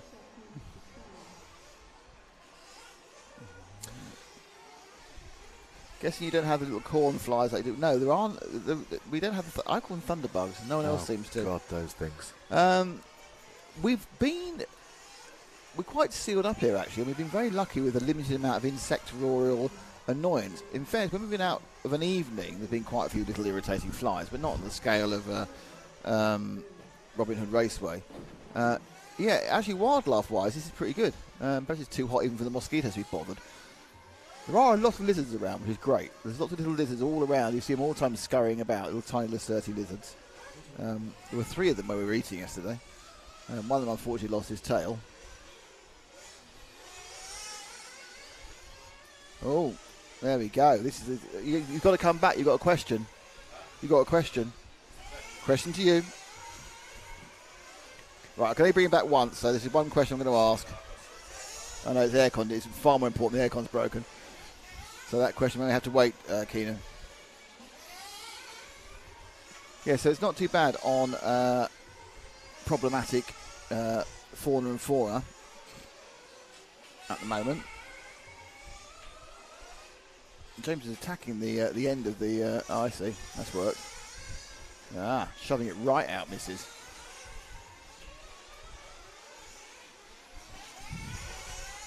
There we go. There's a man who knows how to work air conditioning units.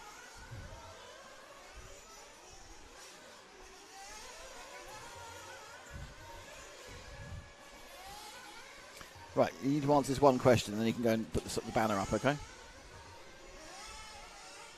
Okay, here's your choice, and it's a question from Keenan. A question for James. If you had a choice between an Italian toilet or the overflowing toilet at S&B Raceway, which would you go for? The what? The Italian toilet, overflowing toilet? I'd just hold it in. Oh, brave. Brave. You'd obviously have to go Italian. You'd have to go Italian for the squat method. Ugh. Honestly. Ugh. Right. I've got producer Matt calling. I need to call him back. Yeah, can you also put the thing up? Go. Mute me. Goodbye. That was James Parry of this parish. So, Powelson not too quick at the start. This is obviously the big argument with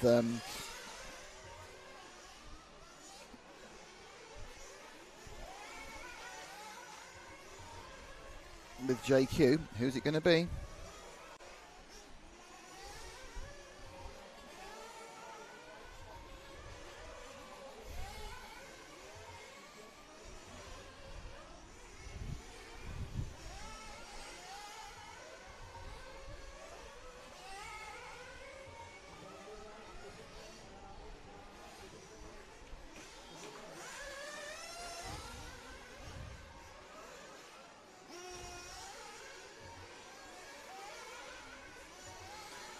Once you go Italian toilet, you do. Honestly, I've no idea where you've taken this great love of the Italian toilet. I really don't. I've absolutely no idea what's going on. It's bonkers, your love of the Italian toilet.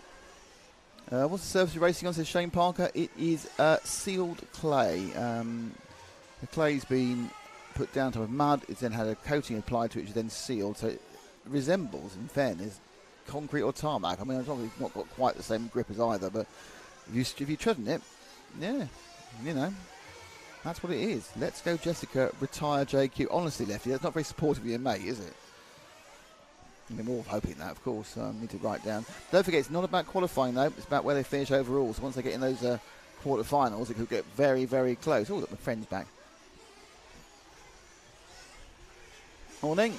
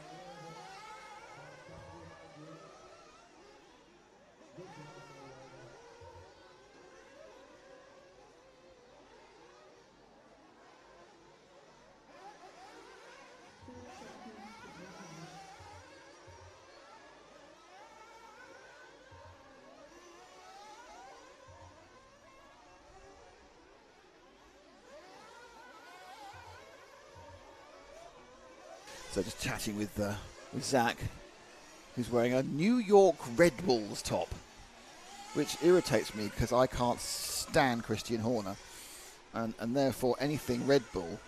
Even though I think Adrian Newey is a fabulous bloke, because Christian Horner is such a see you next Tuesday.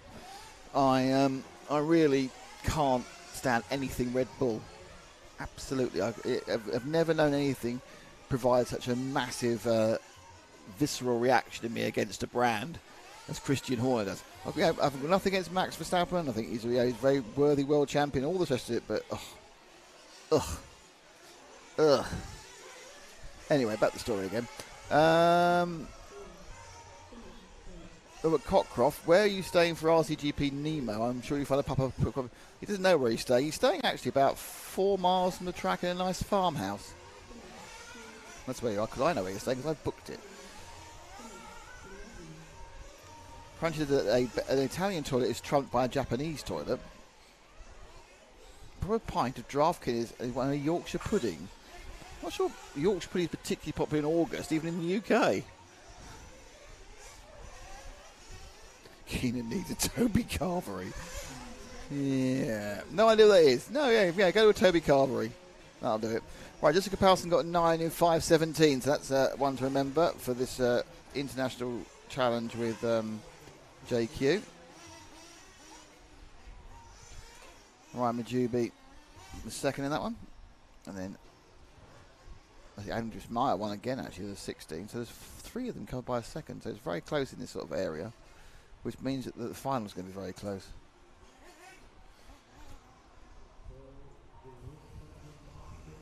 So we'll have the camera moving soon for the end of this round.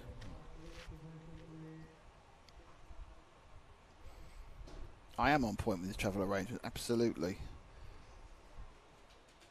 I've booked all the places for us to stay for RCGP. Now, C4S Castor says the discussion about toilets is kind of used as down the drain, so to speak. So I think he's actually being amusing. But I would like to point out that it is never useless to discuss toilets at an international event. It is absolutely key. You need to know where they are, which are the good ones, which are the bad ones. It's a constant fight against the chance of getting salmonella or just very much feeling ill from the sickness of of the whole thing.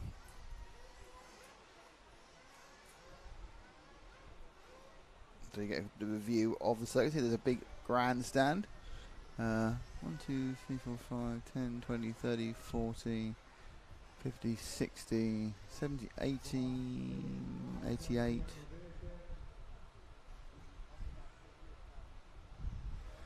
88, 128.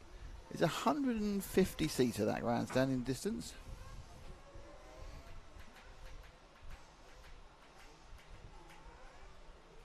All good news. Nemo Raceway has decent toilets. Well, I'm hoping to discover that on Friday when I do the site visit.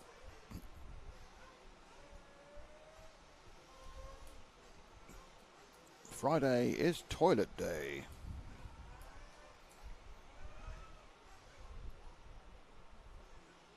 So into Heat 8. Just to remind you once again, Heat's the way it was divided up following qualifying, pre-qualifying, sorry, in practice qualifying on Wednesday. Was the first 3 heats were the bottom 25%, the next 3 heats were the middle 25%, lower, and then the upper middle 50 to 75.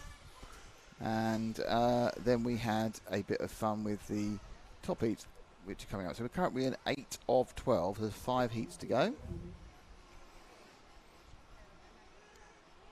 People hoping to do a bit better.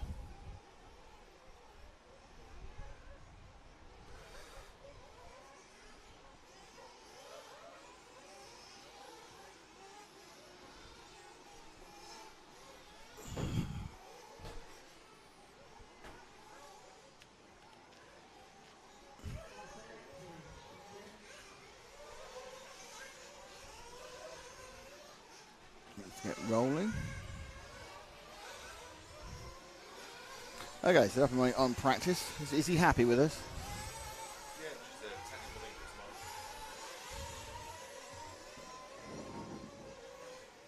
tomorrow. Crunchy day. Nick, I'm wondering what made you combine RC racing into control sport as well. Just wondering, always wondered that. Well, there's no massive secret about it. RC racing was something that I put together initially for a TV show back in 2006. I met Matt and we began working together, and Matt became an integral part, and that's when Matt was working with HPI. But Matt began to branch out and other things he was doing for a lot of full-scale stuff. So that included the drifting they were doing and the special items with Bagsy and the and that sort of thing. And so that was in Control Sport, which is Matt's company with James. And because we got a lot of shared resources, we did a lot of things together. We just kind of combined it for the promotional side of things, and YouTube side of things. They're 2 separate companies, but you know, all friends and all sharing stuff. You know, so the way it works. No secret on that. I mean, Control Sport is, you know, going to become a much broader racing situation. So that's why. I mean, I've obviously got another sub brand now with Karting Live TV. So pretty much the stuff that I'll be doing, so karting and RCT, will always be live. I'm always doing live stuff. I'm not particularly into the post-produce, whereas Matt does a huge amount of post-produce stuff with Control. So that's the major difference. I mean, work about. And our camera's moving. How exciting! Replay guy. I missed the guy falling over. Oh, damn. Here we go. I don't know who it is though, but mainly because I missed it, it went past. But we are now with our moving car. I'll find him in a second. He'll come towards me and I'll work out what it is. Luckily the numbers are on the wings, which is really quite useful. This is number 11, which is Mr. Lamberts. Which Lamberts it is, I must now tell you. It is Nikolai Johannes Lamberts from Denmark. As he flies to the top of the circuit, turning and braking. You say all up in the air about who's going to get TQ. It's a choice of 3 people can get it, none of them in this heat, by the way, which is Birkin Kilic, Juan Carlos Canas, and Bruno Coelho. Germany, Spain, and Portugal. Nice bit of sliding.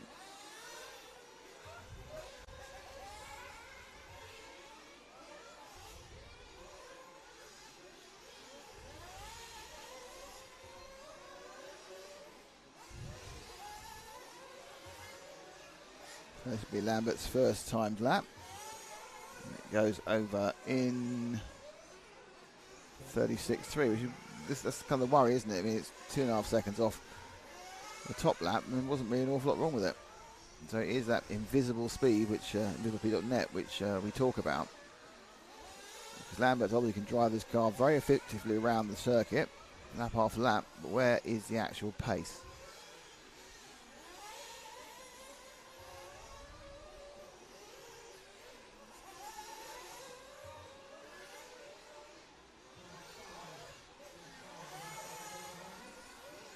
Navarro Parente in. Navarro Parente? That's Adrian Parente, sorry, who's in rotating up and down.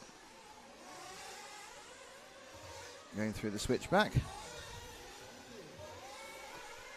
So this is heat 8, then we have heat 9, then we hit the top 3 heats again, and we wait to see who will take pole position for the European Championships 2022.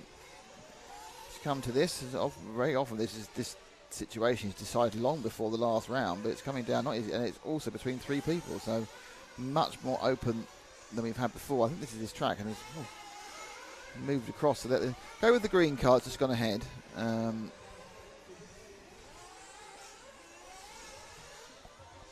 This is the 7, I think, which is Astorino, Gabriel Astorino.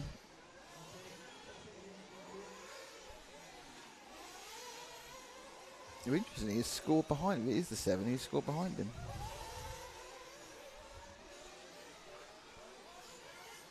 Just watching it come into my view now. That is Astorino in the 7. I'm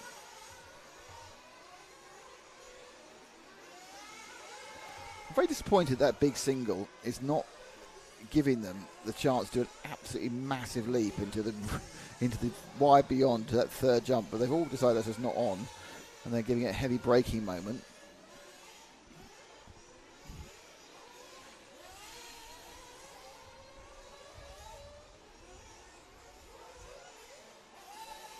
Here we all go.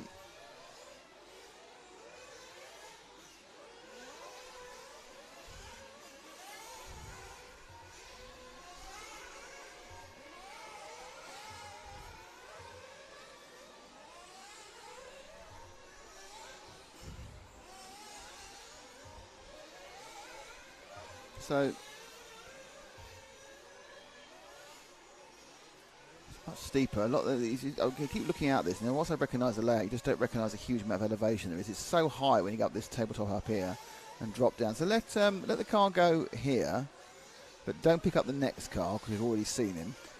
So pick up the 2nd car to go past, which is the 1 car of Theo Lamarie, who disappears into the shadow in front of the rostrum, and then he disappears from sight. Now, obviously, Lamarie has let through well there. That's some good driving again by Lamberts. Very huge black line in the track now, which is obviously mostly rubber, but also a little bit of oil and exhaust and everything else. So track rubbering up, gripping up, and more importantly, that rubber layer does significantly reduce tyre wear. Oh, that's a mistake you don't want to do again. But too late to get the replay, sorry about that. But you don't want to do that mistake. And Le Marie did 35 there, so he's done some better. So he lost about a second. It wasn't a huge error. That was really annoying because he's just lost a bit of momentum. But it was a slow corner, so it's not the end of the world. Oh, blimey. Certainly trying the dramatic way around there. Car constantly doing something on this track. Even just doing that downhill, there's a jump, there's another jump, there's a dive, there's a turn, there's a start finish. You hugely brake and then brake and crawl over it, but try and keep enough downward momentum. That's the thing, it's how slow you go over it. It's about getting that downside momentum, which carries you a bit of speed along the track. Because Le Marie, best times are 34.2, so you know it's not awful. About what, half a second off? Well, even more than that. If he could do his every lap half a second faster, he'd be right there. I mean, that's ifs and buts and everything, maybe. But you know, there's a very small margin on this track. It's a track that a lot of the drivers. Oh, where's that gone? There was a car there a minute ago. Where's he gone? So that's the end of a Marie's run. He's off the track somewhere, being slowly rescued, hung up on the fence. I wonder if it's still working. Is he? No, it didn't even flame. But that's a massive problem. And oh, actually, it doesn't matter because he finished. The lucky monkey had finished the race. That was actually an accident he had after the race had finished. So he crashed it on the slowing down lap. So what do you say about that? Lucky, lucky, lucky. Thilo Mari won that with a 12.9. Then Volanco, Marco Natali, Goncalo Mello, Adrien Parente, Jorge Sola, Gabriel Astorino, Jürgen Trieb, Nicolai Johannes Lambert, Matthew Chaffredon, and David Todd didn't get the trip. For some reason it's saying Heat 5. That wasn't Heat 5. I have no idea. That was Heat 8. Oh, it's the reason it's saying Heat 5. It says Heat 5 on the... no, that's weird. That was a miscue on my RCM that gave that wrong result. Heat 9, so this heat, and then we move into the top 3 heats.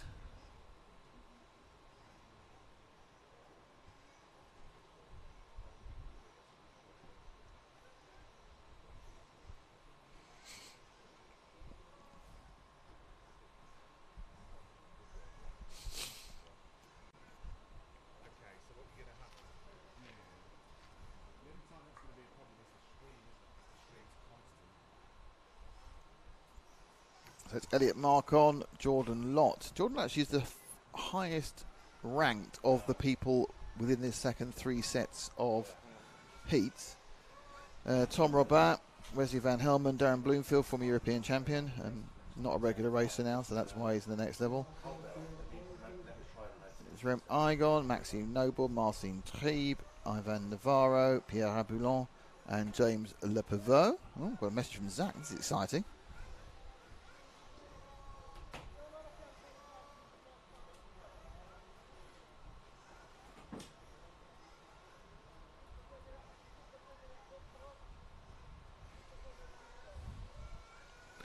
Apparently Zach has seen someone take that big first thing, was a massive jump. But in fact, fairness to JQ, he did say that might happen once we get into the actual finals.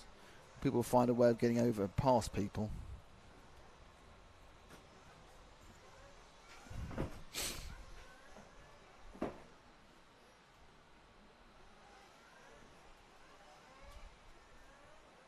So as I say, this is the heat 9, and then we move into the top heats and the battle for pole. That is not. It's a battle for top qualifier because pole doesn't happen until tomorrow.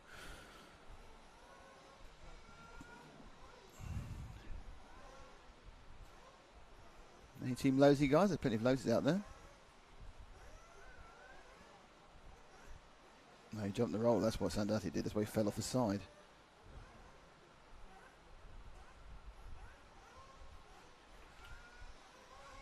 Most common wing. Chuck DeBoss says, my girl, 20 days old, is watching the Euros. Well, it's good to get them going young.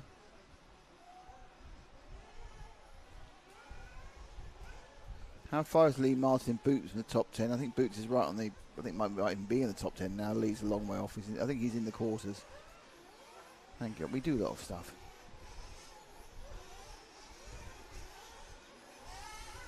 Who topped round 4, says BJ Williams? It was Burak Kilic again, his second TQ. Allez la France, says Virgin Velour. I can't remember. So he used to run TLR. Don't runs now. I haven't got the latest chassis news. Elliot Marcon, Jordan Lott, Tom Rabat, Wesley Van Helmen, Darren Bloomfield, Jerome Magon, Maxime Noble, Marcel Trieb, Yvan Navarro, Pierre Rebellon, and James Lepavot are your 11 runners.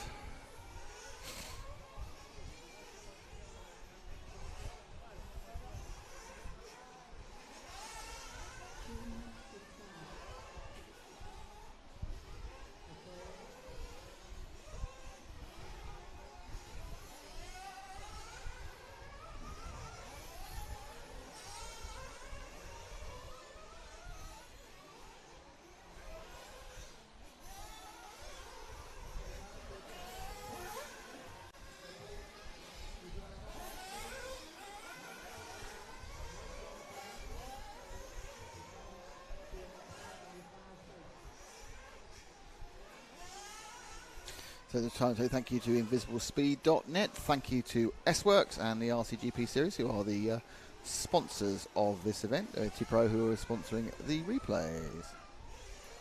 Savoya is in Kyosho now. Right, so this one is about to get rolling. We are at, how many are we at now?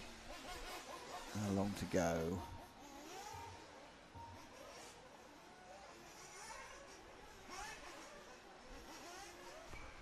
Down to 50 seconds. They're taking their fuel. Is it time for Zach to do his magic? This Thierry Henry top with his magic. Here we go. Oh, he's chosen a car. It's very exciting. Will it go for fuel is the question, this next one. Yes, it was. It's number 4. What a naughty car that is. Who's next? Who's next? It's car number 8. No, not going for fuel. Right, car number 8 of Marcel Trieb. Hasn't started counting yet, so he was just wondering where he was.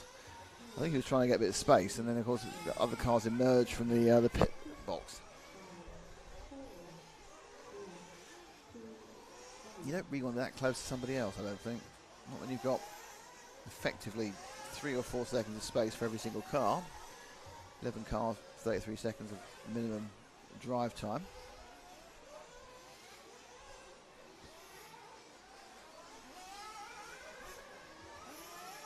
He lost a lot of momentum there. He just dropped dead, didn't move, didn't pull properly at all. So it doesn't matter, because that one didn't count. So Trieb looks to start his first scoring lap.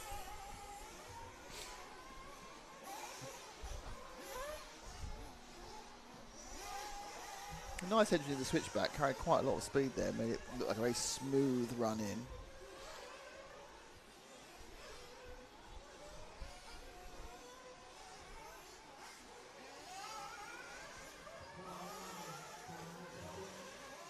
So the first lap is completed for Tree with 35.2. Again, that's second off where it needs to be. Trey Mygon starts with a 34.5. I've seen this quite a bit, that actually people take a couple of laps to get into the swing of things. Don't necessarily get everything quite right straight away with the first lap, and they just build a bit of speed over the next couple of laps.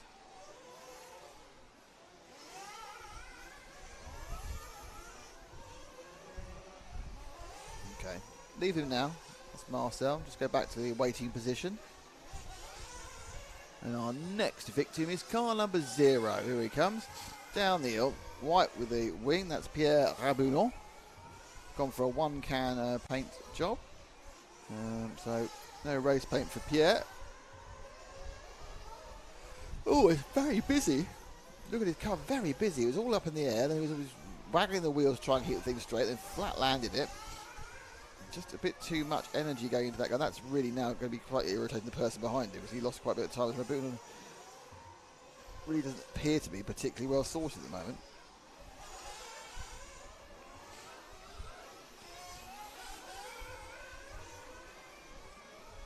Let's see if he can calm it down. It's a 37-second lap, which kind of shows you where it all went. It was just too busy. Still looks busy. Doesn't look smooth at all. He's got a problem now that he's picked up a bit of speed. He's perhaps as fast as the guy ahead of him. So both of them are absolutely lousing up each other's run.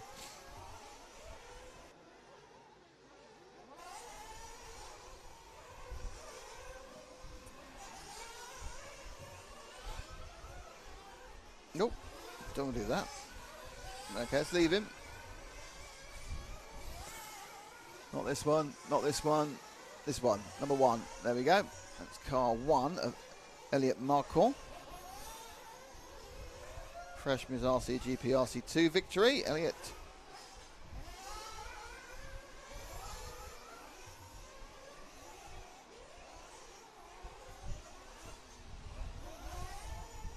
Was it Elliot Marcon? No, it was Thomas Musso. I've got the wrong person. It was Thomas Musso who won RCGP, sorry. Completely got my brain confused there with various French drivers.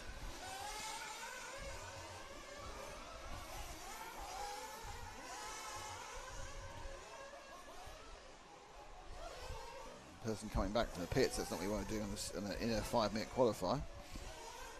So again, a bit of clumping, too many cars here, not good news for Marcon. He's let by the first in the blue and the red car. Might be Navarro actually.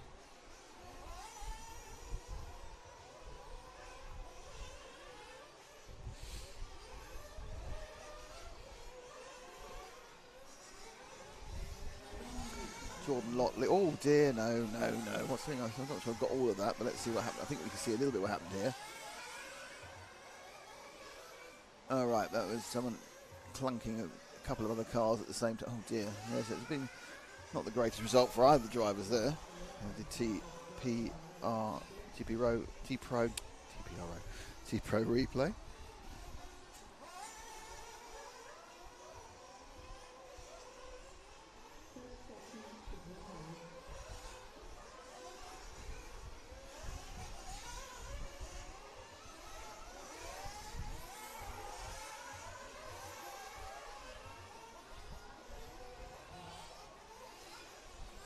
Marcon now, I think on his last lap, yep, this is his last one, he's done 8, this will be 9, he's on for 11, 5:11.9, so it's not too bad.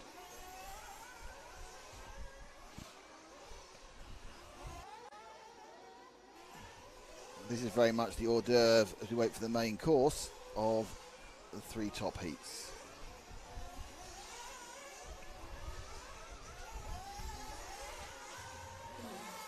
There we go. Marcon temporarily takes the lead on a 14. Bloomfield finishes on a Tom Robin. I'm going to take the master there. Jordan Lott goes second. So 12.2 for Tom Robin, 12.5 for Jordan Lott, 14.4 Elliot Marcon, 15.7 for Darren Bloomfield. Maxie Noble was 21.3. People still finishing. It's quite a spread out bunch here. Pavot stays in 8th. Mr. Van Helm may not have got the trip. Navarro is overdue, so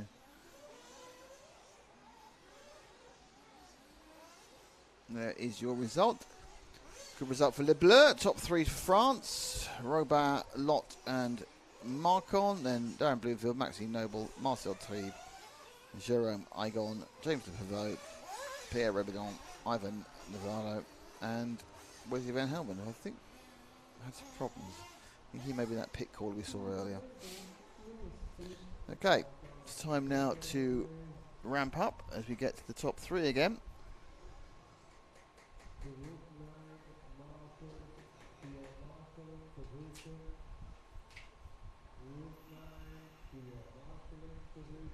It's good to see you watching us on all the other ways you can see us, Facebook and other YouTubes.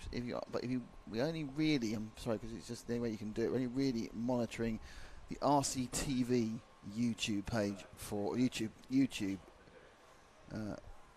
section for the comments. So we probably won't be able to see your comment unless you place it on the RCTV YouTube page.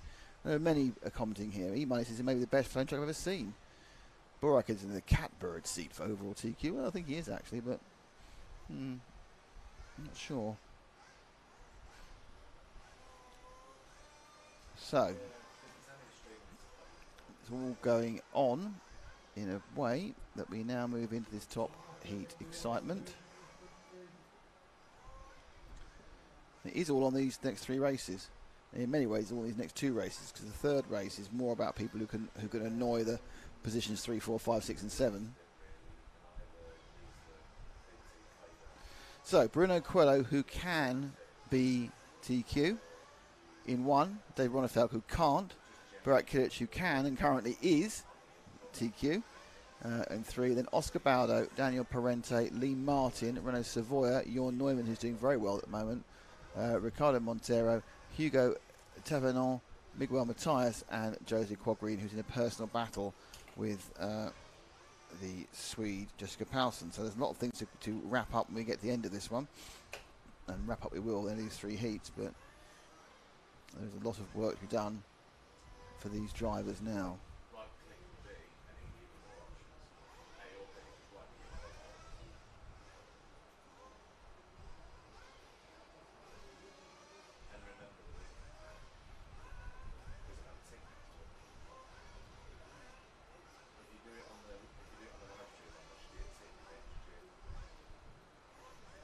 So who do you think is going to win this one? Who's going to emerge as TQ? Cars down for their warm-up.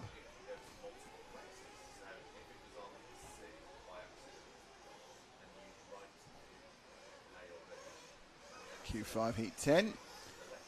Not often that you get to the final couple of races of a massive 2-day qualifying event with no idea who's going to be the TQ. Kilic in the pound seats, as we say. So he's up against Coelho in his home track, and Canas, who's in an absolutely stunning run of form.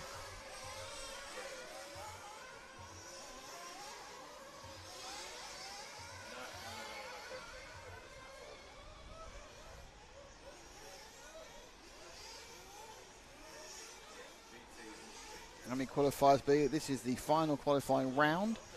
3 to count. We have quite a bit of a long lunch break, and then we come back with some lower finals this afternoon, followed by more finals tomorrow, and of course our big final show.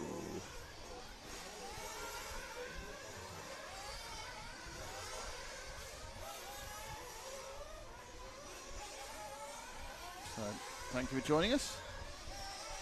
We are RC Racing TV, and we're bringing you the 1/8 Off-Road Euros 922 for EFRA.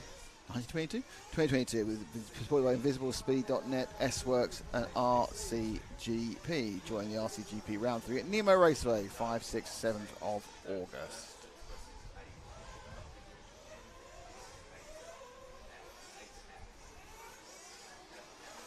Right, down to about a minute and a half to go. So they'll do one more lap and they'll come in for fuel. And then we need to get ready for a bit of on-track action, Zach.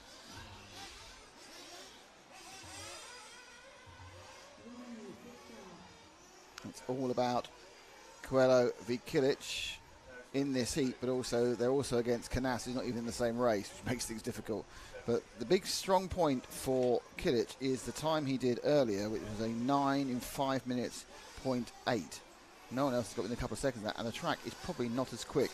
Now it's been under baking sun for 4 further hours when they were last out there.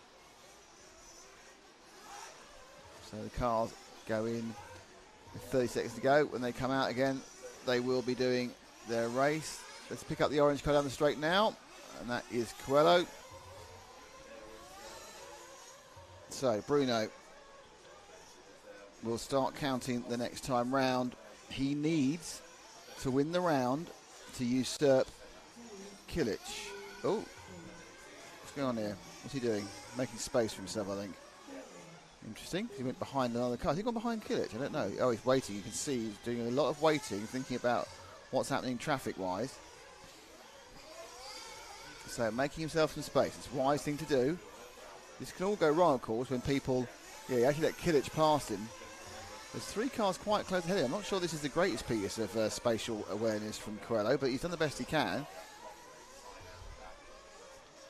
Don't forget, Coelho won the Euros when it was in Portugal in 2018. That was at Flexidas.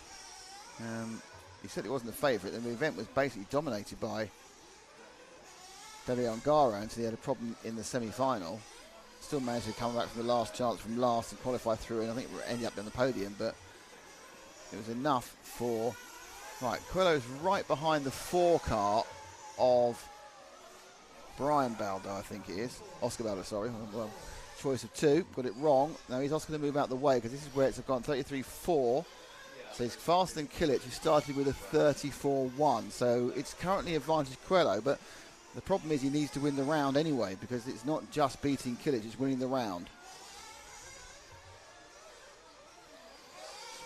I don't think that the basic pace is there in the track to get that 0 that he needs, go below 3.0. But the X-ray, powering down the main straight. Coelho, very heavy braking there. That second lap where he was blocked by traffic was a 34.2. Well, it's a bit unkind to call Baldo traffic, but he is a little bit slower.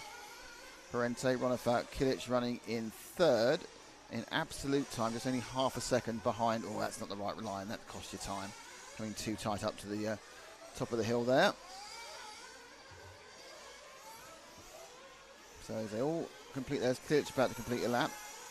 There's Bruno. So Kilic goes a little bit quicker, 33.7, 33.9.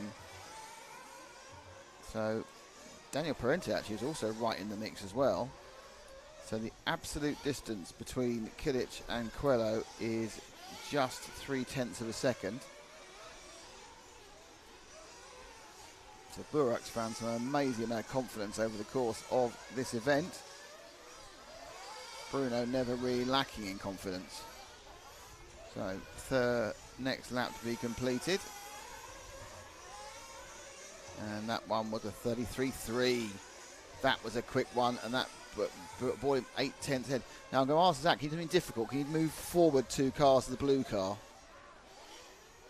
Because that's Kilic, that's the competition. On the Mugen. Absolutely. I think we're not surprised he's doing well. We're surprised he's doing that well. Birkin, he's topped 2 rounds of qualifying.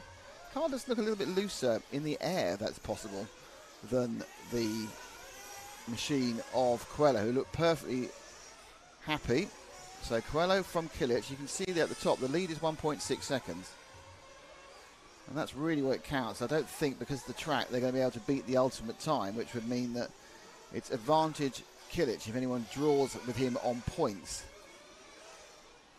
Which would happen if he stays second and no one comes between him and Coelho. So Kilic has a number of advantages to his name at the moment. He's got 2 wins and he's got the fastest race time. There goes Kilic, there goes Parente, there goes Coelho. The slightly bothering. Now the worrisome thing now is he's got Parente in between him. So Parente, the young Spaniard, is a spanner in the works because he doesn't want to have an extra. Because if Coelho tops this and Kilic is not in second place, then by my reckoning, it goes into, even without anyone else being involved, it becomes advantage Coelho again, and he moves back into position to be overall TQ. Ronafat now in there as well. Kilic goes back to the top on a 58, Coelho on a 56. 1.6 seconds. Parente had a mistake and dropped himself out of the whole situation. So that's absolutely left this man off the hook, because he is, there's a gap there, isn't there? There's 1.6 seconds for someone to drop into, and that would take Kilic out of TQ. If they tie on points, Kilic has got it with his faster time. And that is, he assumes that they will complete this, the penultimate lap. Kilic is a 33.9, Coelho a 34.3, so a bit slower there. And the good news for Kilic is that makes the gap between them smaller. It's 1.2 seconds. So can someone pop in there? Otherwise, it doesn't matter because second place will be enough in the round for Burak Kilic. He's now coming to complete his final lap. German. 18 years old. Older brother of Birken. Has been in his shadow in some ways, but certainly coming out of that now. So Burak Kilic will complete this lap and goes over with a 06005, but Coelho takes it with an 04603. So Coelho at the moment and Kilic are tied on points, but Kilic has the count back of the fastest individual run. But two things can happen now.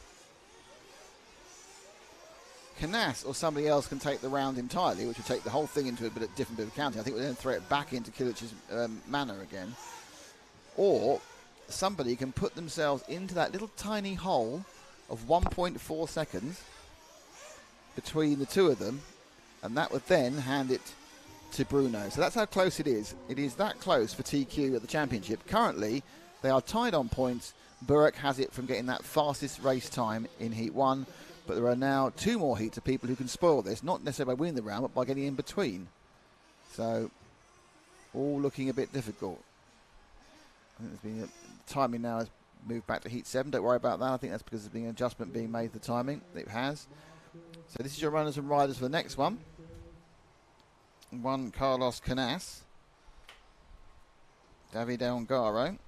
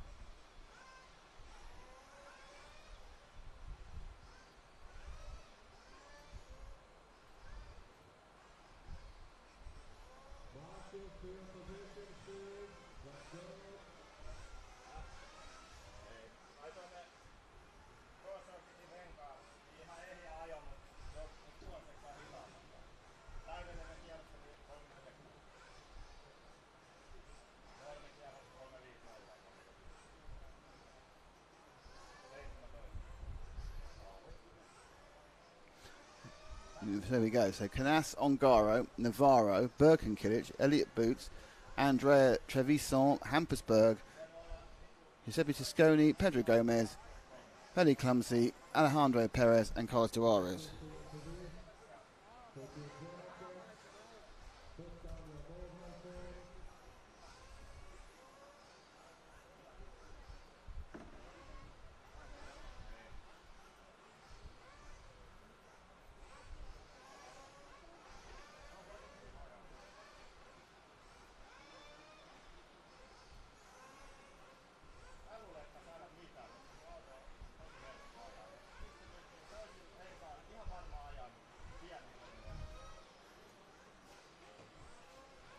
So, rev.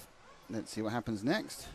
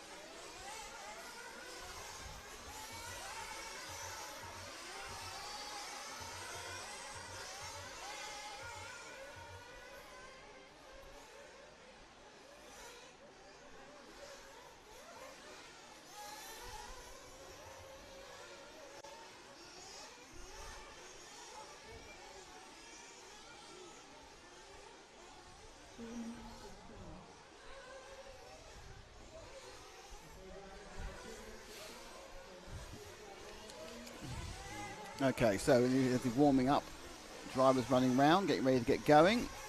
Penultimate heat, it's all about this one. Minute 45 to go. Ongaro, will he play himself in? Who knows?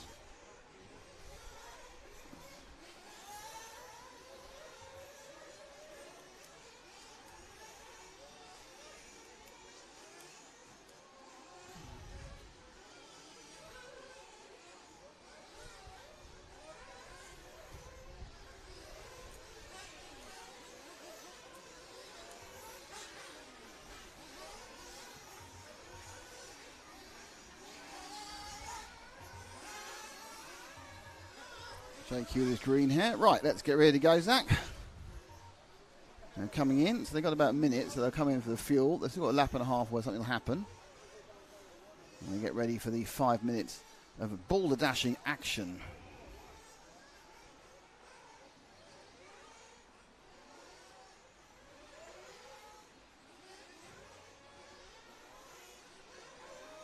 Coelho getting a lot of praise on the chat, and he is incredibly versatile.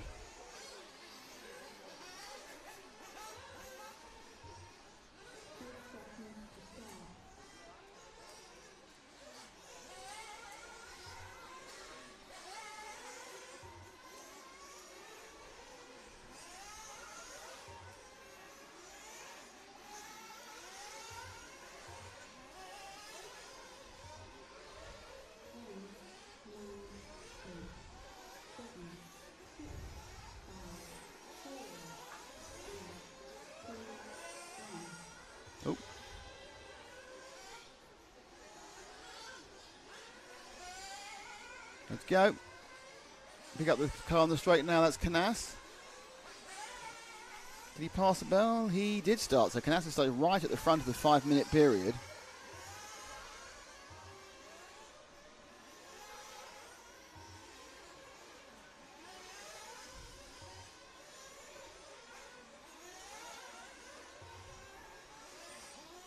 Ooh.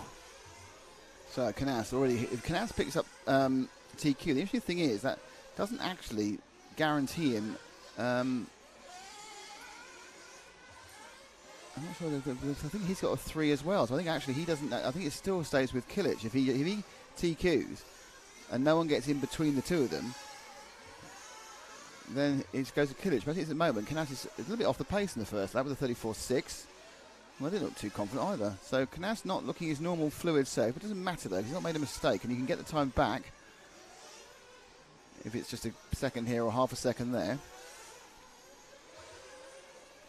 And he only needs to kind of just find a couple of tenths here and a couple of tenths there. Boots has looked good on one lap. There goes Canas. Second lap round was a 34.0, so he's still not quite where he needs to be. He took 6 tenths out of it, so maybe he just took the decision to just play himself in the first heat. I'll play myself in. First heat, first lap. And now start pushing.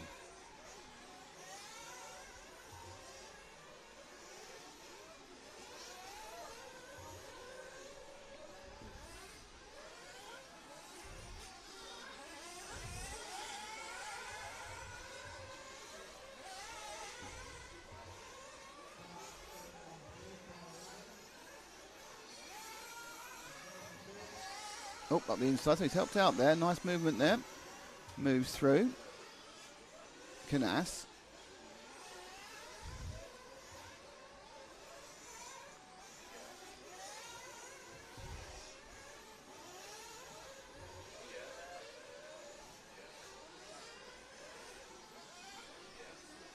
So that lap time round was a 33.9.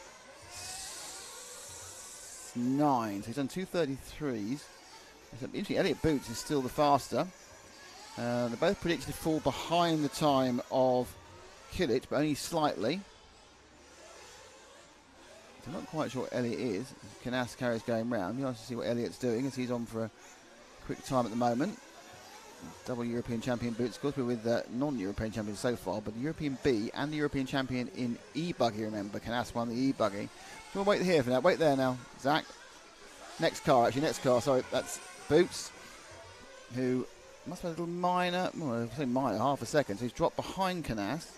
Canas now on for a 5:05 fight, which will actually stick him in between Kilic and Coelho. And if he actually finished with that, that would hand TQ back. Well, actually hand TQ to Bruno. Bruno would be the TQ if it carries on where it is. But if he carries on going quicker, he may actually get past where Bruno was and take the TQ himself, make the whole thing really confusing. 4.490. Yeah, he's now currently predicted to be actually the overall TQ as we watch Boots going round again. So Canas, who's just started slowly, has just belted it up, wound it up, faster and faster in that S-Works. And now, looking pretty good. Boots himself is looking like to get a hatful of points the first time. This will move him up with it. He's already in the semi-finals. This will move him up in the semi-finals. Will give him a lot of confidence. He's finally beginning to get into the track. Worked himself in the fifth round. So, another lap completed for Canas. And that was a 33.6. I think Canas could take the TQ on this round. It's very, very close. Let's move forward to Canas. So I think he's one car ahead. There he is. He takes his last couple. He's done 7. He's got 2 more laps to go. At the moment, I think he's going to take the round, which wouldn't, I don't think, give him the overall victory. Because I think the count back would send it back to Kilic. It's very complicated because, of course, Kilic moves with 3 points. Because he's got a 3. It would put Coelho back to 3rd.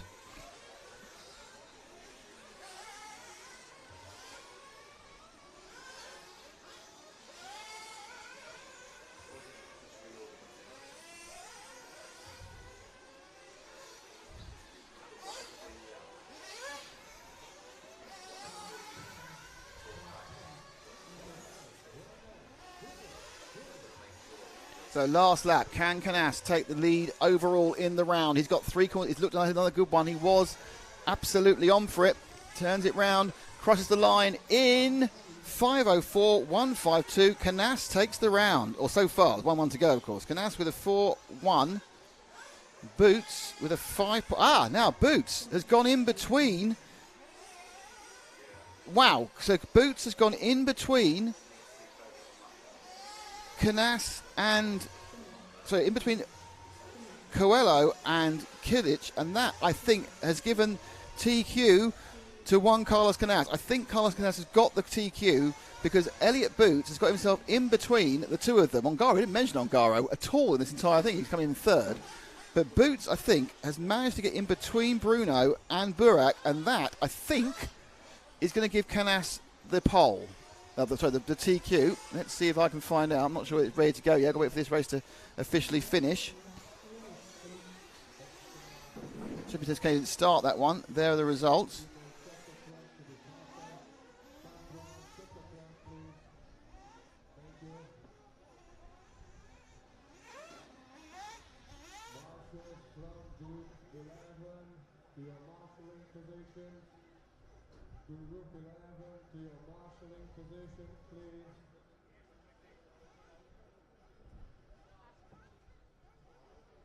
So, wow, now I'm just refreshing, doing the whole thing, finding out for you who is in the poll. Luckily, you can do this at this point. So the ranking lists on qualification. Here we go. Who is it? Who is it? Who is it? Who is it? Who is it with the 3? Oh, I've got one of those wheels of death. It's taking a while to calculate it. It's not coming. It's not coming. Come on, tell me. That's good. It's the time when your internet fails. It doesn't mean you need it most. Okay. I can officially confirm that as it stands at the moment, Juan Carlos Canas is your top qualifier. Burak Kilic is your second qualifier. And Bruno Coelho is your 3rd qualifier. However, that could still change if people in this heat, it won't change, actually it might change the overall poll as well. It depends what happens here. It can still be changed, but as it stands at the moment, it is Canas, Kilic, Coelho, 1, 2, 3. But if, for example, another driver gets in between Bruno and Kilic, Kilic then drops down to 3rd. If someone TQs this round, out of this group, then it gets, I think it goes back to Kilic again. So that's how close it is. That's how it's umming and ahhing and upping and downing and everything else. It is absolutely rocking and rolling. It is so close that if any of the drivers from this heat, and there's a couple of guys who might possibly be able to do it, do manage to TQ this one, they will change it all over again. So don't say to have excitement about this. So it's all getting a little bit up there. We've not seen, the only person we've seen who's looked likely to take a round from this heat has actually been João Figueiredo, who was very, very, very likely to. Oh, I'm being told my count back is wrong, and Jay Concepts GT that Kilic can't go third. I think he can. I think if someone gets in between him and Bruno again, they'll push him down to third. Because his results on round one is a 4 points too. Thank you, Jay Concept. I hadn't seen that one. Jay Concept pointed he cannot go out because he won't go back to 5. So that's really interesting. Thank you. I had missed he already had a 4. Thank you. So he can't go. He cannot go into third. So he's either first or second. So Kilic is first or second. Coelho seems to be third or lower. Canas is first or second. Is how I'm seeing it.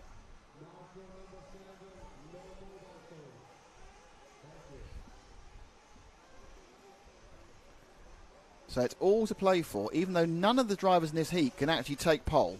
Oh, TQ, so I keep saying pole, it's like can take TQ. That's not possible for any of them to take TQ.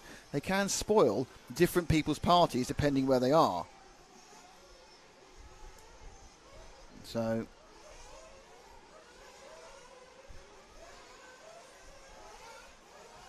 Burak will apparently always be ahead of Coelho.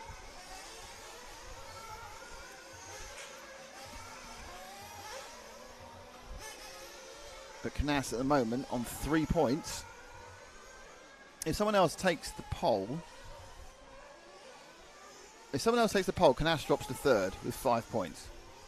So if Battle or Burton or Barufalo or Figueiredo or Una Hatton or Max Gotzel or Brian Baldo or Johnny Skidmore, Alexander Chetin or Pecco Evening or Andre Bento or Clement Bolo take the win of the round, they would push Juan Carlos Canas down to third and move Burak Kilic back up to first, and weirdly Bruno moved to second as well. Figueiredo realistically is the only person who could do this, and in doing it he was still moved to fourth.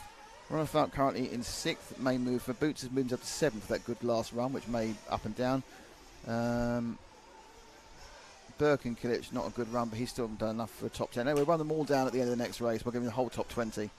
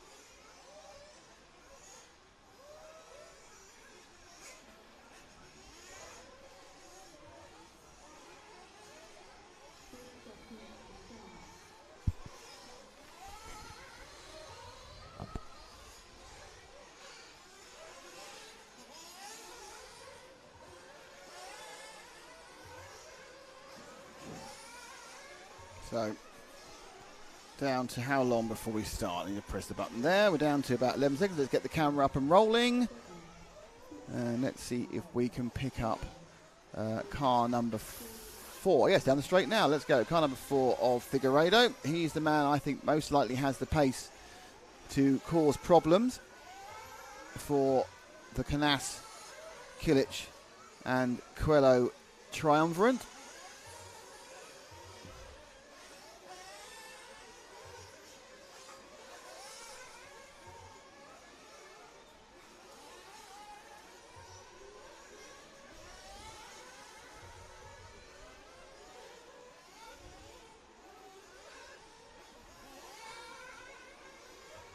So this is his first lap, and away he goes in 33.6. So straight off, Figueiredo is absolutely on it. And this could be very bad news for Juan Carlos Canas and very good news for Burke and Kilic.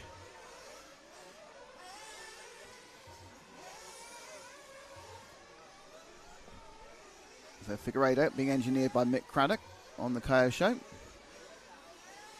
Well, Battle actually was even quicker with a 33.5, so there's two of them trying to spoil the party. Wasn't back marker issues here, and he moved out the way. Shouted by the locals. 34-0 for Figueiredo that time round. Robert Battle not really shown brilliantly so far, but I'm expecting that will improve. It's very, very tight in this middle field behind them. Ricky Burton showing a bit of presence as well. Battle goes to the top again on 7-3, so Battle looking very, very good. A couple of drivers, some of the older drivers found their mojo. So Boots absolutely found his mojo in the last heat. Down he goes, and that lap round was a 34-2, so pace just a little bit tricky and off there, I think, actually, for Figueiredo. Needs to find a couple more yards of speed.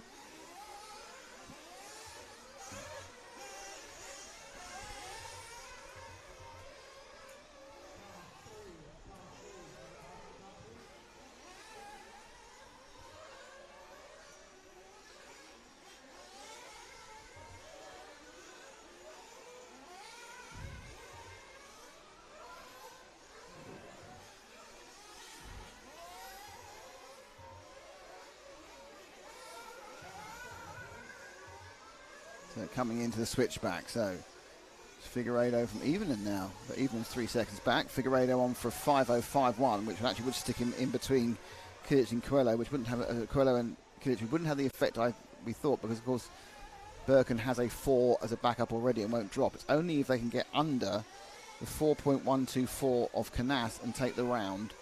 And the man who's looking at the moment is Robert Battle, so we need to find the number 1 car. So go back to the weight resting position. I'll tell you when he comes. Should be along in a moment, like a London bus. There he is now. This one coming down the hill. That's the one. That's Robert. Last time around a 33.9. Still on for round TQ, but only by 0.2 of a second. So he's going to have to make sure he gets everything right. The man who won the European Championship in 2007. That's 15 years ago he was European champion. He was also European champion in 2011 and European champion in 2017. And he was world champion in 2012. And certainly, he's actually Spanish champion last year, so it's not all about the past. He's got an issue with the traffic car in front of him. That needs to be moved out of the way very rapidly by the referee. 33.3. Fantastic lap time by Robert there. Obviously very impressed to be with us. Now look, this car needs to get out of the way. And they've gone. Still cost him a few tenths. So is Robert going to throw his hat into the ring for this championship in round 5? And in doing so, bequeath Birkin Kilic the pole position. Or I keep saying, I'm going to say it's the pole position flip. I know it's TQ. Figueiredo is on for a 5. So Kilic is going to be dropping this round, whatever happens. But it doesn't matter. He's got that 4 from, I think, round 2 or round 1. Robert on for... Oh, up then it's all gone. And that is great news for Juan Carlos Canas. Because with that error, it's going to drop Robert from being able to take the TQ of the round, and in doing that, it's going to mean that Canas will stay TQ of the round, and Canas will stay TQ of the entire event. How many seconds was that he lost? It's up to now for 5 seconds. 5 seconds. In fact, Figueiredo now is the top scorer in this one. Oh, Robert, it's so close. But we can pretty much now declare, and we can declare, that Juan Carlos Canas is your TQ of the 2022 1/8 off-road Euros. The second, oh, it's just got worse now.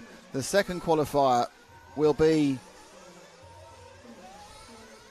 Burak Kilic, and the third qualifier will be Bruno Coelho. That's your 1, 2, and 3, and we will give you the top 16 in just a couple of seconds.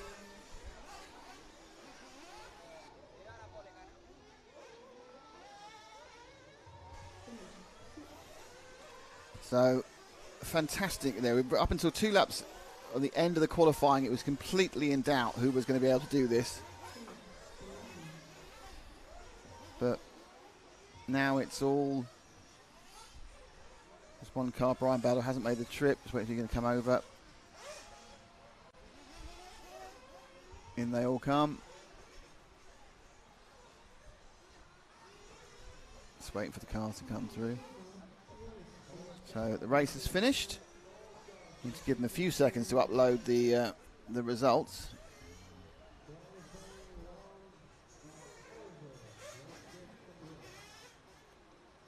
Where are we at? Okay, this is your official top rankings for the 2022 EFRA 1/8 off-road viewers. Your pole sitting, cute second, I'll start again. For the EFRA 22, your TQ man with 3 points is one Carlos Canas of Spain. In second, it is Burak Kilic from Germany, and third is Bruno Coelho from Portugal. Your fourth qualifier is Davide Ongaro from Italy, and it's Hal Figueiredo from Portugal in 5. They run out the Swede is 6, and then Birken Kilic from Germany is in 7. Elliot Boots has qualified 8th for the UK. Ricardo Burton is in 9th, and Marco Baruffalo in 10th, both for Italy. Spain's Royal Battle off that disappointing last run is in 11th. 12th is Ricardo Montero from Portugal. It's the Spanish junior Daniel Parente in 13th. Pekko Ivanen goes straight into the semi-finals in 14th. Jorn Neumann from Pekko's from Finland, of course. Jorn Neumann from Germany is in 15th, and Oscar Baldo takes the last slot in the semi-finals for Spain. Just missing out is Una Hatton in 17th, Jordan Lott from France in 18th, Alex Ancetti, the Italian, in 19th, Johnny Skidmore for UK in 20, Andrea Trevisan is 21st, Renaud Savoy is 22nd, and Alejandro Perez is in 23rd, Theo Lemarie 24th, Hampus Berg 25th, Oscar Navarro 26th, Penny Clumsy 27th, Pedro Gomez 28th, Giuseppe Toscani 29th, and Martin Volanka is in 30th. In the real issue, who is qualified above whom? Joseph Quagreen qualifies in 42nd, whereas in 46th place is Jessica Palston. JQ is allowed to continue racing for at least one more day. Right, that winds up this morning's action for you. We'll be back after lunch with some finals action. The time we're back is 3 o'clock-ish local, which is 4 o'clock in Europe. And we look forward to seeing you then. Thank you for being with us, and have a nice lunchtime.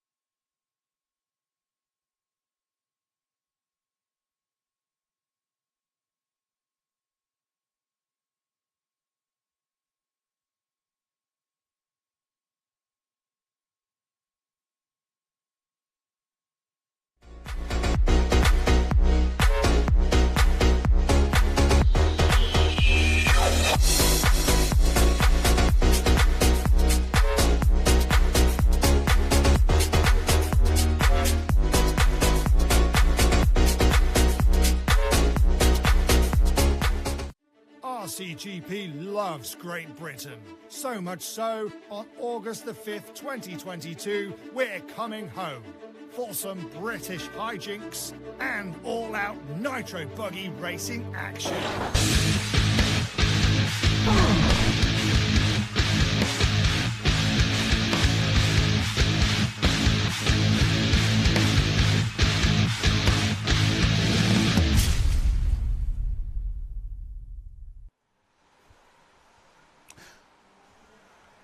Hello, everybody.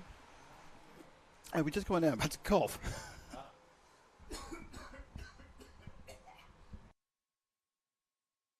Another super smooth entry there. Nick comes back on air immediately, tickly throat. I did wonder why you paused. So we're coming back now. This is the afternoon of the very much lower finals here in Portugal for the 1/8 Off-Road Euros 22. We've got 6 finals, I think, this afternoon. Starting with a pair of 256 finals, 4 of whom will bump up. And it's Sergio Gomez in 1 from Portugal, Raul Infante in 2 from Spain, Fernando Cabrera from Spain in 3, Marwin de Groot from Netherlands in 4, Koen Middelkoop from Netherlands in 5, Juuso Tieranen in Finland in 6, Jose Ribeiro 7 from Switzerland, Serafim Kota 8 from Portugal, and Paulo Almeida from Portugal on 9.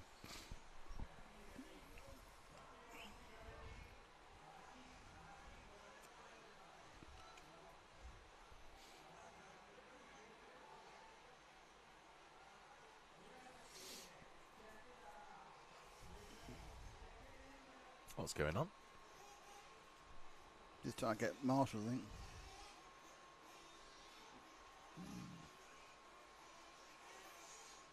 Someone broken the chair.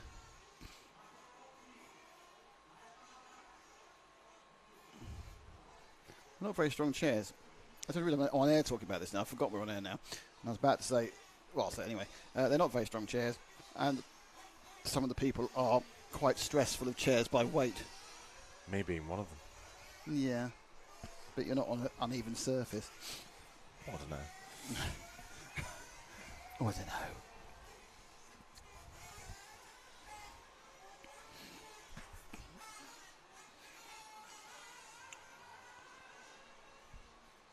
So there will be a 3-minute warm-up, and then we have the excitement of a 20-minute final? Yeah, 20-minute final. I need to check something. All the kart tyres are laid out, delineating the start points. We've actually polished them up and sort of painted them, varnished them. It's quite nice. Get to that in a second. Say like hello and thank you to invisiblespeed.net and S-Works and RCGP who are sponsoring the event, and obviously thank you to EFRA who are the organising body for this big race. It's a big race.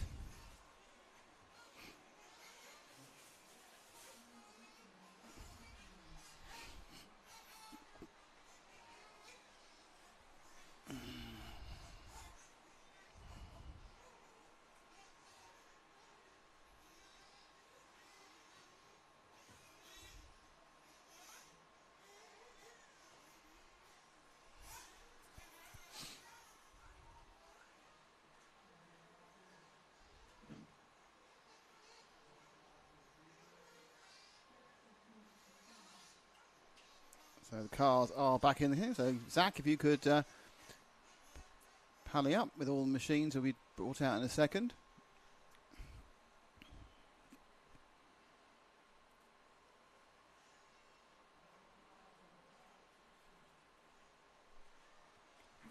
And cars in the grid.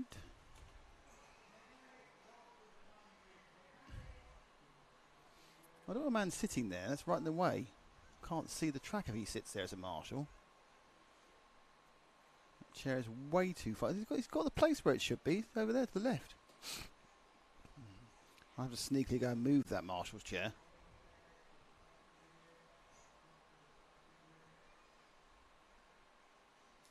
Okay, get ready for the first final. There are 9 starters, 4 of which will bump up to the 128th. 20 minutes, probably 2 stops. 1, 2, 3, 4, 5, 6, 7 of the 9 are over 40. So it's a mature race, this one. Cars are down. Oh, that was a massive jump start by Gomez. I don't get called for it, but Sergio Gomez jumped the start by a country mile, and he's now just hit the barrier. He's hit the barrier now. So, yeah, and the lead is over. So we'll wait a while and let it settle down and see who ends up ahead and who ends up behind. The two cars dicing. I don't think for a second they're car 1 and 2, but we'll find out when they come up and over and pass me in a minute. They're going over the rollers.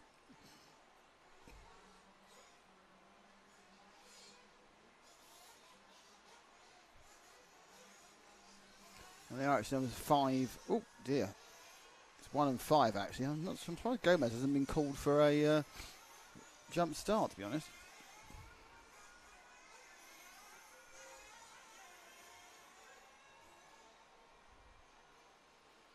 Pulling away as he is now. Seems to have lost one of the cars already. Oh no, just very late. So this is our leader, Sergio Gomez.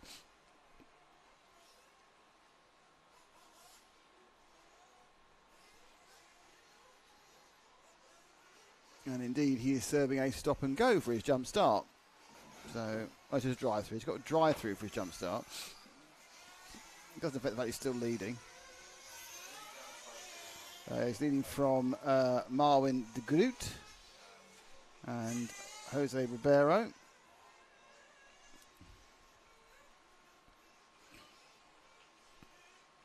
Let's just drop back one to de Groot, because who knows what's going to happen in the next 20 minutes. There's de Groot, the other white and yellow car. More than struggling for the 42nd mark for laps. Well, there's the leader on his back, so I think de Groot now has taken the lead. Might be wrong. Already the cars all over the place. But I think this now is Marvin in the lead, yeah.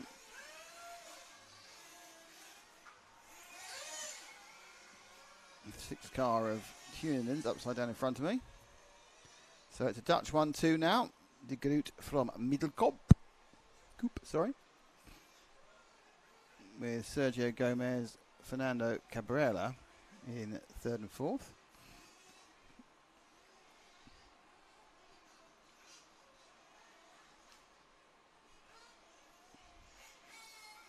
When we get a bit further on in time, we'll start looking at the key positions actually, of course, which is 4th and 5th, which is the bump ups.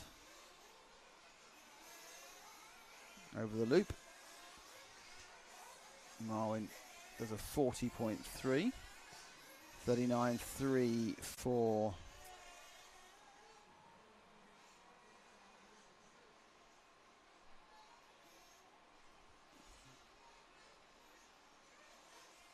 Middelkoop, Ribeiro, and then Gomes.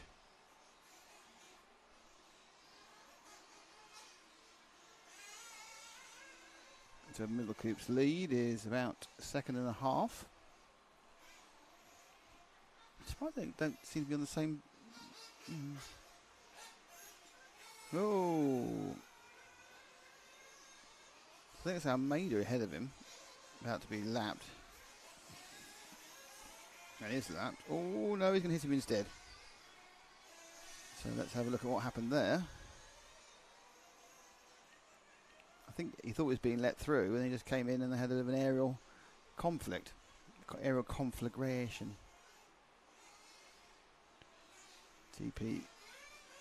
T-Pro Racing. Oh, there's our leader sitting in a fence. However, his lead is now 7 seconds from Sergio Gomez. Kerr Middelkoop had a very bad lap last time around, dropped right down. So de Groot leads, Gomez 2nd, Cabrera 3rd, Ribeiro 4th, Middelkoop 5th.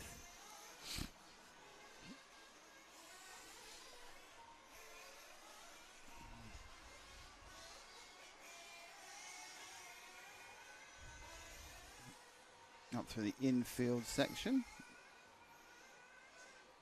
Lead, as you can see, is about 3.1 seconds. That isn't 2nd place behind him. Drop back 2, Zach, and that will be 2nd place if it turns up, which should be Sergio Gomez.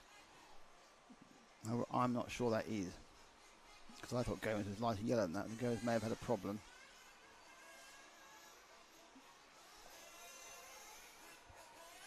Could be wrong. Let's see who's in 2nd. Nope, there is Gomez apparently. Was that Cabrera? I missed something in the middle. It's Cabrera, isn't it? That's the third place man, that's why. So the car behind was actually Gomez. I thought it was a back marker. Anyway, it doesn't matter.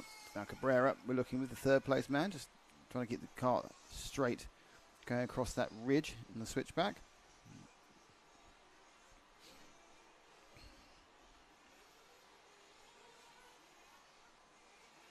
Oh, that's not the track. That's all right. Got away with that one. Heart and mouth.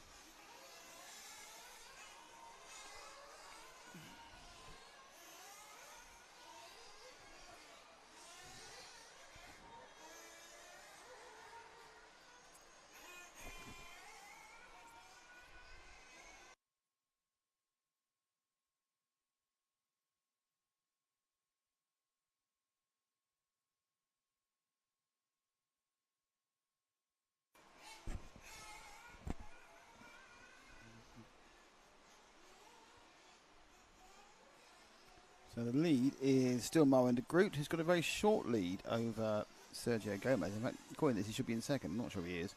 It is it. Gomez has just taken the lead.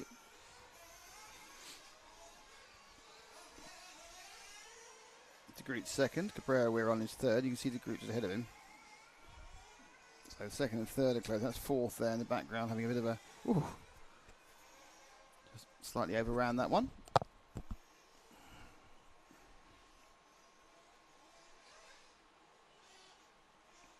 Obviously, top internal tabletop on that 180. Oh, well, more than, not quite 180 hairpin. So he's gaining on De Groot. So Cabrera and De Groot coming together for second and third. Looking to bump up to the next final. Fuel stop. Let's see. Oh, dear. So fuel stop comes in. Doesn't get quite right at the entry. That's cost me a few seconds. Absolutely into the dark now. He's right over there. We're going to sort that one out.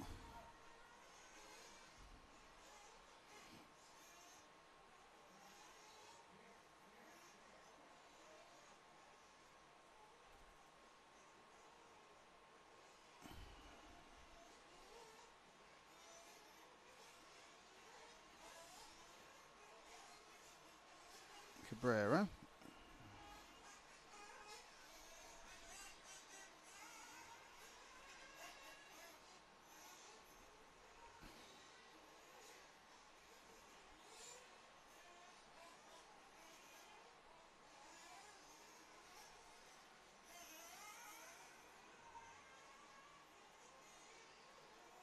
So, ooh, there you go. Despite that bad entry, he's still come out just ahead of De Groot. So that's second and third. So, oh no, De Groot out the inside. Bit of a battle here now between the second and third. Okay, where's De Groot? This is De Groot and Cabrera. Cabrera's leading now in the yellow, and oh, red been hit. Oh, no sense of waiting there for De Groot. I'm sure Cabrera will remember that in a minute.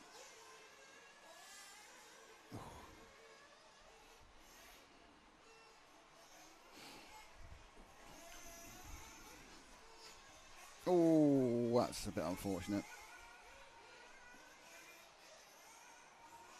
Picked up. Bad landing, slap landing, got landed and then pinged off the rebound of the bottom of the chassis. Got the zoom of doom.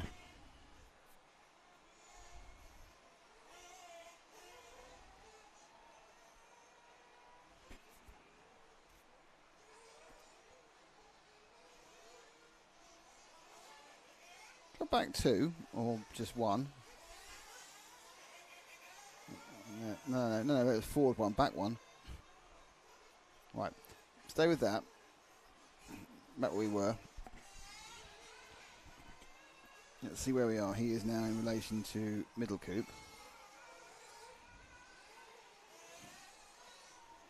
The answer is a long way away. So middle coupe's 5 seconds behind in fourth. Oh, that's not the way you go.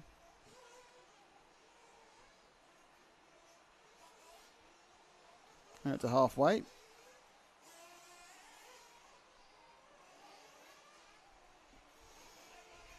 Portugal, Netherlands. Spain, Netherlands. Another upside down moment for Cabrera. I think that was middle clip going past him.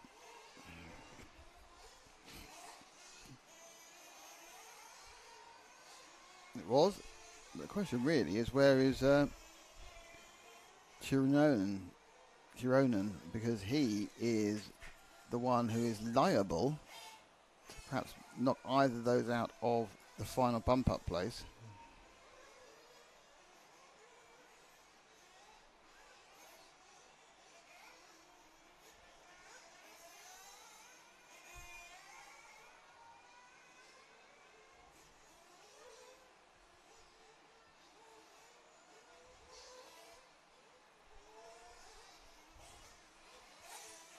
Oh.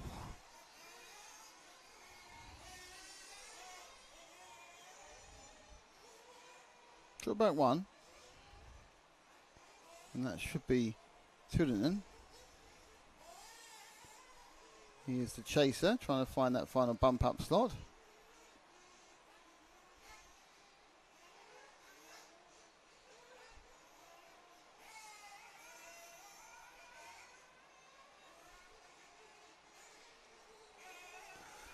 Oh dear.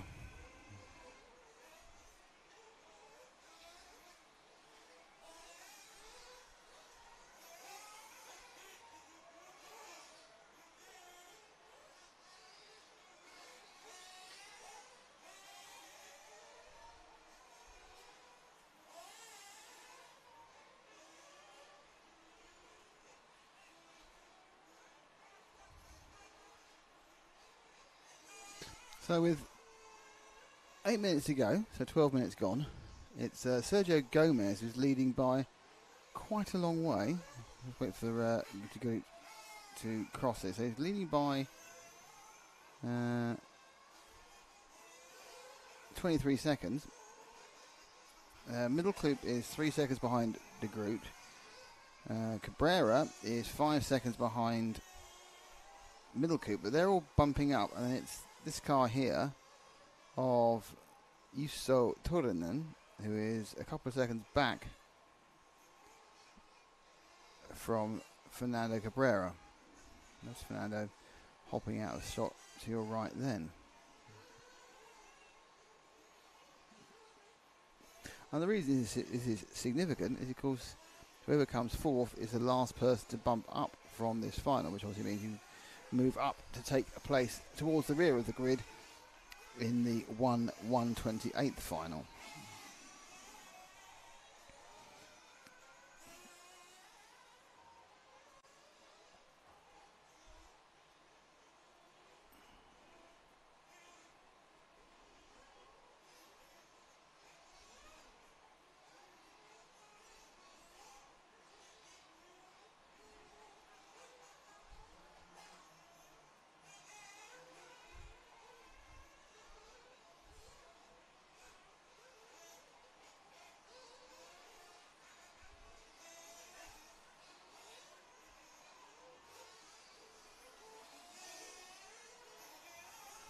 There you come. Another lap completed. Turunen now in third. Got past Cabrera.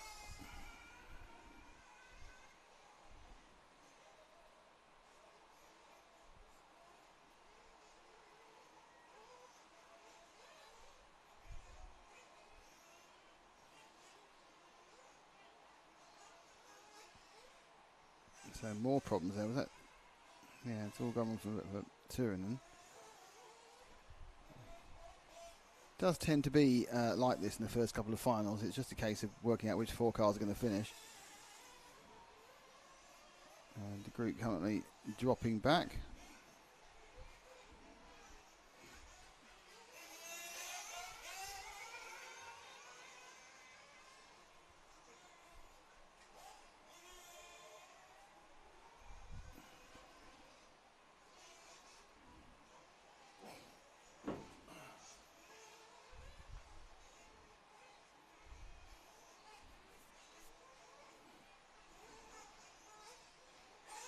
Oh, I'll take some fuel.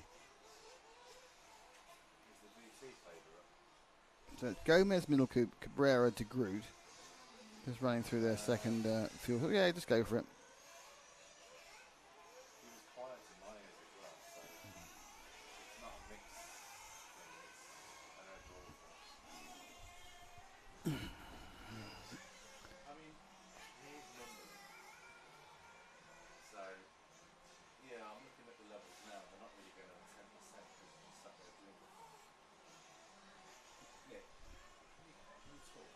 So, Gomez from Middle Coupe, from Marvin de Groot, Fernando Cabrera, Jussi Turunen. Turunen had a very bad lap a minute ago, which has taken him right out of contention. I think he had a flame out. We saw him being rescued. It was a minute 27, so we're at the pit situation here, but I think only 4 cars are sort of on the lead lap. Yeah, I mean, Fernando Cabrera is 40 seconds ahead of Marin de Groot had a bad lap as well, so there's still a possibility for all these people because other people have mistakes around them. So Gomez has got a big lead. Cohen Middle Clip is okay.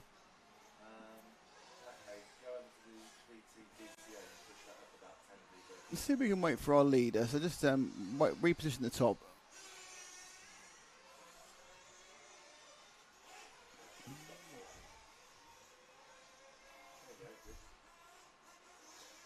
Well, there he is, that one white into yellow. That's he had to be marshalled before he got onto the camera. Hence he was 5 seconds, but he is in the lead by quite a long way. Sergio Gomez.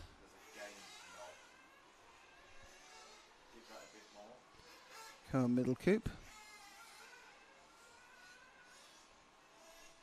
is a long way behind. Still doesn't complete the next lap yet. So he's 31 seconds back, is Middle Coupe. Fernando Cabrera, I'm not sure how much further behind he is than Cohen Middle Coupe with 3 minutes to go, 2.5 minutes to go. He's 13 seconds behind. Marvin de Groot, another bad lap. He's only 4 seconds behind Fernando, and the bump up place, which should be taken, which Jussi Turunen was going for before he had that very bad lap, is a long way back. So the top 4 pretty safe and secure. Barring disaster, which in fairness all these drivers are liable to commit a disaster at some point.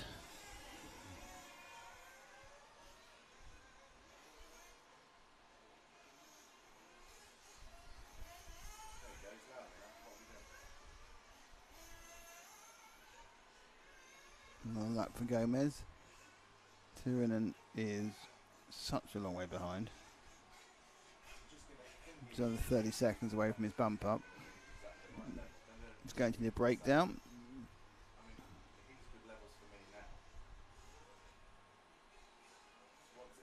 Look, it might well get lapped actually. Oh, by Gomez. But he has been lapped. So Middle Coupe's missing. Middle Coupe is missing. This throws it all open. Middle Coupe goes, no, he's back again. He's had a 49-second lap, so he was quite missing. But a 49-second lap was more of an issue. So Gomez now leading by a lap, so that's all right for him after a jump start.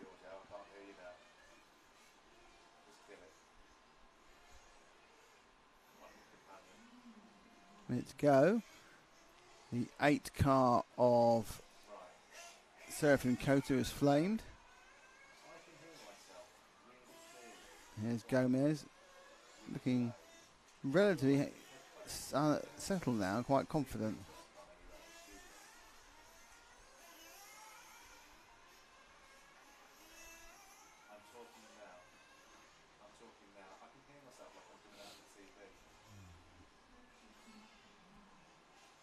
Oh, well, it doesn't really matter, his lap ahead, so a swift bit of rolling isn't going to be a problem.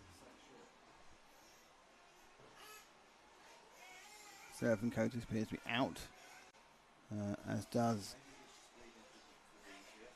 looks like Jussi Turunen has finished. Sergio Gomez, 6 seconds to go. So Jussi Turunen is missing and retired. They're on their last laps now. Oof, flew up the inside of the purple car. Raul Infante has moved into 5th.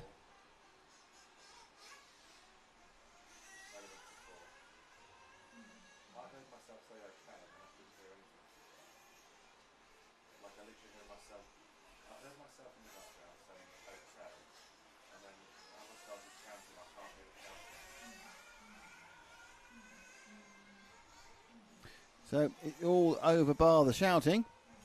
And there's not much shouting in it, to be honest. So the result is, though we are waiting for Middle Coupe to actually finish officially, even though it doesn't fit his position, because he crossed the line half a second to go, you have Sergio Gomez, co-Middle Coupe, Fernando Cabrera and Marwin de Groot. So good day for the Netherlands. Their two drivers both bumped up. They are bumping up Raul Infante, Jose Ribeiro, Jussi Turunen, Paulo Almeida and Serafin Kota. That is the end of their European Championships for this year.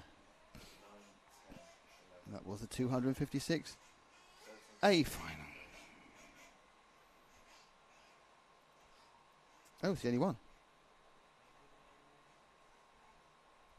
It's the 256 B final.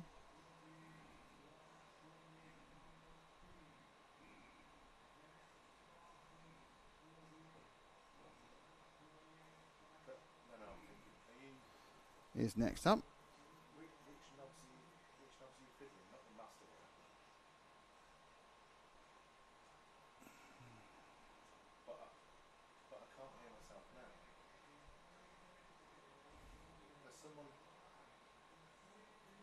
If you are watching on YouTube, I'm going to stop and then restart the YouTube streams because they're only allowed to run for 8 hours and we've been going about 7.5 and there's 2 more to go. So this is a good place to stop and start the YouTube, the Facebook stream. So if you're on YouTube, they're fine. If you're on the Facebook, we're going to stop the Facebook stream on RC Racing TV and we're going to stop the Facebook stream on EFRA and then we'll start a new one in about 30 seconds.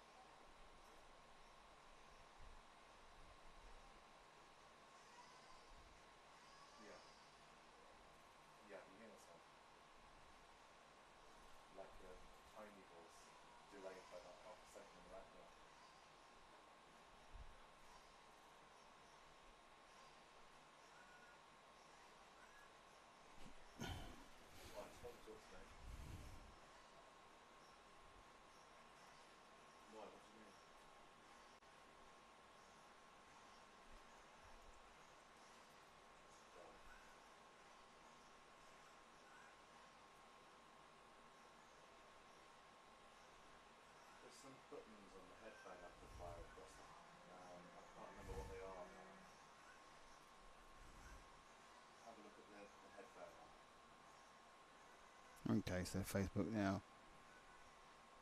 firing back up again.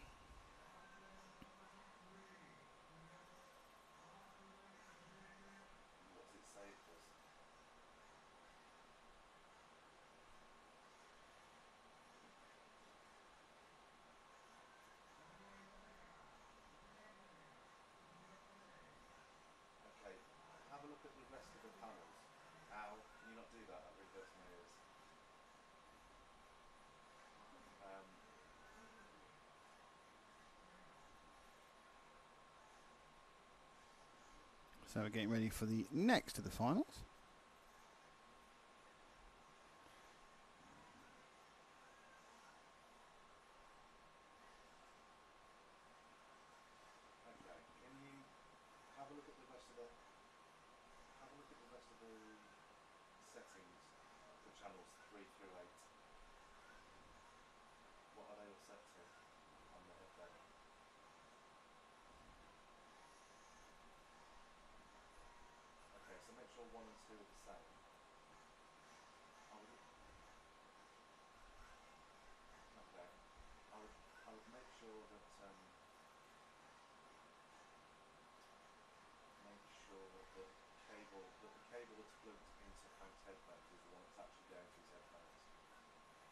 isn't it weird and mix them up on the top switches or anything? I know they don't go through top switch, but the mics do, but the headphones just go, and the headphones just literally straight in. So just make sure you've not crossed the extenders over.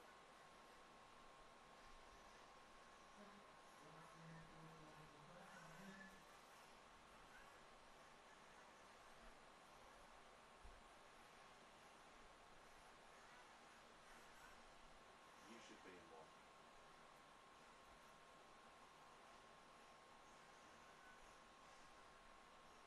Hello.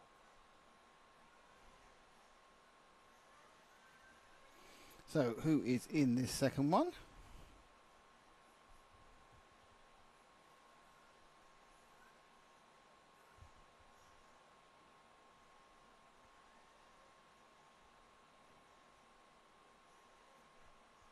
Let me tell you. It's exciting, isn't it? Okay. So we have Bernardo Neto from Portugal in 1, Thomas Nunes from Portugal in 2, Daniel Jose de Silva in 3 from Switzerland, Jose Miguel Laranjeira Ribeiro in 4 from Portugal, Sergio Bamonde from Spain in 5, Sergio Gonzalez from Spain in 6, Goncalo Costa from Portugal in 7, Nuno Fiera from Portugal in 8, and Jan Eichhorn from the Netherlands in 9. So far we have 100% qualification for the Dutch drivers. So can Jan from the back of the grid heat this one up? It's the super bump up Dutch at the moment.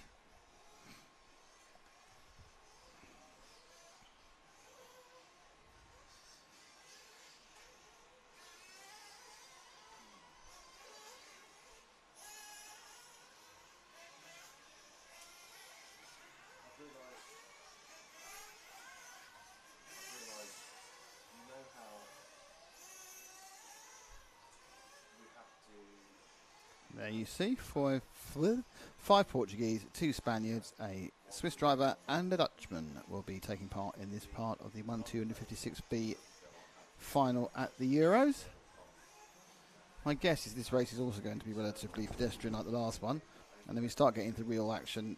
We move to the next race and pick up people who've not struggled so much.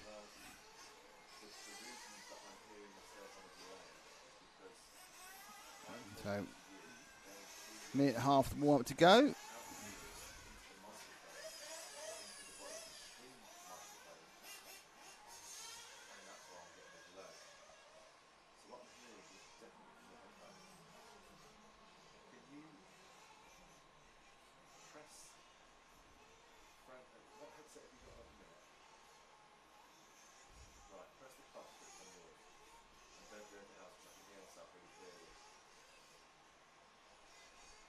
Someone's flamed already, but that's fine because you can restart. The race hasn't got going yet.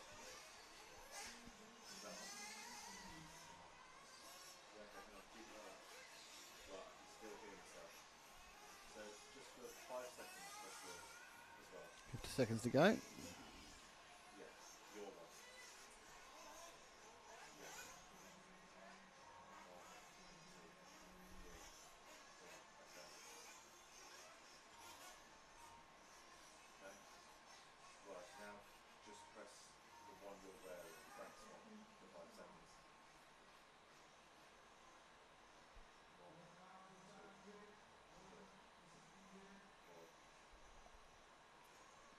Hello to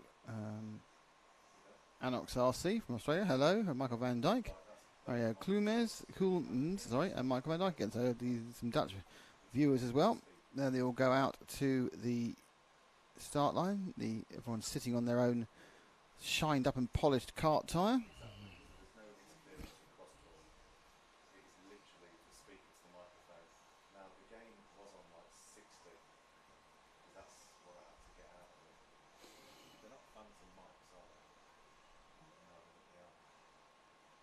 Hello to everybody.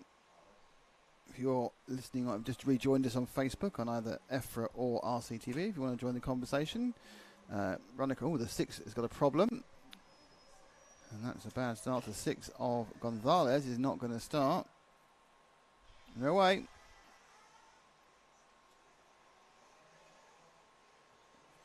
So Sergio Gonzalez had to make a late start. Has he started at all?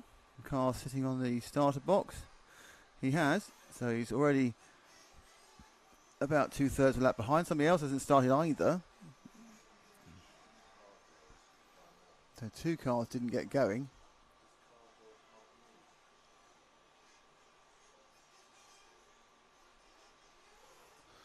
So let's see how many actually crossed the line. My guess is 7, possibly 8. There's your leader, and that is the 4 car of Jose Laranja. And it's the Silva, the Nunez, it must be Neto who didn't start. Neto stalled off the line, so the pole man didn't start. We got 2 people, Neto and Gonzalez. I think Gonzalez will cross the line at some point in the near future. But Neto looks like he's not running. He was on the grid, didn't start, been taken back behind the wall, as the Americans would say, and not running. So 8 drivers fight for 4 places. Laranja with a 38-second lap, that's not bad. It's a short lap, of course, the first one, just remembered. This time round 37.40.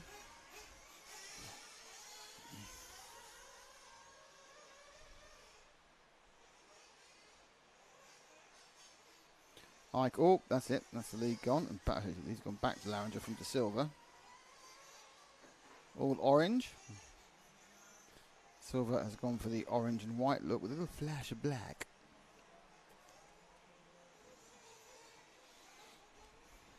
Nope. And that's a roll.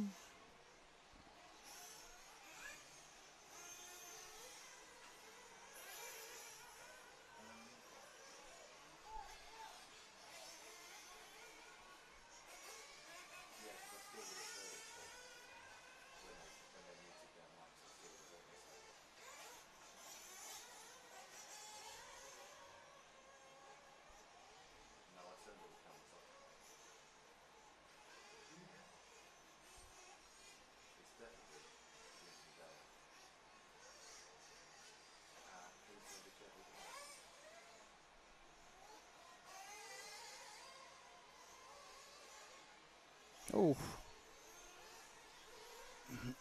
See a few cars have just done that last corner dive, cut it a bit tight and bang, straight into the cart tyre. Oh, a bit short on that second one. Oh. Just crawling his way across that inner field. Very shiny tyres, that will say. He's invested in a new set for this final.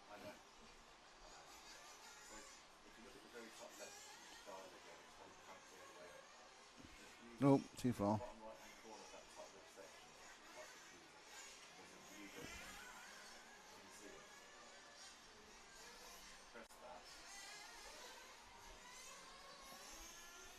Sort of the corner. 42, that one. Drop back one. That should be Nunez. There he is. Oh, it's a battle. A big battle of Nunez Icon. Jan Icon up from 9th, trying to keep that 100% Dutch bump up record so far. Oh, that's good, the Icon car. I take it therefore he was last due to a combination of issues.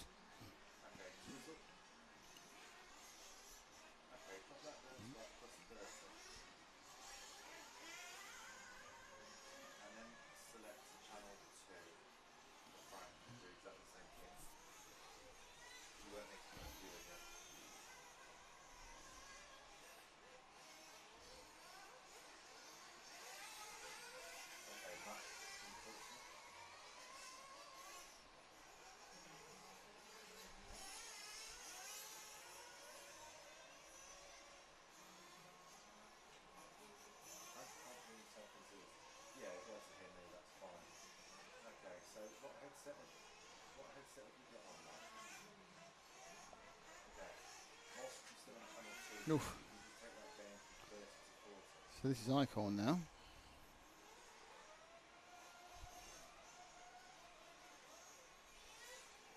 Nice little gap for Icon. Nunez now quite a way behind. Oh, another car stopped running. I'm not sure it's a Nunez car, but it's certainly a long gap. No, Nunez is behind, but he's 6 seconds back.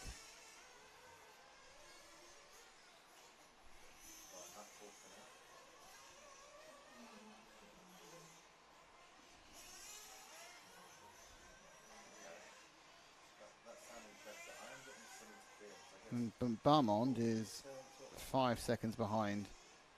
Nunes, Costa is 4 seconds back as well.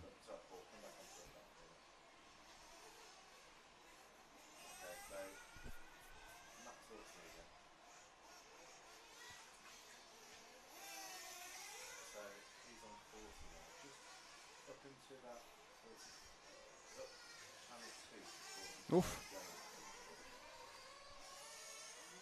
Just need to capture the zoom of doom. And the TP Pro replay coming over the. Oh, that was going wrong for quite a while. And there's the zoom of doom in slow motion. That's Icon. Oh, no, car upside down again.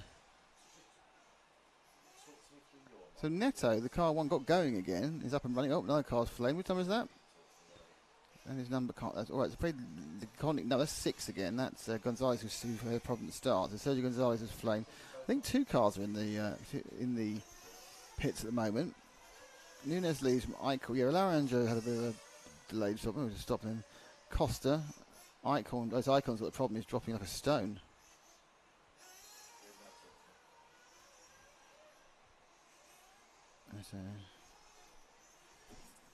So Neto, Gonzalez, De Silva and Ferreira are all off laps already. Icon seems to be off laps as well.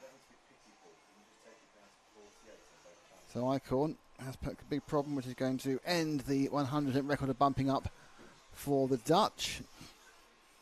It means that Neto, who didn't start the race, has an outside chance of actually catching up and bumping himself. It's 1 minute and 7 seconds. Race, yeah, oh, Icon is running again. So Icon's back running again. So he's flamed and got going in 5th. But he's a lap basically behind Larangier now.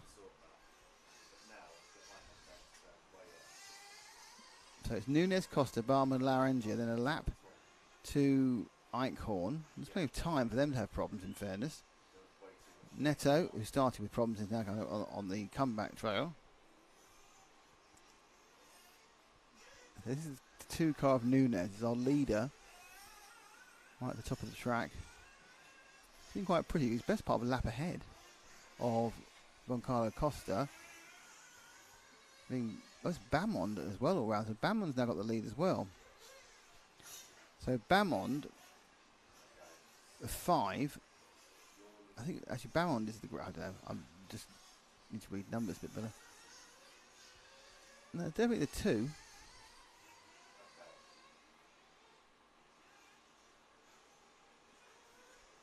So I'm sure this is Nunes.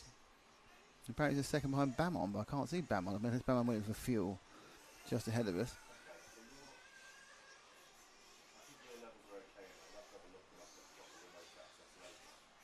So there is Nunes. He's back. Yeah, Bamon must have gone in for fuel just ahead of us. I must have missed that point. So Bamon has taken some fuel, moves into second, and he's taken now when he crosses the line in the 5 areas now. So that was a fuel stop for Bamond.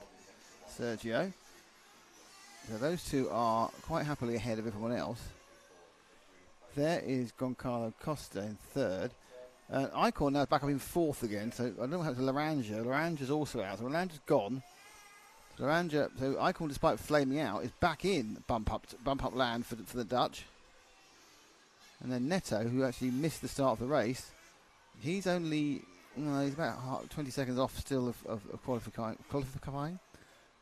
So Icon flamed out, lost some time, back up and running again. Someone else has flamed again now. I think it might be the 7. That might be Costa actually. Just think that Costa may have gone. I'm going to stay with Nunes because he's the only person really who's actually running around the track regularly. I'm actually certain that Costa has indeed flamed as well. So a lot of people having a problem keeping the cars running for 20 minutes. It's a hot day. It needs hot setting. Costa's running. No, Costa is out there. So who is it back in the pits? Icon.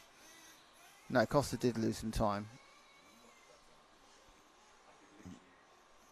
Somebody else has flamed again. Who's that? That's the orange car of 4.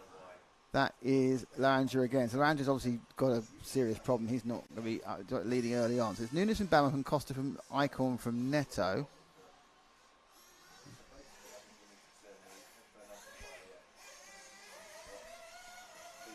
The number 1 car is upside down in front of me of Neto. Doing the stall, like revving it to Billio. I think 7 cars are running at the moment. For half the race, just under half the race to go. You see if you can find car 5. It's about to go start finish. It's Bamond. There he is, car down the line now. Just because we've been stuck on Nunez for hours, so let's go have a look at Bamond in a second. Because really all that's happening is we're just waiting to see who breaks down behind him. Costa's in 3rd. Not overdue. Icorn's in 4th. Oh, another mistake in front of us. Noisy mistake for the 1 of Neto. So Icorn, I would say, is also gaining on Goncalo. Gained 2 seconds that time round.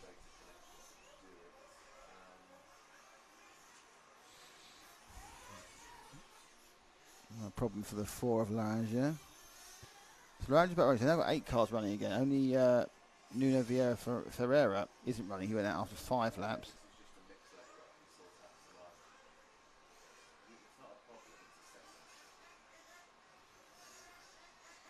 Kind of waving there from one of the marshals, like what the heck's going on.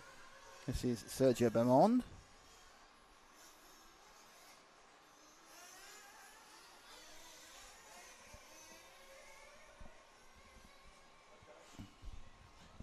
Oh! Bamond had a big lead over Icons. Icons now picked up 3rd again. Because obviously, after a mistake by Goncalo Costa in the last race. It could actually be the 2nd stop, but anyway. Icorn, after flaming, is back up to 3rd.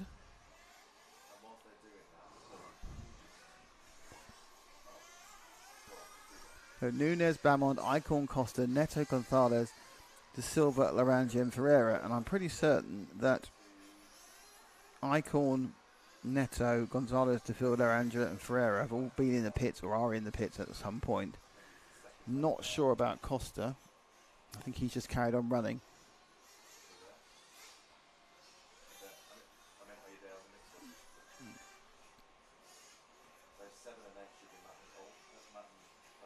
Yeah.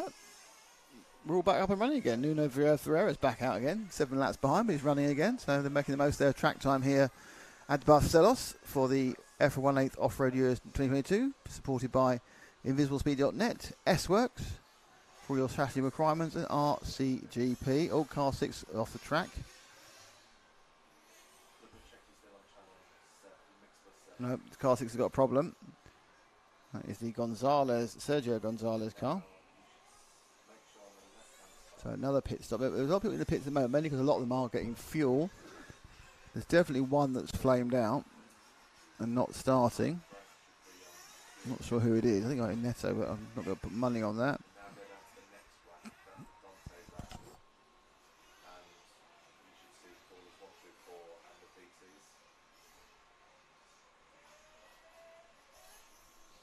So quite simply have missing results for a couple of the teams, a couple of the cars that are in there again, but you know, they'll get started, some of them. So Nunez, I wonder if Nunez is actually, I think Nunez is late. I think our leader's got a problem. I think he may have flamed out in the pits, I'm not certain. There's a bright light yellow car. Nunez very much overdue. There he is. So he did have a, just a mediumly long 151. That's more probably just a slow pit stop. Bamond goes over. Icorn is there as well.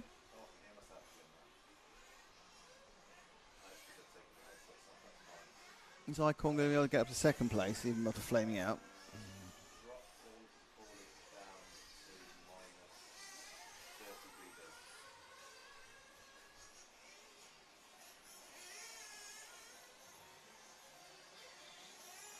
Bernardo Neto, the one car is missing.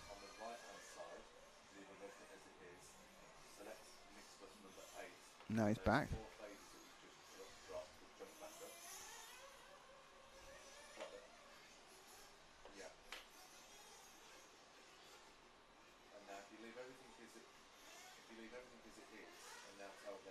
So Icorn has got himself into 2nd place.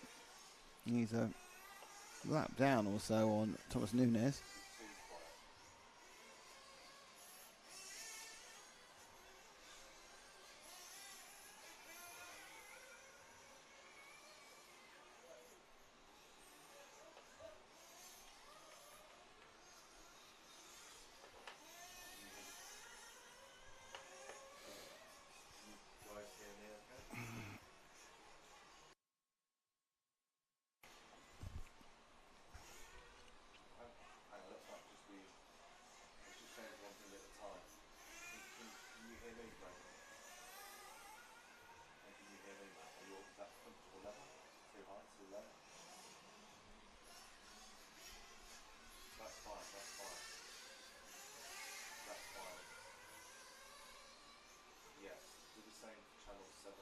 Oh, that was close. That was not in control, that machine. 7 of Costa in 4th on camera.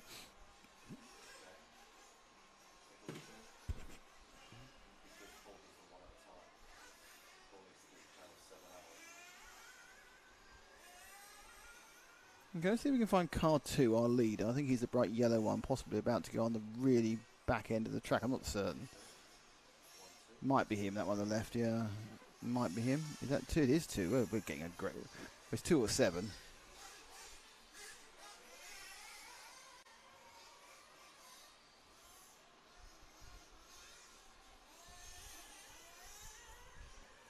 So Costa is 27 seconds ahead of Neto in for the final bump up. Oh dear. See what happened there with the T-Pro Racing replay. That's the end of the accident. That's car 2 fine. And then he gets absolutely clommoxed by 6 of Gonzalez.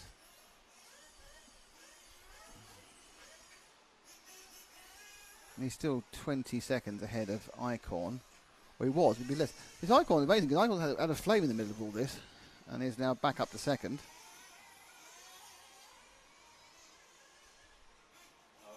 But Icon's best lap time is 2 seconds faster than everyone else apart from Jose De Silva, so Daniel Jose De Silva, who's also got 37, but weirdly.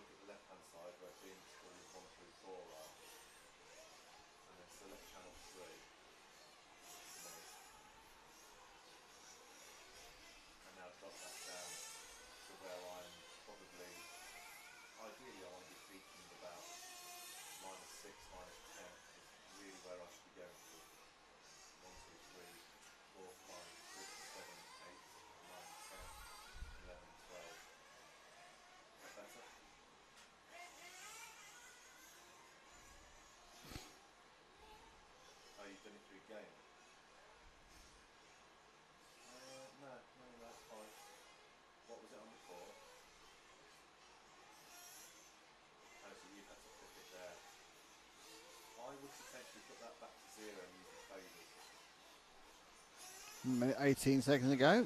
Looks like Nunez is going to hold on for the win here from Icon. Bamond is further 33 seconds behind them. And then you have Costa in 4th and bumping up, and he's got a 33-second lead over Bernardo Neto. Costa officially is missing. I think, is that right? Have we lost him? No, he's back on again, just very late again, 56 seconds. So Costa's lead will drop down to less.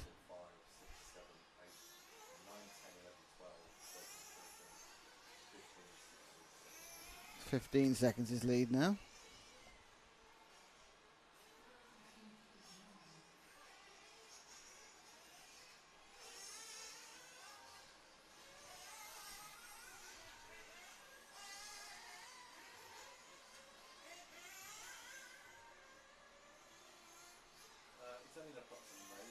So starting their last lap, most of them.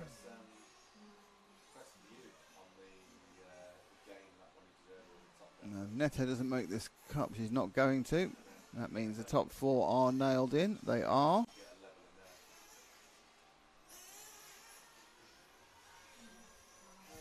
So Neto is 5th, as you can see. So it's Thomas Nunez who wins this one. Yeah, and Icon will come in 2nd despite having a flame and continue the Dutch 100% bump up record from 2 races. Sergio Bamond is in 3rd, and Goncalo Costa takes the bump for the next level. Right, we've got through that, which is always a little bit painful. And now we're getting into some slightly more competitive racing.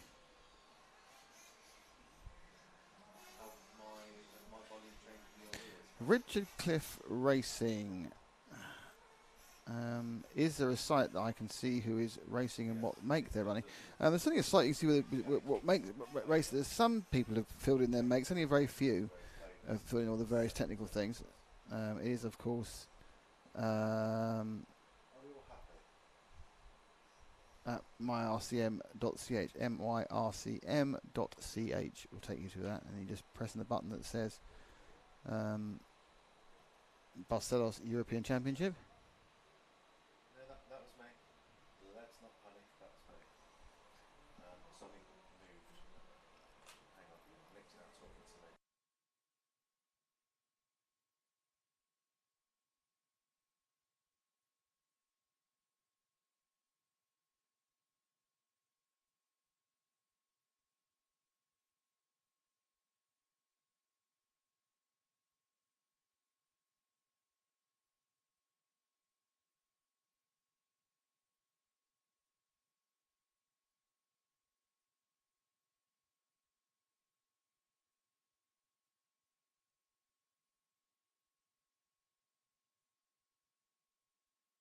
Right, so let's go for the old 128th day final.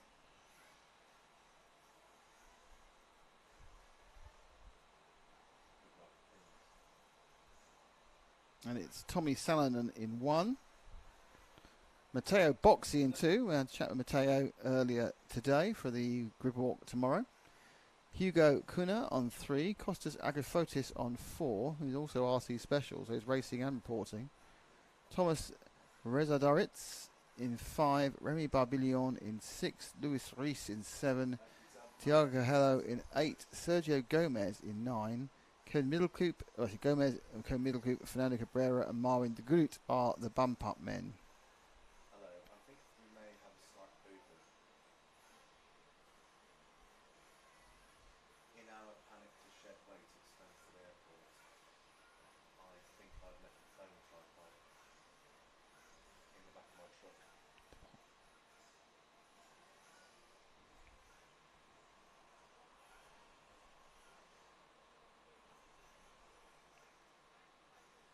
If you can meet me halfway, that'd be great.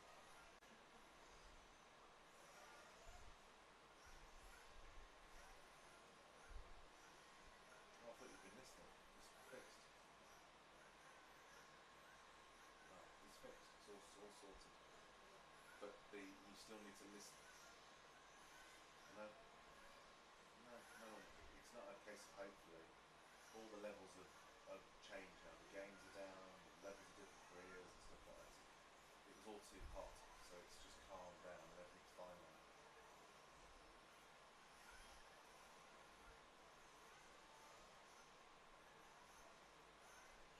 Here goes all the revving.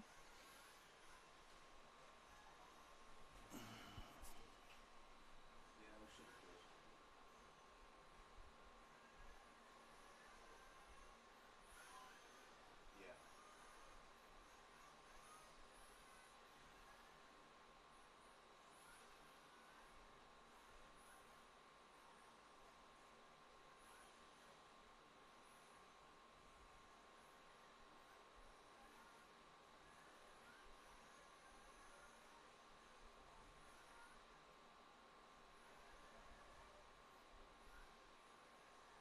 Yeah. I can see it here on the recorder.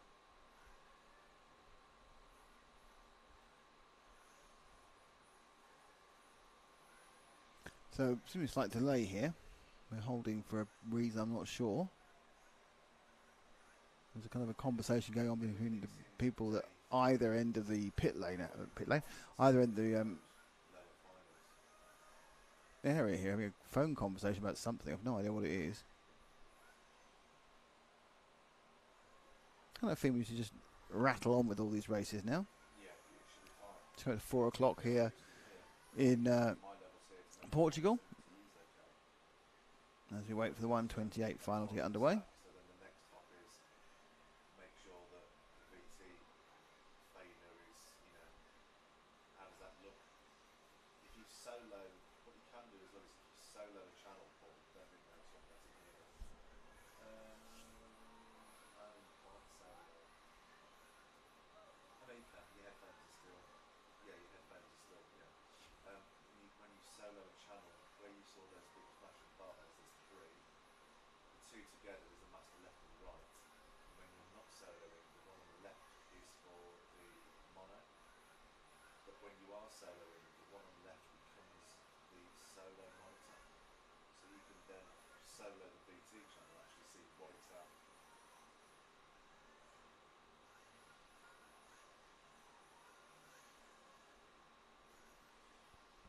Cool. Can we do more later? Because I'm honestly about to take my own life. I can't take any more of these audio settings right now. Releasing the cars. I've got 3 minutes of warm-up to go. Southern, Boxy, Kuna, Agrafotis, Remy Barbillon, Reese, the other Coelho, Gomez, Middle Coupe, Cabrera and De Groot.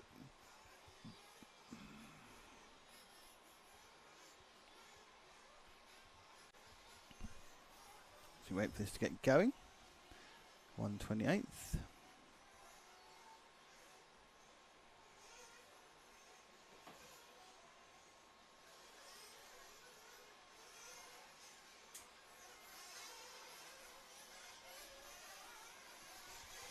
What's going on now? Right. Oh dear. What's going on there?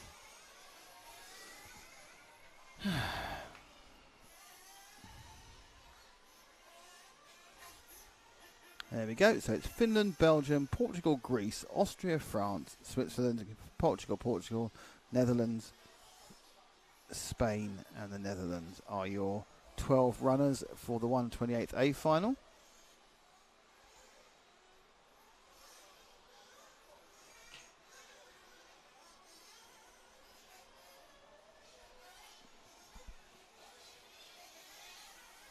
Here comes Chris. Hello, Chris. Chris Circus.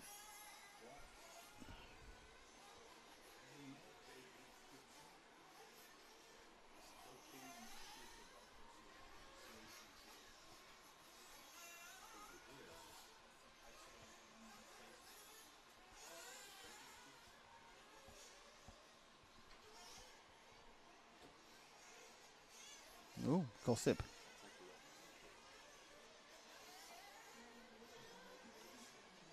Dave Gibson. Ibsen, the poet and playwright. It's very erudite. Didn't know we were talking about that.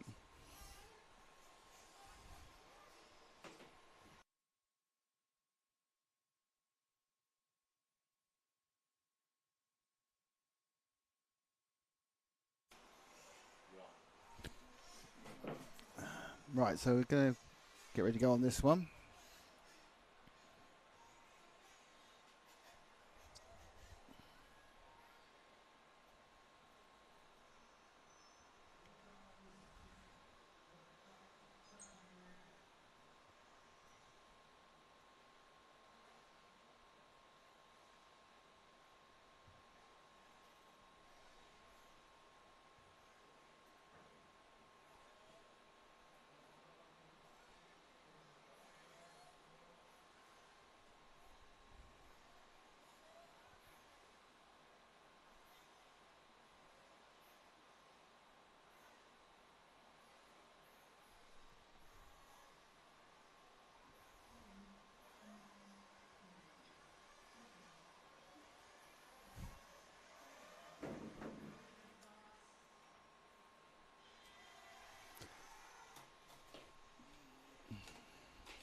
And they're away.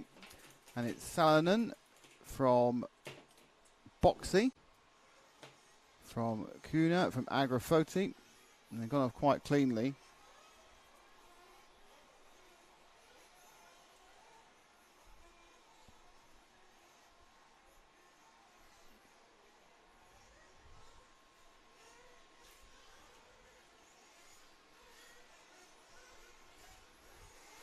And over the line. So first lap completed, and it is, in fact, in the lead. Timo Salonen, Matteo Boxy second, Kuna third.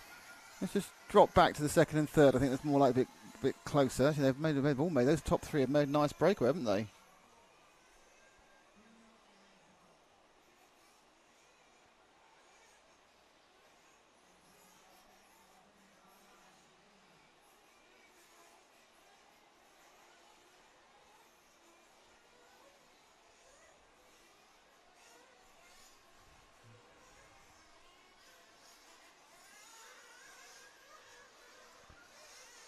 So over the line goes Matteo Boxing.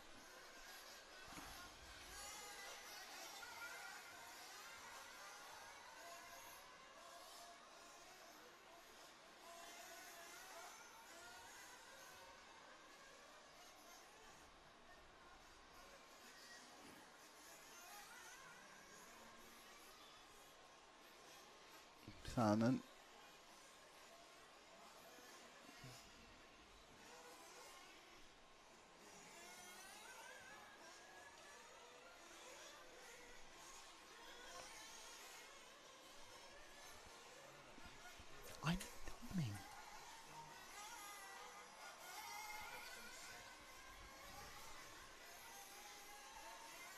Agrafoti, Coelho, Reese, De Groot, all over. Okay, so let's see where it goes. So this is second place. So it's settling down now after a couple of minutes. You've got Sandham from Boxing Queener, from Reza Darts. Let's see if we can just drop back 2. We might get the 4th and 5th battle, which is the battle for bump ups. I think everyone's kind of real. That's one way to come back on the track again. I assume the purple car is actually the 4th place man of Resident, so I'm not totally sure.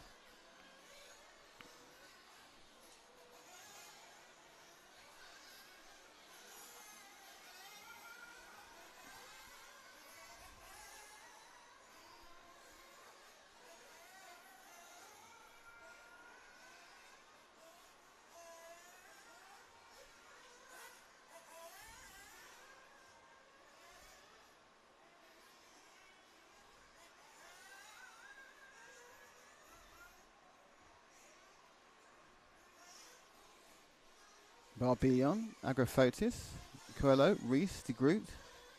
So at the moment we're still waiting for the whole thing to even itself up slightly.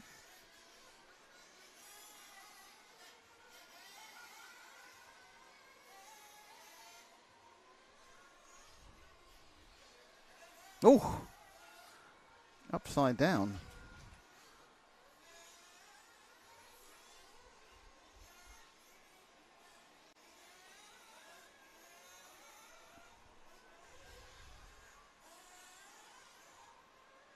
So San and Boxy, Quona, Rosa Derrit, Barbillon, Agraphoitis, Coelho, Reese, Middlecloop, De Groot, Gomez.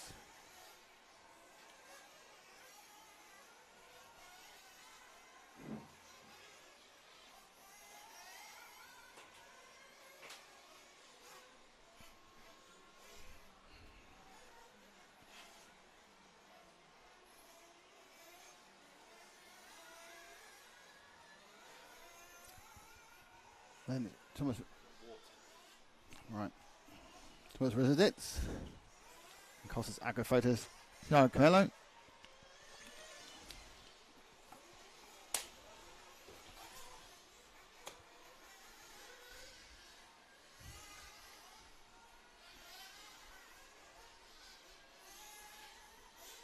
Oh, that's all gone a bit wrong.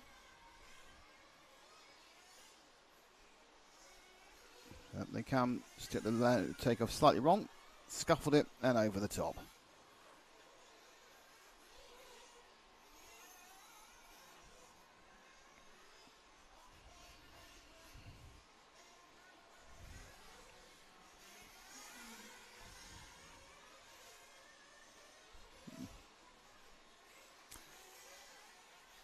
So hopping along the back section, this deep red machine, number 6 of Barbillon.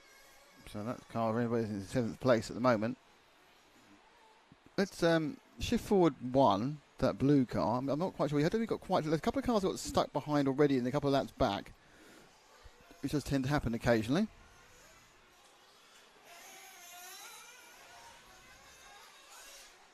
And that's the 8 car. I think, oh, yes, it was the 8 car until it rolled over there. Should we see the 8 car do that again? I think it's the T Pro replay. Take off, and that's the 8 car, and all the way it goes. And that was, of course, the other Coelho. He was in 5th, probably dropped down a little bit now. Thiago Coelho. Still in 5th, and Balbilla behind him in 6th. I mean, it's kind of So how far ahead is fourth? 7 seconds. This is actually the closest battle on the track at the moment. The battle for fifth and sixth. It doesn't count much at the moment because both of them are being eliminated, but things can change. We're getting an idea of how easy it is to race on this circuit, or not, as the case may be.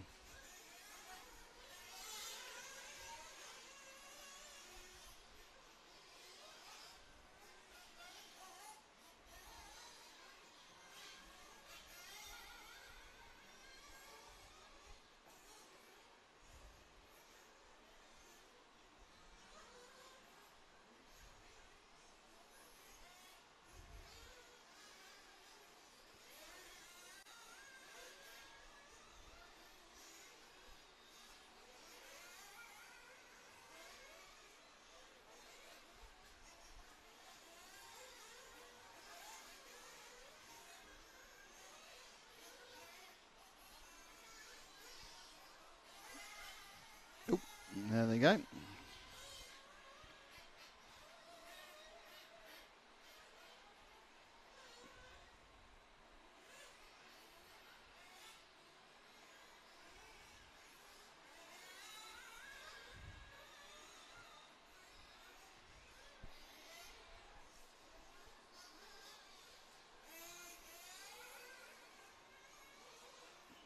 Oh, he's gone again. And that is bad news for Coelho. That's a bit of a marshalling though. Let's see if we can. I want to kind of see if we can pick up car number 5 of Thomas Reza. I'm not quite sure. There's 4 going past. There's 8 going past. Oh, because the fuel stops, it's all got kind of a bit confusing at this point. There's the 1, and there's the 5. Right, so this is Residence. We did see earlier, very briefly, rejoining the track. And gaining back, I think, 4th place. Now, we're in the middle of the pit stops now, so just working out where they're settling down with 11.5 minutes gone.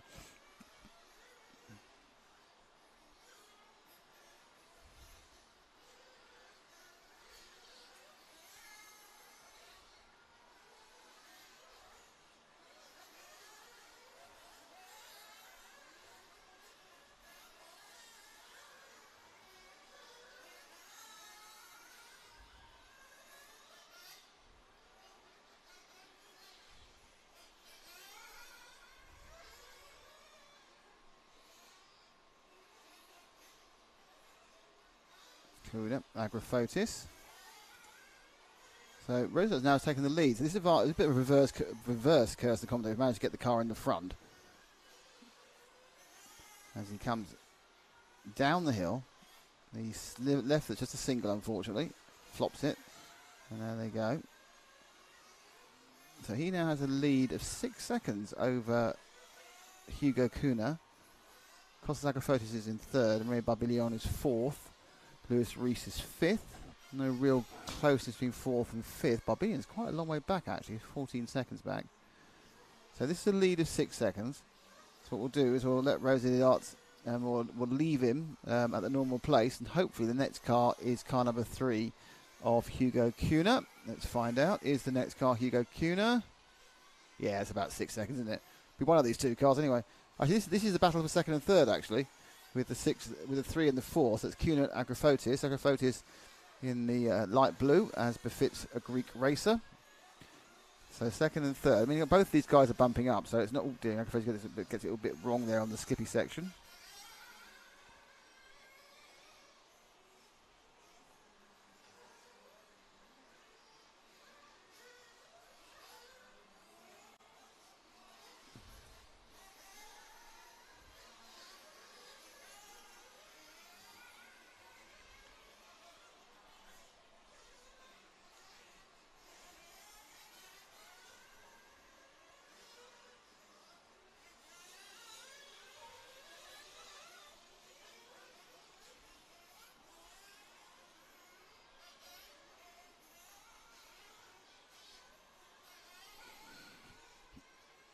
Barbillon is in 4th. We've got 2nd and 3rd. It's Kuna and Agrophotis. Agrophotis, the blue car, catching up, but a bit wide there. So they're trying to. But Zach's doing his best to keep them both in the frame. They're not really helping by being a little bit too far apart. Residalitz doing okay. We've probably got 3 cars that have pulled out of this. We've lost Matteo Boxy, Koen Middelkoop and Fernando Cabrera. Now, some of these cars have rejoined, but they are all at least 3 laps off, so they're not going to be doing anything more than that. They won't get back into a bump-up place. So just 9 cars rolling at the moment. So our first Dutch elimination of the entire championship is Koen Middelkoop, as the Dutch were doing a top-tastic bump-up work earlier.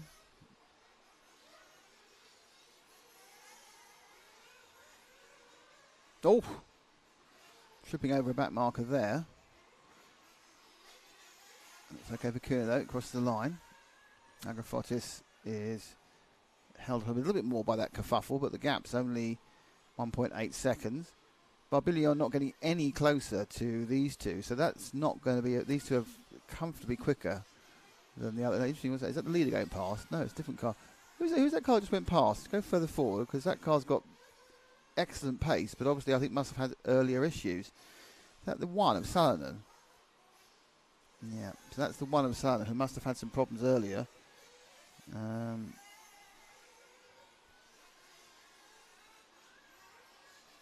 So Salonen absolutely on a tear up. Salonen doing 36s, 42, 39s from everyone else. If you can keep this thing wheels, it doesn't help doing that, but you keep it wheels down, you can perhaps come back from the... He only needs to find 19 seconds to get back in the bump-up place. He's not going to find it when he's not facing the right way and the wheel's not on the ground. So, obviously, Salen's got this situation where he's got the speed. This lap's already shot because he's made 2 mistakes. I'm just wondering whether...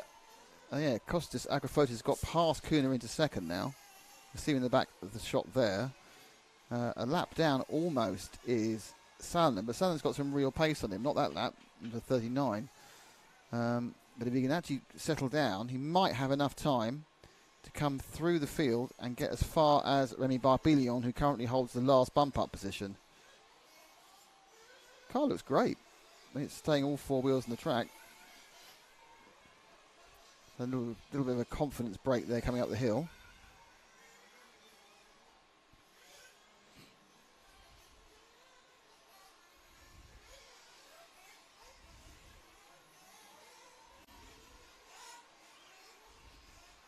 So, final fuel stop. Let's take him in and through if we can see him.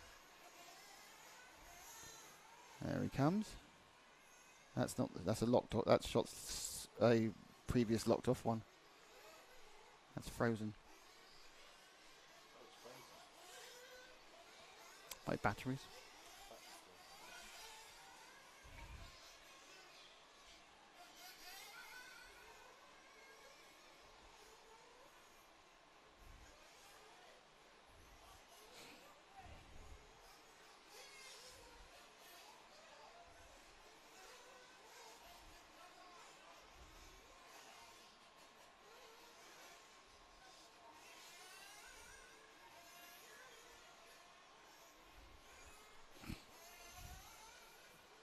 Oof. A little wobble there. So Salonen, he's in 6th. Why are you following the 6th place man, Nick, I hear you say? Well, because the top 3 are nailed in. It's really whether he can drive up. He's in 5th now, 6th, whether he can drive up into position. He's got to find 20 seconds. I think Barbillon has to stop again for fuel. He's got about 5 laps to do it. He's on running normally. He's about 3 seconds that faster. It's doable if he doesn't have a crash. He's already picked up 5th, as you can see, and the gap to bump up now is 13 seconds. So, as I said, there was a fuel stop in it at that time, but now he's got 4 minutes and 48 seconds, which I suppose is 8 laps, outside chance 9 laps to make up 13 seconds and bump up. Can he do it? James? Yes, says James. James is in a world of his own thinking about DB levels.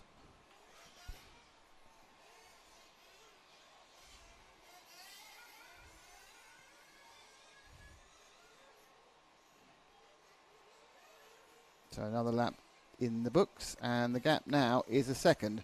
So Barbillon must have had an absolute nightmare. He did 47. So that is Salonen. That took a bit quicker than I was hoping, really. He's up in the final bump up slot already. So Salonen goes past Barbillon, who had a bad lap. Oh no, he's lost it again. Oof. Did you press the button?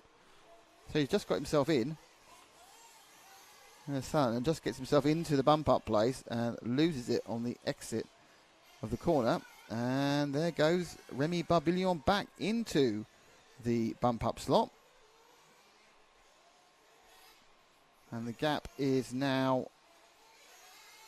2 seconds. There he is. There's the two of them again into the switchback. Oh, a bit wide there from Sananen.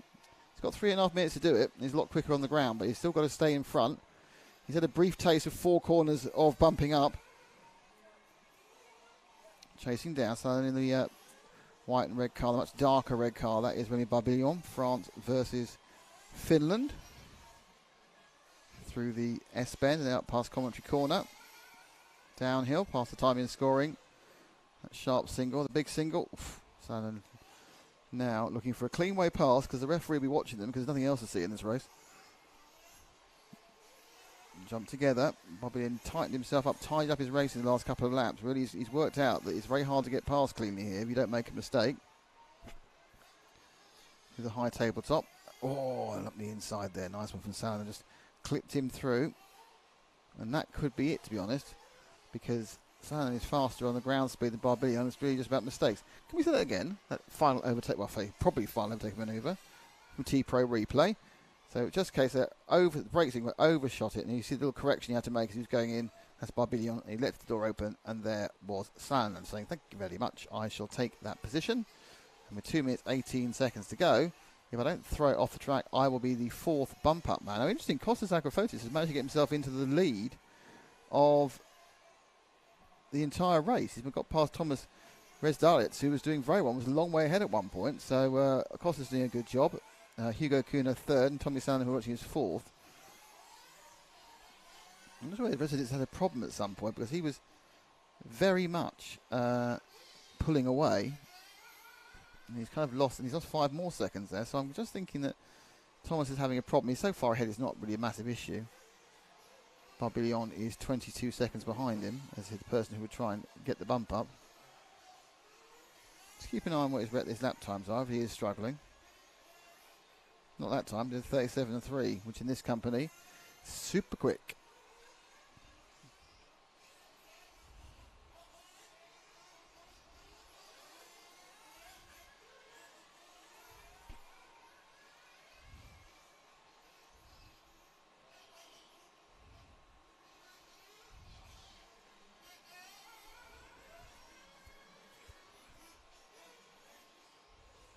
Well, the 8 car has stopped.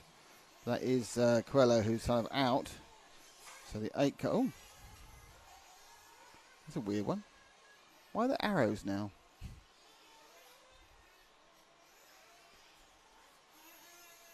All right, because they've gone down. So, well, Sananen's gone down behind Barbillon according to this again now. So Sananen's lost the place.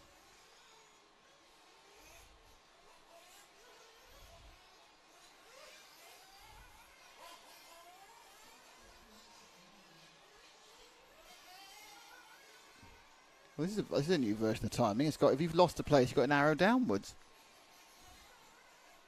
But Sananen has lost the place. I didn't see him do it, but he's lost the place. This is 35.9 last time. I find it very unlikely.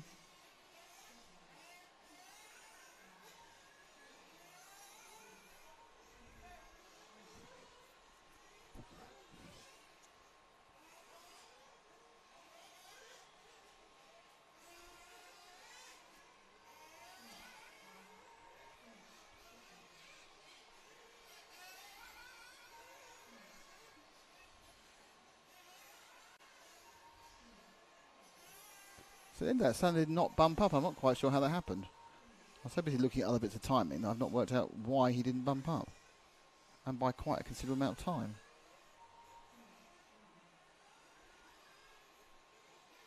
That's very weird. If you watched the bit I wasn't watching, then to find out what it was, we'll find out what it was. But it was Agrafotis, Thomas Residits, Hugo Acuna, Remy Barbillon, Tommy Sananen, and Sergio Gomez, who bumped up.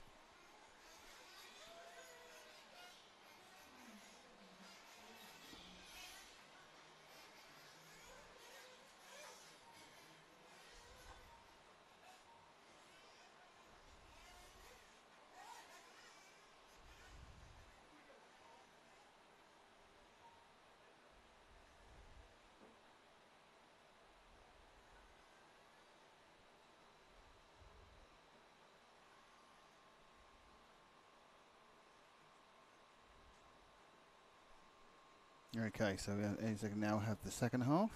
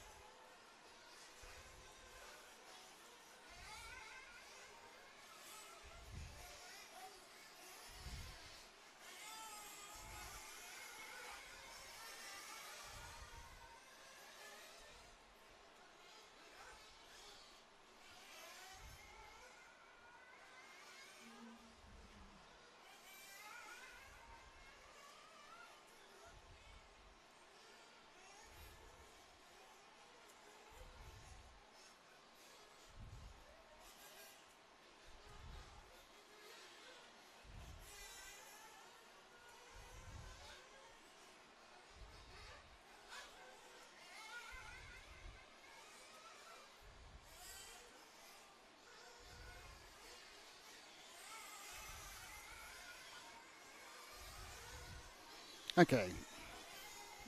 We are now getting ready for the 128th B final. 4 bump up, BJ Williams.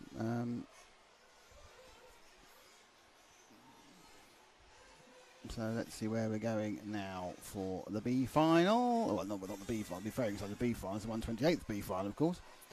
And who is taking part in this one? Well, it is Joel Suarez in 1, Fernando Almeida in 2, Danny Vega, former European champion, in 3, Kim Einhardt in 4, Vladimir Santos in 5, Juha Salomon in 6, Carlos Fonseca in 7, Hugo Prata in 8, Thomas Nunes in 9, Jan Eichhorn in 10, Sergio Barmond in 11, and Goncalo Costa in 12. So it's Costa, Barmond, Eichhorn and Nunes are your bump-uppers.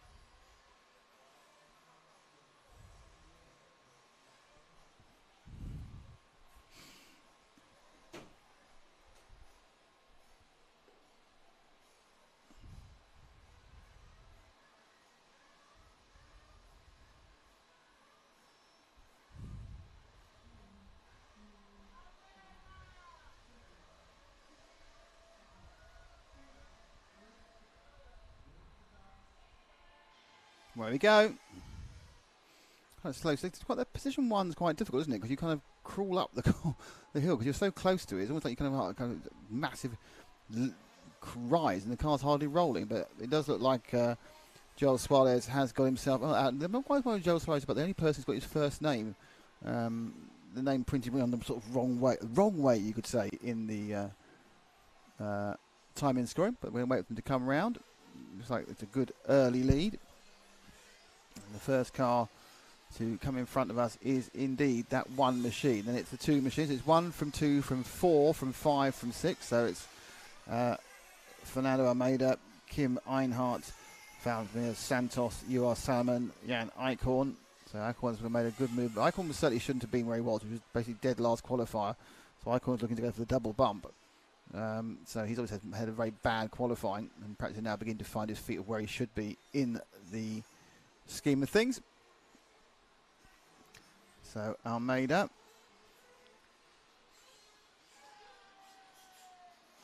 coming up behind, trying to catch up to Suarez, but it's very early days. It's a chance to settle down. Gapping Einhardt in 3rd. 4th place.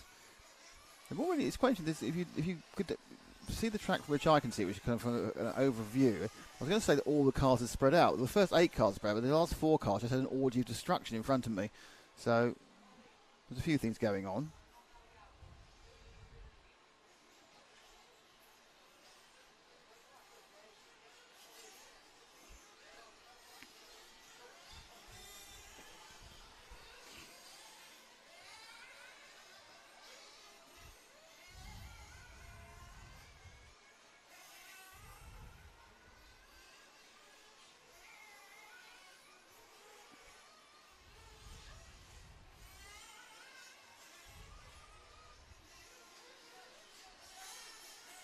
So settling down. Danny Vega, former European champion, doesn't appear to have started.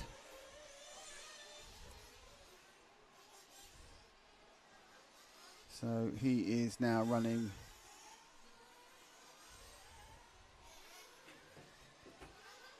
Yeah, unfortunately. So Danny Vega has had a problem on the line, hasn't got going. So that's your number 3 car not in there. So leading, it is still, the 1 car of Joel Suarez, who has a couple of seconds lead now over Fernando Almeida. And then we have, put it all back.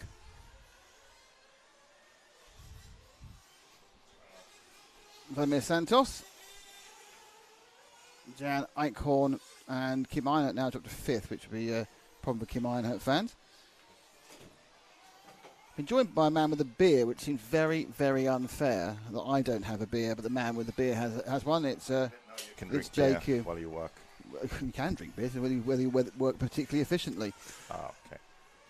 So, obviously, one of the big talking points outside of the qualification through these races and everything else is who is going to be still allowed to, whether JQ is going to be allowed to continue his racing career. And happily enough, we are in the same 1/8 final. Really? 1/8A. So Jessica tomorrow. Paulson is now his nemesis. For some reason, David Ronefalk nominated Jessica Paulson. If she beats JQ at this event, then JQ's got to give up, retire. Which seems a little bit severe, really. I agree. I completely agree. 1/8A final tomorrow at 10:30. So they are, and that's the bet. So whoever finishes higher in that final, unless they both bump up and it carries on to the quarters, that'll be it. Could be JQ's career gone. What are we going to do?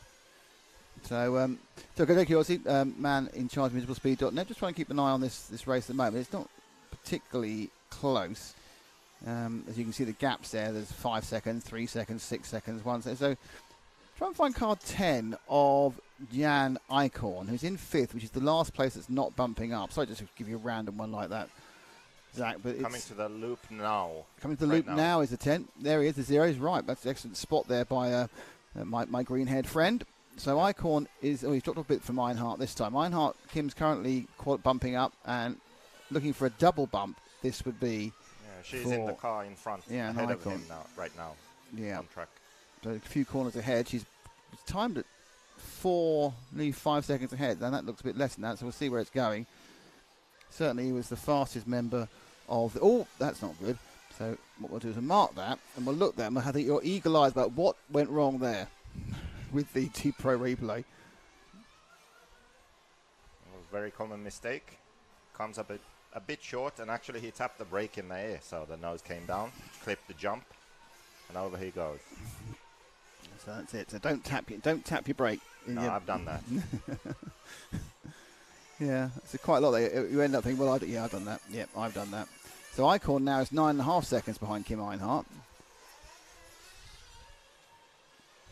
Kim's one of... Is it only Kim and Jessica as our female race in this event? I don't think there's any more, are there? I think so, yes. So, another one. I think possibly my attempt to try and encourage Jan Eichhorn with some coverage has backfired spectacularly. Yeah, he lost 10 seconds. Now been upside down twice in a matter of seconds. I think he's probably lost 2 or 3 places as well. So, yep. And he's gone again. Right, well, it's a bit pointless, isn't it, really? So that's gone well. I like that. When you roll right near the pits, I was coming in anyway. I know I may have rolled on the entry, but I was coming in anyway. It's fine. You know, we've all done that. Actually, my mechanic is in this race, Juha Salmeen. Is he? Yeah, looks like it. In 8th place right now. Didn't know you had a mechanic. I thought you were the mechanic. Oh, number 6. My trusty mechanic. Where is he? Well, we'll see where we can find him in a second. Hold on. I'll watch the cars going around here and then we'll pick him up. Number 6, yeah? Oh. Right. No, that was 7 upside down then. 1. Lots of people going for fuel now. First fuel stop time, 7 minutes down, 13 now to he's go. Coming to the loop, I believe. To the loop. It's the 6. Yes. Yeah, that blue and white. He's gone in the pits. Just so we would pick him. Yeah, pick him up. That's a good idea. Let's see who my mechanic our is. pits camera. You can't see it. Our pits camera just overheated. Unfortunately, that's what James was coming in to rescue him. That's why we're waving in front of the air conditioning. He's overheated in the sun. But he will go out the pits in a second. No, he's a bad stop, isn't he? Flame out, I think, in the pits. He just can't get the help, can he? There he goes. So this is the 6 machine of Juha Salminen. So is this Juha's normal level, or has he done badly this time? No, this is Juha's normal level. This is just a hobby for him. Something to... some relaxation from the real world, real work. What is his real world and work? What is team? Give us a pen picture of the man on the screen. You know what? It's something to do with... You don't care, do you? No, it's something to do with... I'm trying to think of the word in English, like when you have like building maintenance and buildings and stuff. Like I think he has building his own maintenance. company. Yes, that's fine. So Yeah, no, something like that. building maintenance is actually a complete translation of something that does exist. So he's a super, as they would call in the States. No, maybe actually a head of many supers. Yeah, he's looking good. He's been watching me all week. Oh, I didn't do that, though. Does that help? Nope. I don't know. Surely if he's going to watch anybody, he's going to watch David, who is the person you've been tuning up. No, but you need to pick someone that's, realistic skill level and achievement. So Joe Suarez leads. Fernando Amanda say, oh, I didn't do that. You didn't. Well, you say that. Let's see it again. I hope we've got all at the end of it. I bet you anything came up short again. Bang. Yep. It's easy to do here for some reason. So this is really just driving issues. It's not actually set up or anything. These are just timing the jumps, not landing in the right spots. Yep, more to do with driving than setup.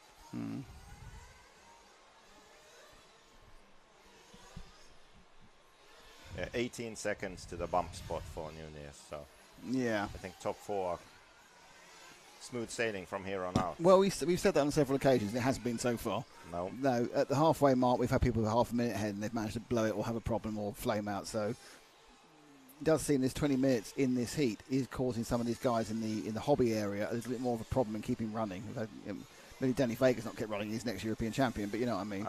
That is, I was wondering about that. That is Danny Vega. This must be his worst Euros ever. Yeah, I think by a country mile. I don't know if he even took the start, so it may be, he might have food poisoning or something and just not been feeling up to it, so. I think you need to have track with Salmon. Every time he goes around the first corner, he looks like he's about to go to the pits. So I think he's not got that line quite right. And I can say that from just on the basic line. I'm not going to tell anyone. He prefers that line. I'm not going to tell anybody how to drive a 1/8 Nitro buggy, but I can just say from basic racing lines, it's not the way I would go. I think he just really doesn't want to hit that tyre. Right. He's a little bit karting tyre averse. Yep. Second and third are quite close now, which is the 2 and the 5. Well, they were quite close. They've now separated a little bit, so it may have been the fuel stops. Let's see if we can see. Well, 5's nowhere now, is he? Where is it? 6 again. It's our man.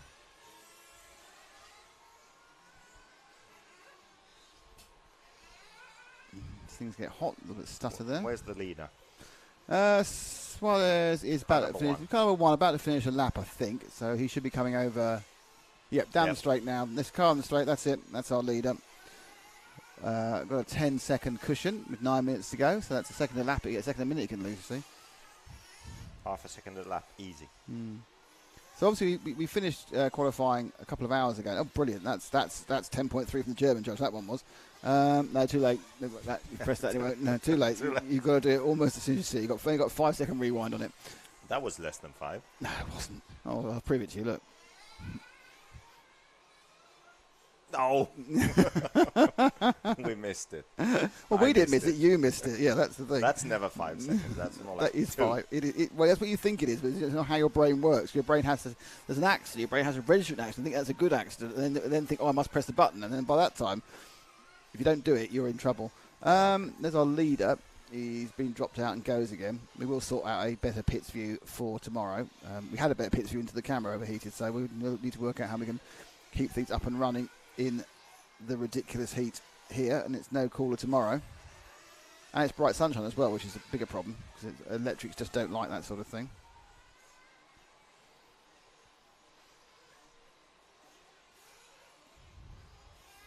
Oh. So even that's probably a bit late. Oh, our leader's very stuck. Oh, that's a nightmare. The wheel's gone through. Oh, how much time has he lost? He's done. I think he's done something that's impossible. He's actually got the wheel stuck through, like a child getting his head stuck through a railing. It'll go one way but not the other. So he did that, and then had a really unfortunate outcome, because when he rolls into this, he just gets his wheel stuck in through the thing. That's like 1,000 to 1 chance. That's dropped him into 1 minute and 3 seconds. It's dropped him to 3rd place. So he lost 28 seconds on that lap.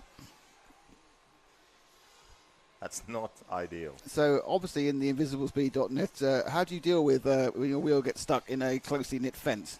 Well, we do talk about jumping and how to approach jumps, and that was a jumping issue right there. It came up short. There we go. Clears it nicely now. So what's the trickiest part of this track then, Jakey? The part in front of the driver's stand. Really? The whole thing. Like all of it. Well, the whole race, whole track. Oh, right, okay. That was useful. I thought, he's going to tell me he's exciting. No, he's just... If I have to pick one particular thing, let's think about this. Okay, this is relatively easy, not too bad. Triple's okay. This chicane, you can lose a lot of time. That's easy to go slow, hard to go fast, and that's the hardest part. Yep, that part with the fence there in the middle. There we go. And that double. We've got... Actually, I'm going to pick that double.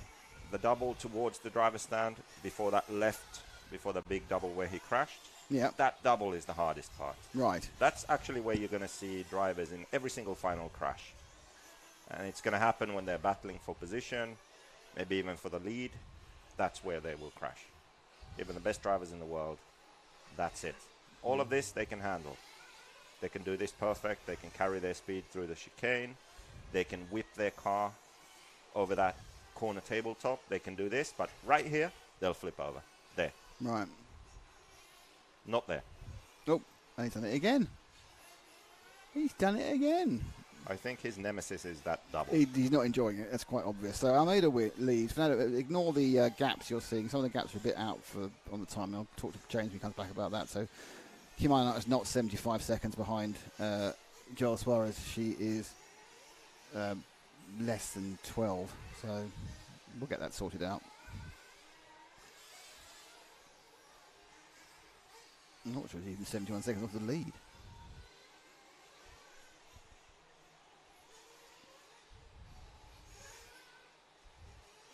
Oof.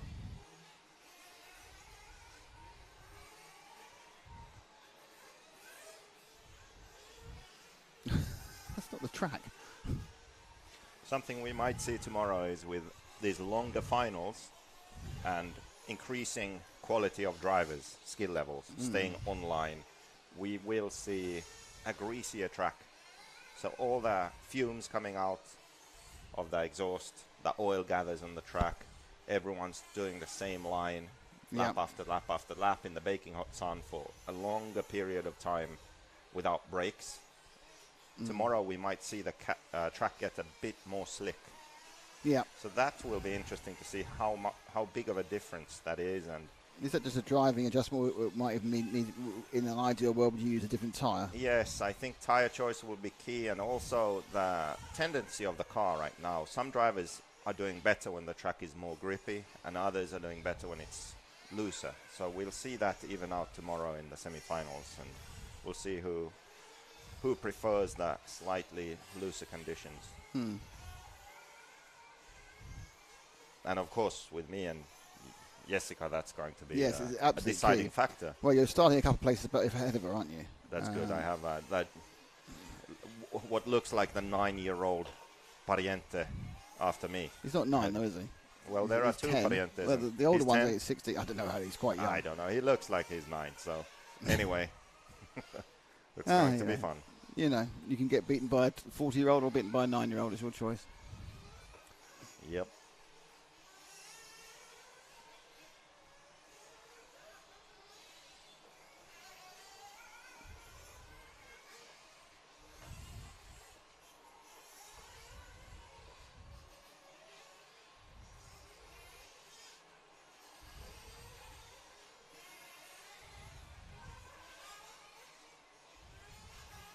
Right, so Kim Einhardt up to third. A lot of these timings are a little bit confusing. See, you haven't seen Kim actually. So you get Kim for a couple of laps. Car 4. She's pinky. Well, she's down the main straight now. Down the main straight now. There we go. That's Kim in pink and yellow. Currently set for a bump up. The big bump ups are the ones in the next race because they bump you up an entire day. Yeah. Well, it does mean you have to go up for a race at 8:30. That's definitely what you want to do, though. You want to race on main day.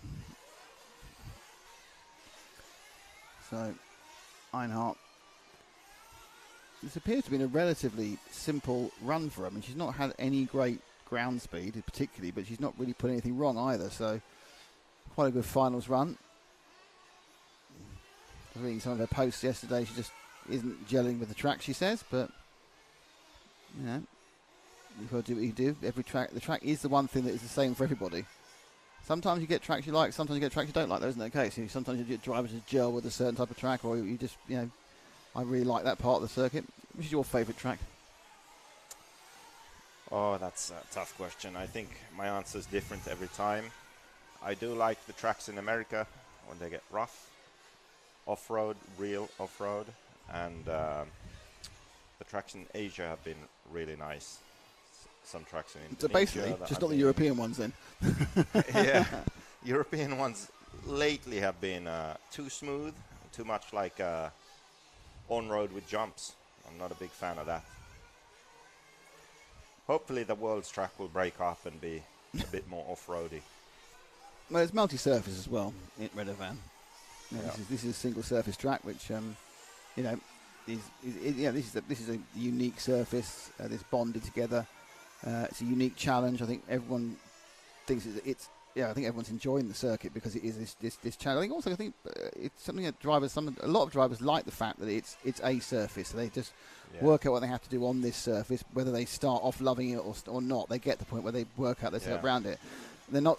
I suppose it's probably a track which you can set up with a lot less compromises than a multi-surface, for example, because you are always dealing with the same sort of general grip levels. Yeah, that's true. I would say that the last Euros track that I really enjoyed was 2017 in Sweden, Eskilstuna. That got quite rough, didn't Robert it? won, yeah. Really challenging track. And for Worlds, well, 2016 Vegas, I like that. And where else? 2012 Argentina was good also. So I didn't go there. It's been a while. I didn't go to Argentina. Did you do particularly well in Argentina?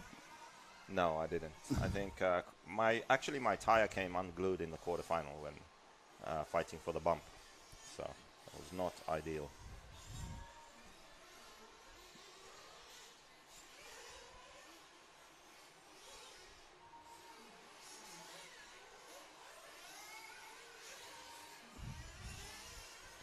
So the race is finishing, and we've got Kim now coming through in third. Santos Valdemar got the final bump up. Thomas Nunes was after him. So it's Fernando Almeida, Joel Suarez. So Suarez ended up second despite probably being fastest, but he had that massive time where he was stuck on the fence with his wheel waggling. Then Kim Einhardt, Valdemar Santos, Thomas Nunes, Jan Eichhorn.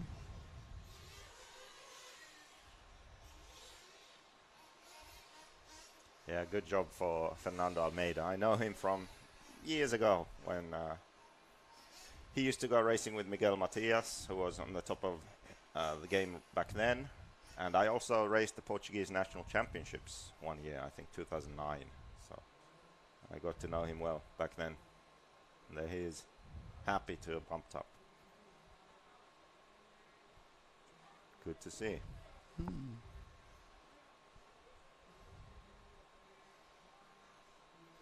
So in a second we'll get the runners and riders for the 164th A. 2 more races today. So what are your plans for the evening then? Are you off and about drinking in town, or is it all scrubbing in tyres and that sort of thing? Early night. I need to be here early to marshal and then race my this is maybe the most important main of my life. It is. It could be the last one. Very, very important. Does Jessica know about this? I don't know, to be honest. She's sitting there realising she has the fate of a man in her hands. Yeah. Man's racing career. And I've already turned someone's radio off in a race, so I can't do that the second time. Yeah, I really think you can only do that once. I really think you shouldn't do that again, to be honest. It wasn't particularly popular in the first place, was it, really? I don't know. We did sell a lot of cars right then, so. Whose was it you turned off? Ben Sterling from Australia. Oh, it was a DNC. I was bumping up in truck. I mean, I was ahead of Fend. In truck? I don't understand what was happening. And I was lapping Ben, and he was standing next to me, and I told him, hey, I'm coming up, please let me go. And he sort of didn't, and then eventually it looked like he was going to do that, and we went over a jump, and he cross-jumped, and we crashed in the air. My car broke, and I looked over. I saw the silver on-off switch, and I switched it off. And I believe you were banned from the meeting, weren't you? The rest is history. Yes, I was disqualified, and that was it. So you were DQ'd from every class, yes. were you? Well, I was disqualified. I couldn't do the Nitro main. Electric Buggy had already been raced, luckily, and I made the main and did that. So at least I had that. But Nitro, I couldn't do my race. So I don't recommend that. Good, but let's get that quite clear. So however much red mist you see, it's best not to turn off someone else's radio. Yeah. I tend to learn these lessons the hard way by doing them myself. That's the story of my life. Yeah.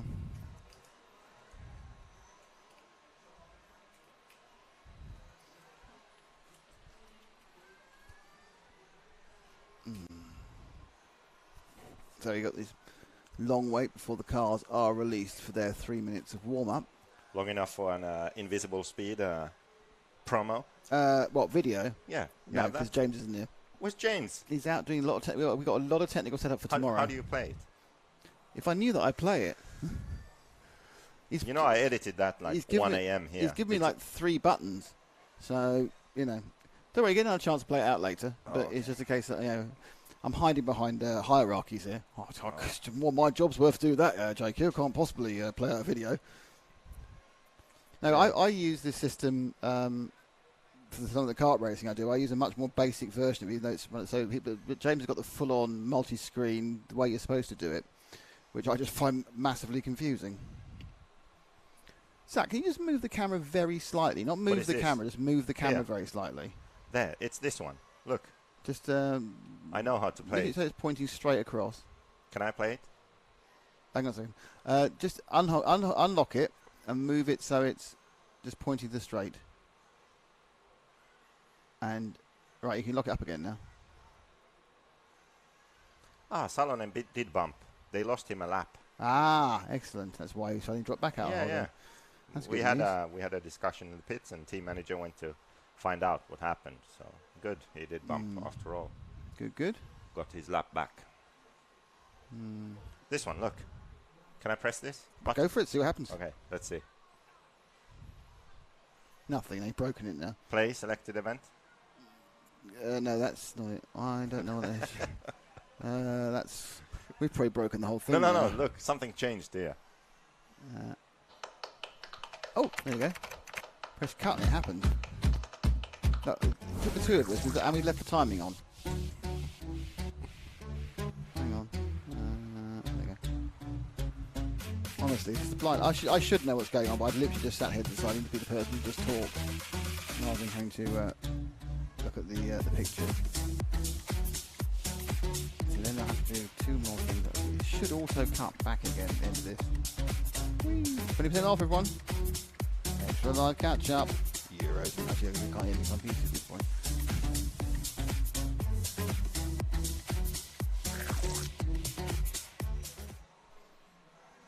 There we go. Beautiful. We have 194 participants in Invisible Speed. We need 200. Absolutely. Definitely this week. Otherwise, I double retire. You can't double retire. I'll retire from racing and from Invisible Speed. No, don't do that because you're working with me at the World. So. Am I? Yes, we promised. Well, okay, so we'll do that, but I'll be retired. I'll do it in my free time. Free time, excellent. Yes. As long as there's free time involved in the check, that's fine. That actually reminds me of a Monty Python sketch. Yes, I was it's the arguing in the free time, yes. So it's you go somewhere to pay for an argument, and then when your time is up, the argument ends. That's right. But this one guy kept arguing. You could never live with that, could you? Yeah. You want to get your full value for your arguments. Yeah, so the time was up, yet he was arguing. And then when the customer caught him out, he said, but I could be arguing in my free time. Okay, here we go. Ilari Langoa is in 1. Alexandra Vidal is in 2. Johannes Nicolai Lambert's in 3. Christian Villar is in 4. Freddie Thompson's in 5. Felipe Nuno Ferreira is in 6. Oliver Fisher in 7. Ika Tellitz is in 8th. Kostas Agrafotis is in 9. Thomas Rezadats is in 10. Hugo Kunha is in 11. And Tommy Salonen is in 12. Yeah, so we have a Finnish driver first and last. Well, that's Finland for you. Top and bottom.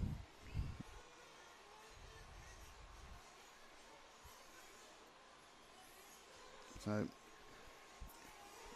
as always, we've been talking about a lot of things about this, but one thing I do kind of think we need to do, I just feel that the gaps between things are way too long. In racing? Yeah. Yes, they are. Breaks and warm-ups and stuff, but I mean, if we want to do a good coverage, the racing has to change. If we want the races to have more fun, the racing also needs to change. I just think without upsetting anybody at all. So let's think of the path of least resistance. Yeah, just upset no one. Just take 2 minutes out of all these gaps, or 3 minutes out of all these gaps. Yeah, you don't need the amount of time they've got. So if you took 3 minutes out of every single heat, that's 40 minutes around you get back. At the Euros, the gaps are actually extra long. Yeah, why? We just I don't know, because it's always been that way. So I'm not going to criticise anything to do with the event, or not the event. The event's fantastic. I'm not going to criticise anything to do with the format, but let's just tighten everything up. Just make it. It's more time to drink beer. Yeah. What more could you want? It could be done, but I don't see anything changing. Okay, let's get ready to roll.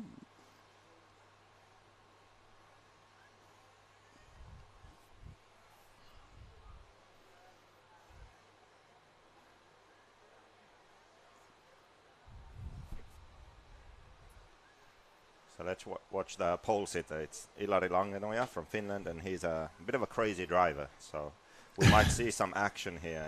Is that the definition? He's a crazy driver. Let's look at the pole man. Let's go further forward on the grid. Zach? Oh, that was a very poor start by everybody involved. Yeah, he's normally just punched out of his mind, full throttle everywhere, which on this track is very tricky to do. Yes. So see how he gets on.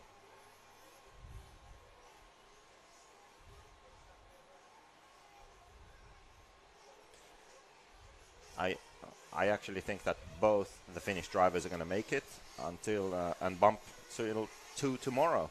Oh, that's what happens today. If you get through, you jump through today, and straight it is Ilari. How do you pronounce his surname again? Langenoja. Blimey, I wouldn't have gone for that, so I'm glad you're here. So Langenoja from Villar, from Vidal, from Fischer, from Lamberts. Oh, is that in second? Short.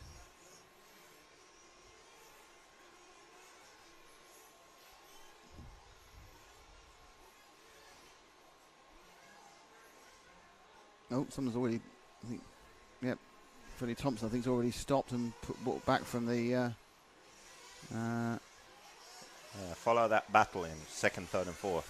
That's where the action is. Yeah. Second, third and fourth underneath us now.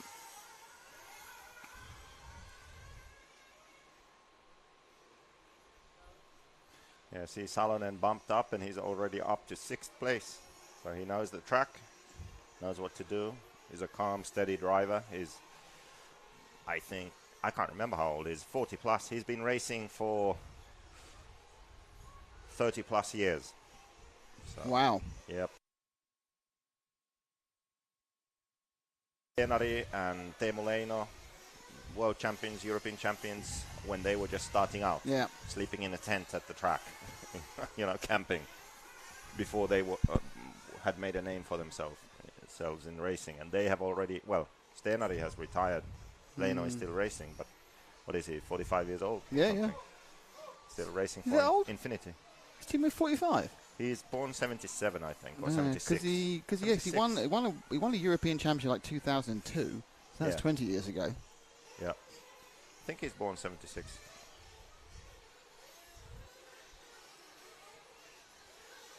So it is... Oh, I forgot how it's Langen. No. Yeah, he had a tumble on the back here, the karting tyre. Tellers, Vidal, he's dropping down a little bit now. Still 4th. someone flaming out. Number 9 flames out. We lost a couple of drivers. I think Thompson didn't our start. Greek- Hugo Kuhn didn't get a start either. Our Greek friend, Agrafiotis, flames out.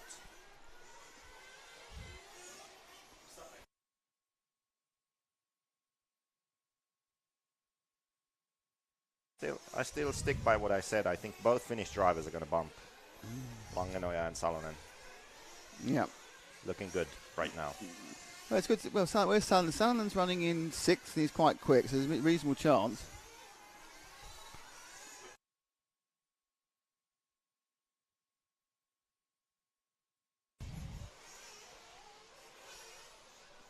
So, Tellez, Vidal, Langonier, Ferreira, Villa, Lamberts, Residits.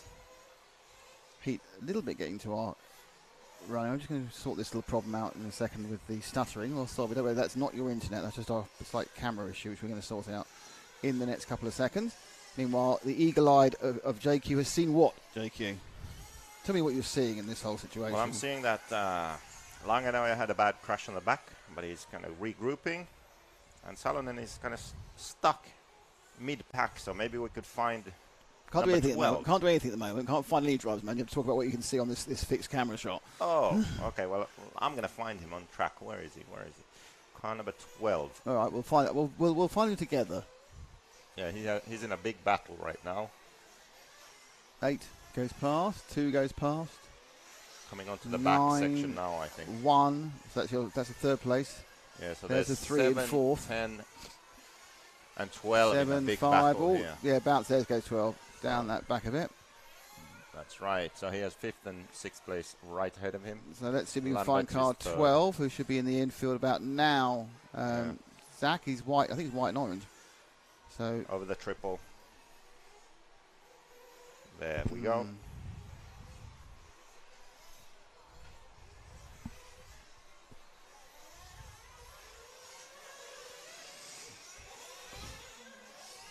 Looks like he got by those guys on this lap. yeah. They should be in 6th place now.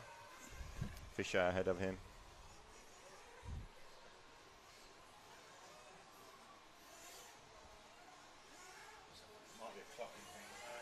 So this race should have a good battle for the 4th bump spot. They're all quite relatively close still on track.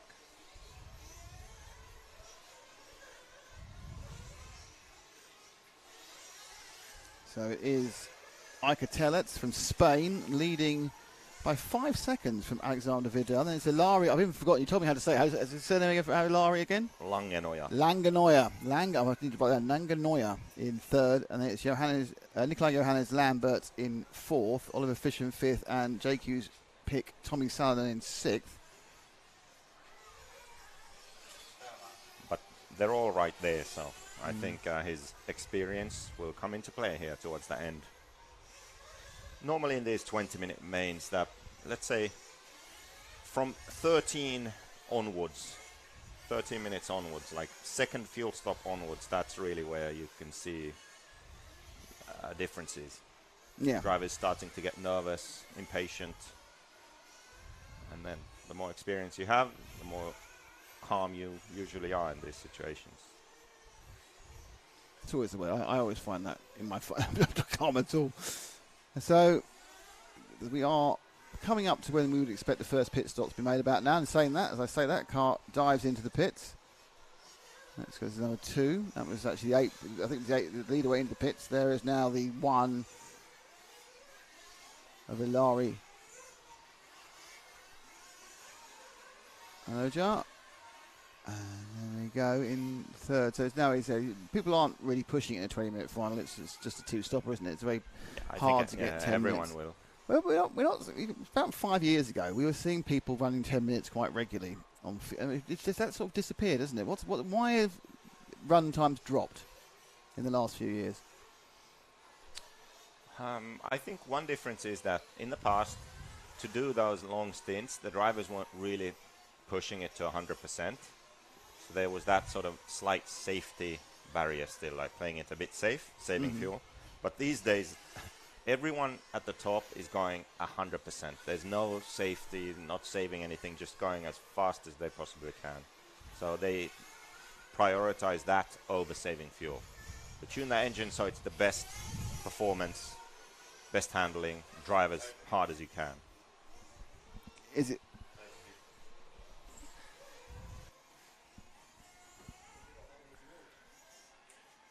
So now we actually see Salonen has bumped up to third place after the pit stops. So there we go. Good work there from Timo. Well, Tommy. Why not Tommy. Timo? Timo Salonen was a rally driver, wasn't he? Yeah, we have Timo in rally and RC, everything. You have a lot of rally drivers in Finland, of course.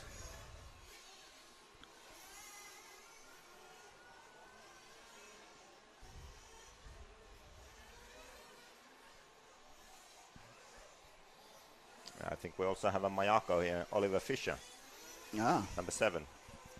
In Denmark. He was right there in the I'm going to ask you a question. I don't really want to answer it or not. Just ask you. So what is the genesis of the Mayako chassis? Is the Mayako chassis the JQ chassis, but with enough money to do everything you wanted to do to it?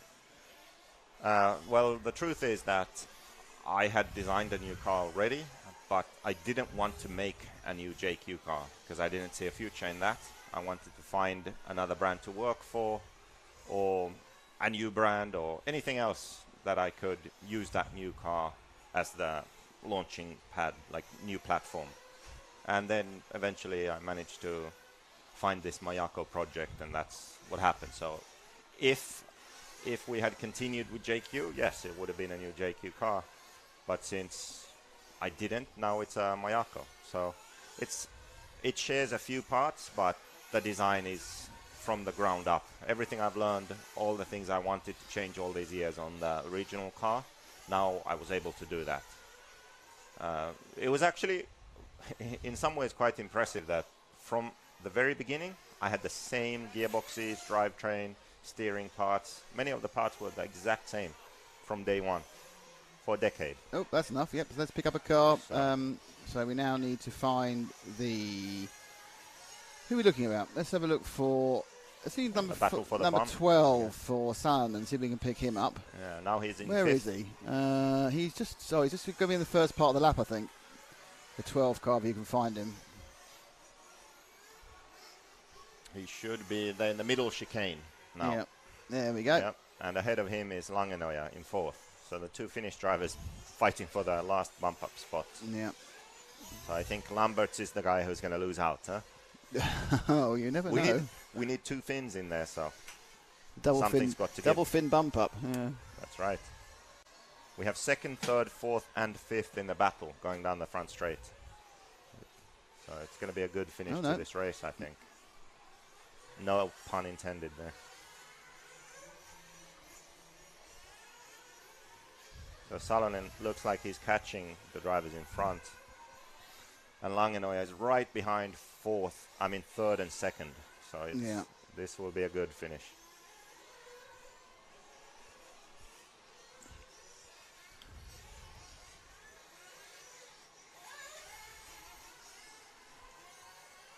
And Vidal crashes at the line, and he's out. There we go. See, you can't be happy about someone being out. Well, I'm sorry, Vidal, but I said before the race that I think the two Finnish drivers are going to bump, and now they're 3rd and 4th. Well, yes, but still Tellers and Lambert, and Vidal could come back. He could. In the 2 car. Could, but unfortunately he's not finished.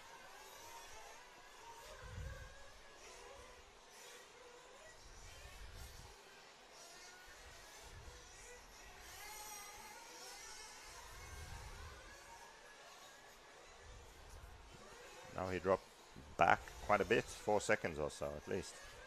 5, almost 6. So Alexander Vidal is 6 seconds behind Tommy Salonen.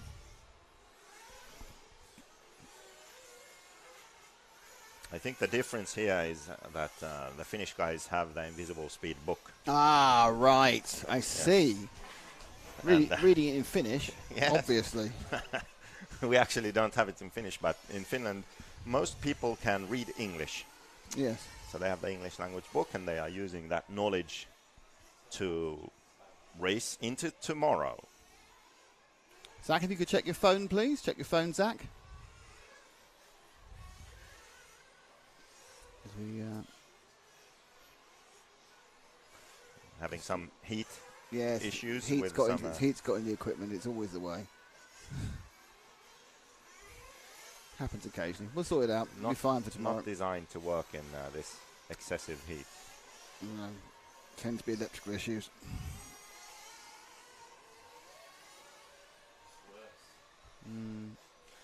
Well, we're still going strong.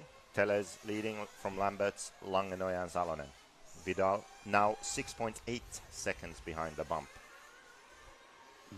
Things are going to the plan, at least if you're finished. Yes. Oliver Fischer flames out. That's too bad.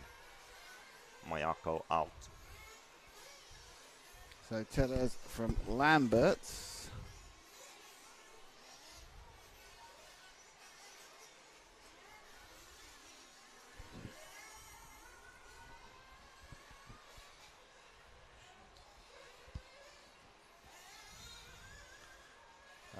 So Lamberts drops to fourth. I believe he was in second. Something happened. Yeah. Missed that. Yeah, we've gone from Lamberts is down, yes, to 4. So we are having a bit of an argument with the heat at the moment, but we're sorry about it. But we'll try and keep you the. We've got 5 minutes, 40 seconds to go. You get a general impression of what's going on.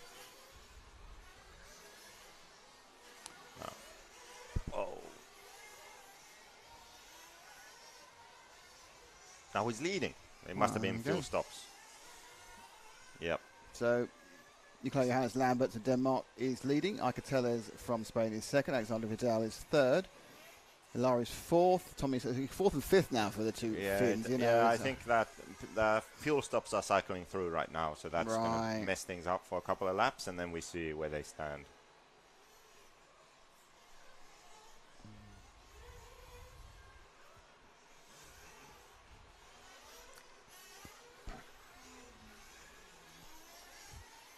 I think the laptops have melted here.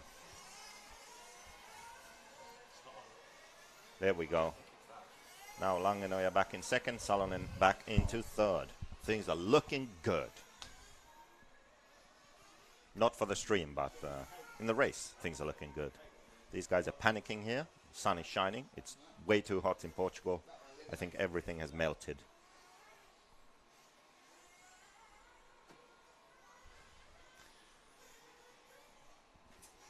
You're doing a great job, JQ, as you watch us having a technical meeting behind you, so I'm very impressed by this. Yes, this is very interesting. We still have a lot of cables, still a lot of knobs, and the difference now is that nothing's working. Last time I came in, everything was smooth. It's got much hotter. Yes. The day's got on. We're troubleshooting left, right, and centre. Yeah. It's almost like you need more resources here. No, it's just we need the resource we've got to work. There's no lack of resources. We're now trying I'll tell you why you know that, because we're now trying our third different fix for it. So, when you've got a problem, it's about how easy you can fix it. What is the actual problem? What's overheating? Basically the connection between the camera and the control centre is not working. Now, I'm not sure whether that's because we've got an overheated camera, or we've got a problem with the cable getting too hot, believe it or not, which is possible, or the cable's got a break, or something's gone horribly wrong, or whatever. But the basic net is that it's gone all stuttery.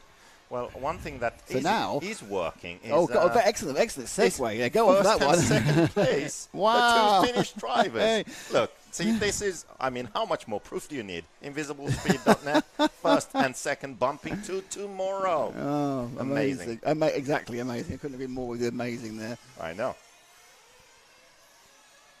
3 minutes to go. That's a slight problem. Fuel stops are done. What can people see on the stream right now? They can see the fixed picture there. That one. Yeah. The other picture's up, which is fine, but James needs to reformat that one now too, because it's in as a picture-in-picture. Okay. So let's see where Salonen and Langenoja are. Now they're coming. Actually, you watch the screen right now. That's the leader coming through. Okay. Right there. And second place, two Finnish guys. Woo! And that's third place, right there. Fourth, way back. One of those cars, actually. Not that one. It wasn't the first one. now, I think. Yeah, that was 4th place. So there we go.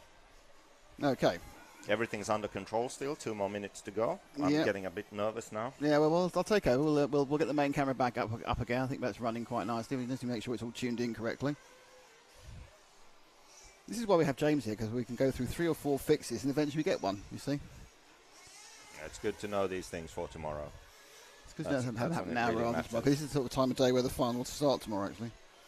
Yeah. In fact, the finals should be 20 minutes gone at this point, though, as we know, they never start on time. So.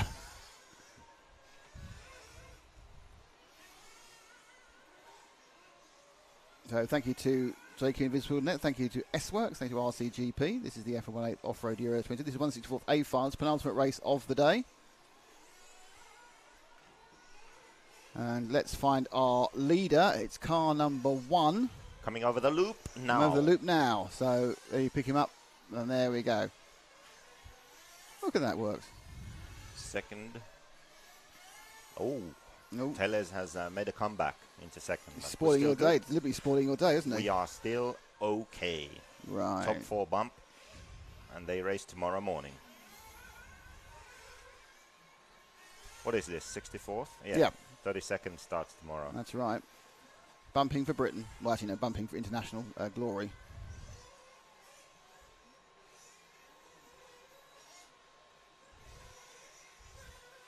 So 3 more laps to go then.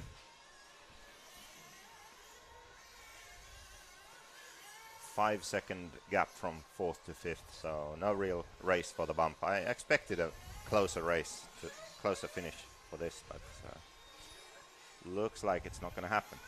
Nope. It's going to be a 1 and 3 for Finland. Nico Hans Lamberts has held on to his bump up place despite dropping down to 4th. He's led the race for a while.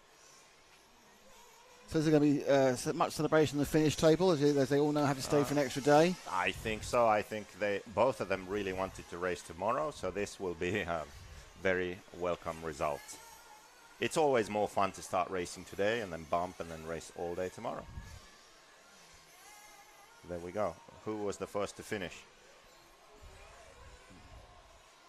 3rd and 4th have finished already, I believe. Yes, so they did bump. Salonen actually dropped to 4th, but he got it. That's good enough. Good enough for you. Yes, and it looks like Ilar is going to win. There he is, crossing the line. 1st place. Amazing. Certainly was. So that is that one there. Apologies for the disrupted coverage. That was due to the fact that we were fixing selection of technical issues. But we appear to have fixed them.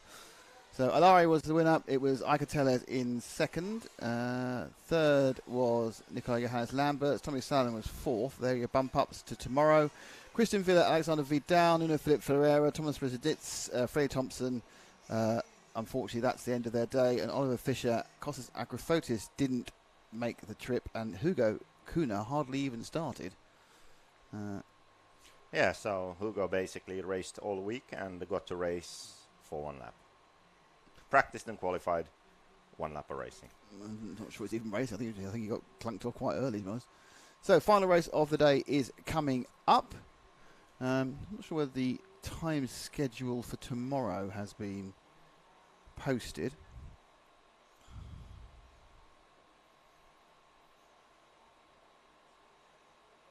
That's not it.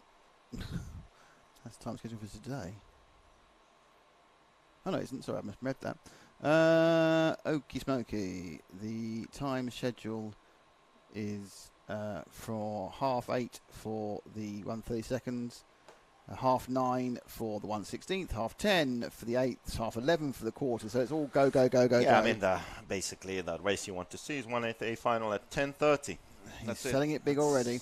That's what's going down. Then we have the 1/4s.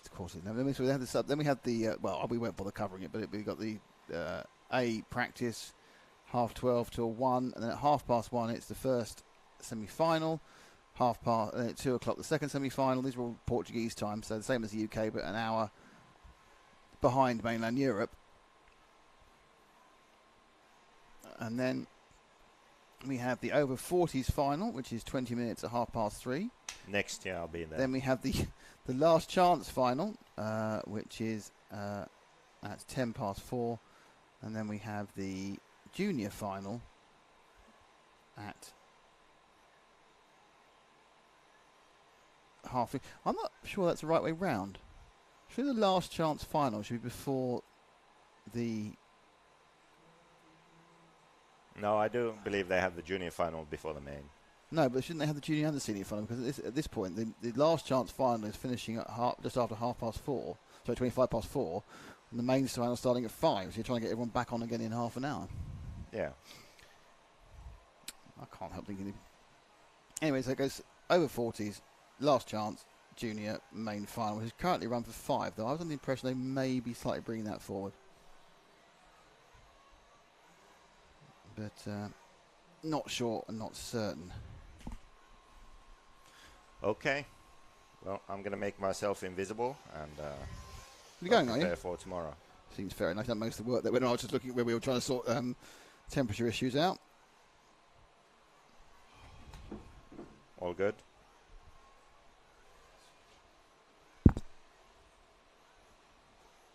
Camera's working? Yeah. Good to go. Well, it's good to go All right, James. at the moment. Good job. Thanks, James.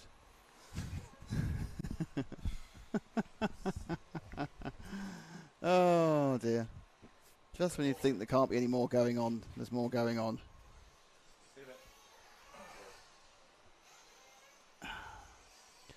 So, yeah.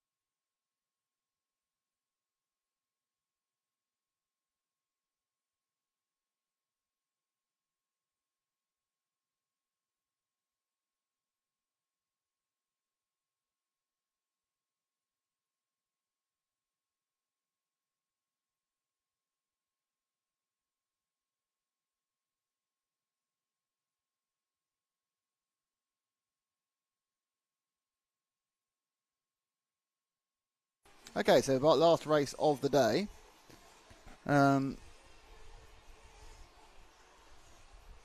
Here we go.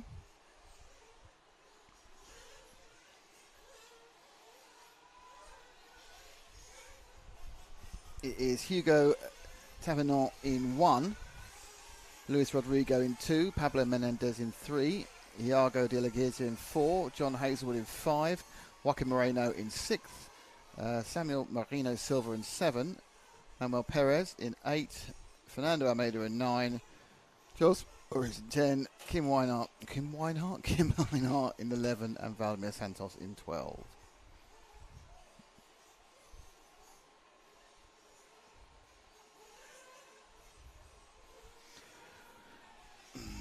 Hello everyone, sorry I've kind of ignored the chat because obviously we're just having a little bit of a problem.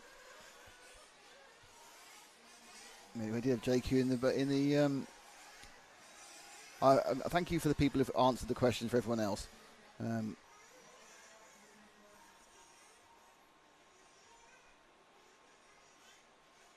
So we are back again. I think we're back again in full flavour with our camera as well. After the evil heat got to me. I'm not quite sure Zach sat down at this point.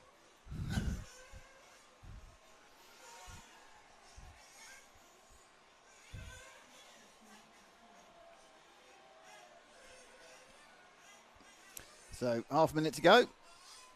Oh, the car's flame. Which one's that? I think it's a bright orange car. I mean, it's fine. Flaming at this point is fine because you can restart. 51. 10, 11, 51. Car 51. It was car 11 who flamed apparently, which is Kim Einart. Out they all go again.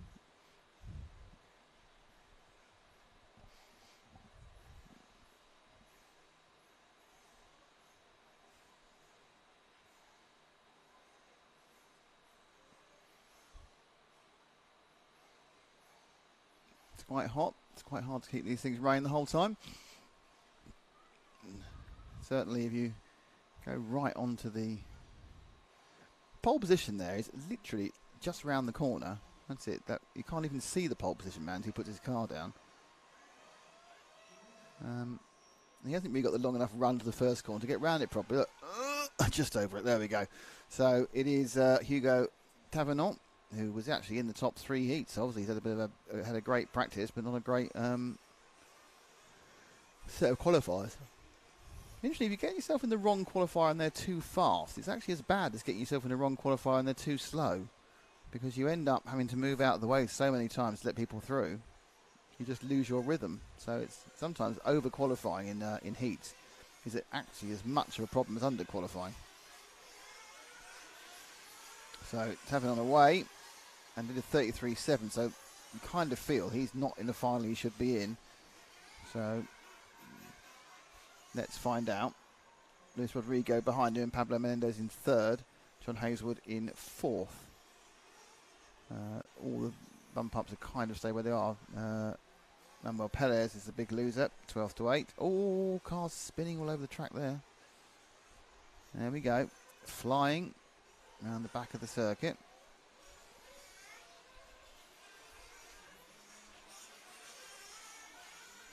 The sun is sort of bleaching the colour out of the track now, isn't it? If you look this way, the right hand side, we've still got a bit of colour. When you turn left to where the sun is, just bleaches everything out of the picture.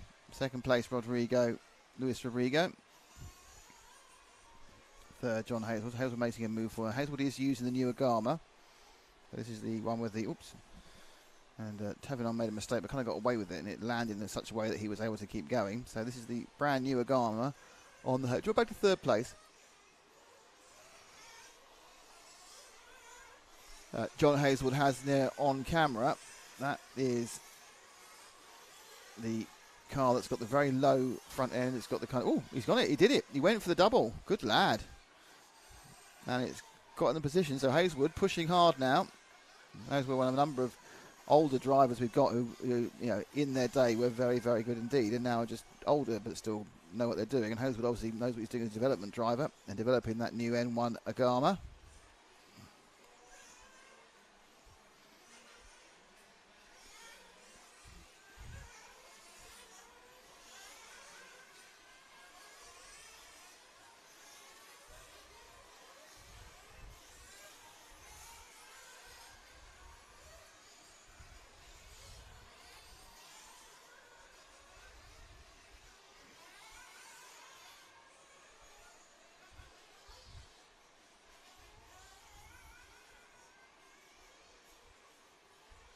So Hazelwood in second now, behind Tavernon.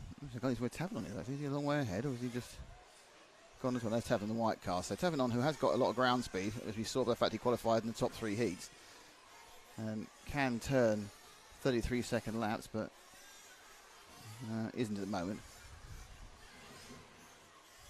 Hazelwood holding second. Notice there's no big shocks at the front. Can you go really close on that by any chance, Zach? I'll challenge you to get some close-up shots of it as it runs at 30 miles an hour. It doesn't have shock towers at the front or at the rear. Both the front and rear shocks are lay down. On these tracks there isn't anything really slow. But it's excellent work, Zach. Something that aren't really slow things. But you can see, you can see that car just has a bluff front, no shocks. Thanks. You can relax now, move a bit further out. Thanks, Zach. And that is the car that's going to go into production for Agama quite soon. It's currently got a lot of 3D printed parts, which is why Lee Martin's not using it, because they are a little bit wobbly. As all 3D printed parts can be, it's because it's kind of a brittleness to the plastic and to the epoxies on the whole. But it is used for prototyping. They've prototyped it and now they're making the moulds, and the car will go into production, and they are very confident about it. So we'll see when the development driver John's got it. We'll see when the top drivers have got it as well. So Hazelwood about 2.5 behind Tavernon. Let's drop back to 3rd and 4th, who are sort of in a battle because they're within a second of each other. And that is Samuel Marino Silva in this car here with the white wing and the colourful look. And then Joel Suarez, who of course is looking for a double bump up. He bumped up from the last one, and he's looking like he's got a little bit of extra speed.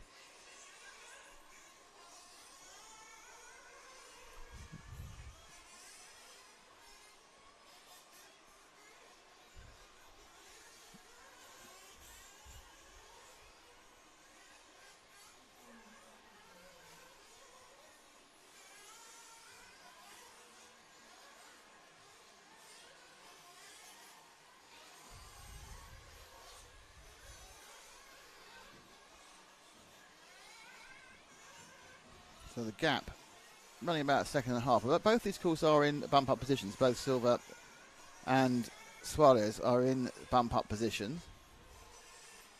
Still in the kind of the earliest phase, just over a quarter of the way through. First pit stops probably in about 2 laps time, possibly 3. Around them, the leads have really been gradually eked out. Tavernon is now 3.5 ahead of Hazelwood. Hazelwood's 5 seconds ahead of Silva. Joel Silva, I think, has gone up a little bit. Problem for Iago. There he is, his car being handled. That's Iago de la Iglesias. He is in trouble. Probably mean that's going to be out of that. But actually, no. I tell you, there's actually issues indeed also for Luis Rodriguez. I think it was Luis Rodriguez's car that was flamed, whereas Iago just had a very bad lap. Pushing hard. You can see 3rd and 4th getting much, much closer now. It's half a second. Suarez going to get into 3rd, getting 2 wheels and kept on.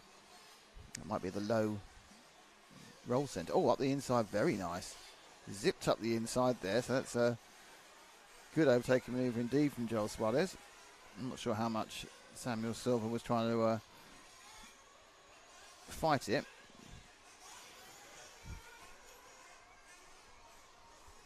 All you need to do is get in the top 4 and you bump to tomorrow. I'm going to bump to tomorrow. We're a bit wide there. Tomorrow never comes, tomorrow never bumps.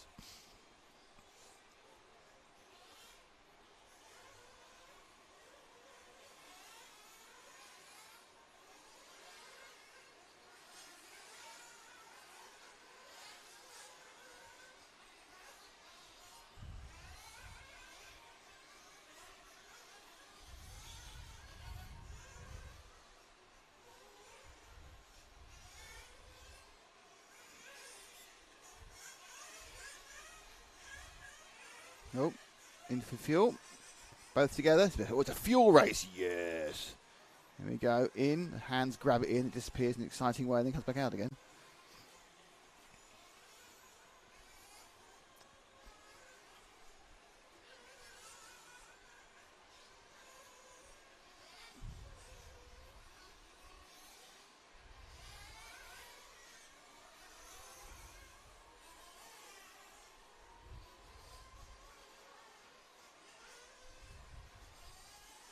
Oh. Oh, it's all going on over there. Various cars have had a bit of a kerfuffle. There's been massive kerfuffling going on, so it'll be interesting to see where that ends everything up in. Saying that Hazelwood currently scored for, as they kind of got to run out really with the fuel stops. Hazelwood currently scored first, one who's just running long. And it's Hugo Tavernon, then Marino Silva, Juan Suarez, Pablo Menendez, Kim Einhardt. All still the only close to are Silva and Suarez.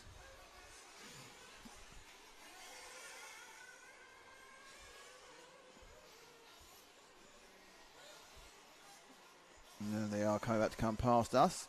The two, up the inside there. Silva up the inside.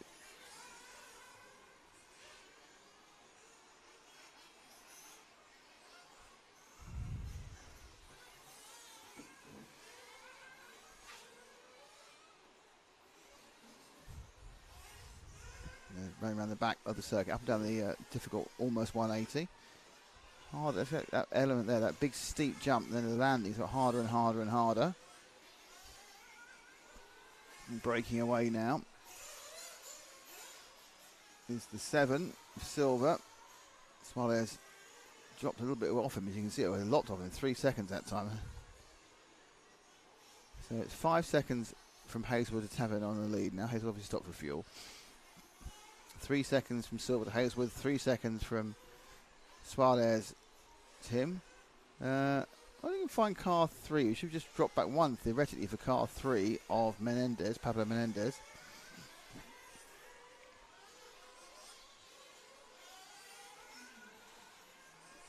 Is that who we're with? Are we with the 3 now? The Menendez machine? No, that's the 8. 0. 3 is the green, the light green car, third one down the main straight. So back 1, that's it. No, back 2, that's it. So that is the Menendez machine. He's dropped a little bit. It's just only a second behind Suarez. And that is Suarez, a made a mistake. So Menendez looking to go into bump ups. Car looks quite tail flippy. Difficult down a high jump, stop, brake, turn. And you have to carry some speed.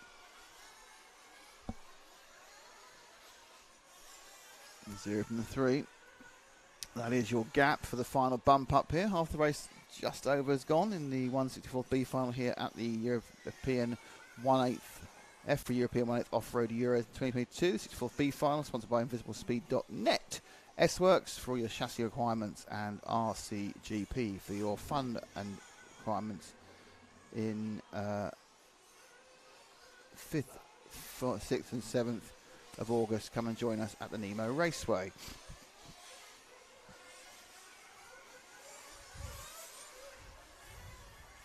Oh, they're all over. Now, people who were over there, Menendez has dropped in 4th. Suarez has rolled and dropped out, so Menendez has moved into 4th place.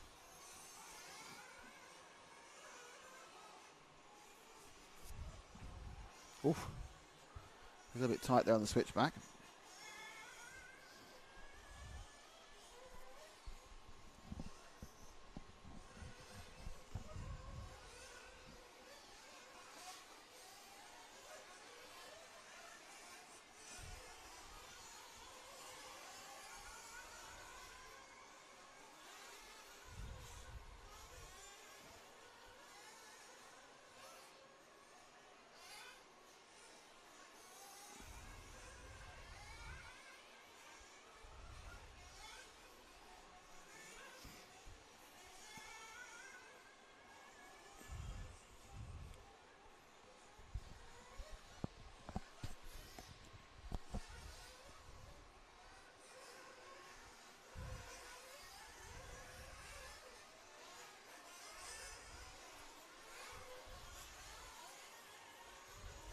So into the pits comes Menendez from 3rd, so that was quite good. Oh, there's an accident with the number 2 car of Rodrigo. They're out and going, so we've now stopped the second stop, 7 minutes to go. So everyone fueled to the people who've stopped now have fueled the end. So I think there's been later stops. I'm pretty sure that John Hazel has been stopping quite late there.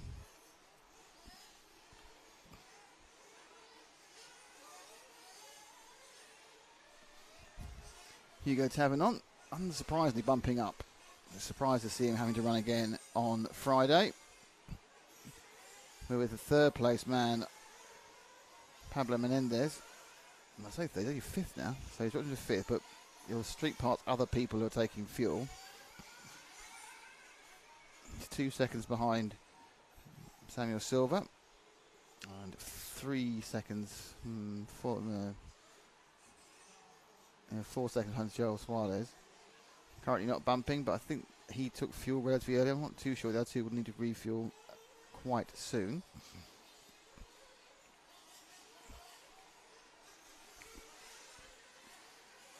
So they drop down.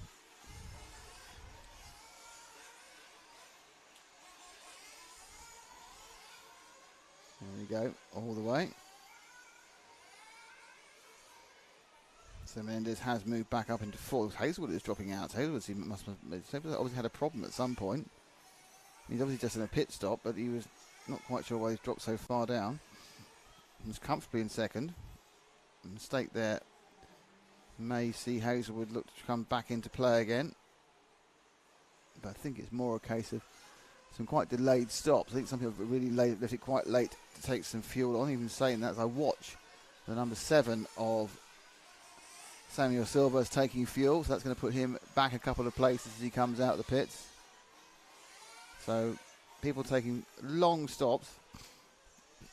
I've seen a number of people drop off. So it is Hugo Tavernon leading. He's got a nice chunky lead of 17 seconds, but that actually be more than that because Silva's no longer in second because he just took fuel. So it's whether he came out, I think he probably came out in fourth, so I think it's Menendez in second, who's on camera at the moment. Hazelwood is going to be in third, and Joel Suarez, is he going to be in fourth, or will it be Samuel Silva? There we go. Hazelwood goes. Has Silva going to come across the line? No. Will Suarez come across the line? Yes. And they both come. So they're very close together. So we now need to find Samuel Silva again in the 7 car. So it's dropped back a couple, I would think. Wait that, and then probably wait another. One of these is 7, isn't it? No, could drop back.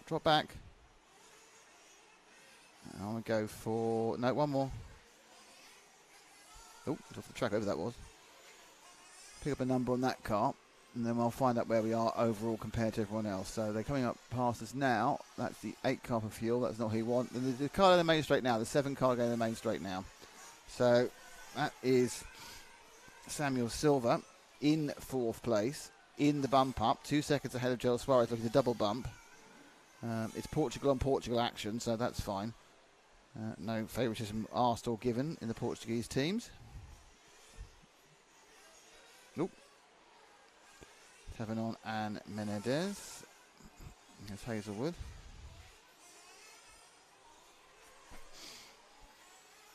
So we are with the 4th place man. He needs to stay ahead of Joel Suarez to bump up. He's got 3 minutes to do it. Hugo Tavernon much happier in a field in which he's the fastest car. Struggled manfully in the high heat he qualified into, and probably would have been better qualifying into the 50 to 75th percentile, like heats 7, 8 and 9 rather. I think he's in 10 or 12 or something. So it's not easy. It's not always easy being up against a lot of people who are faster than you. Can be a lot of problems.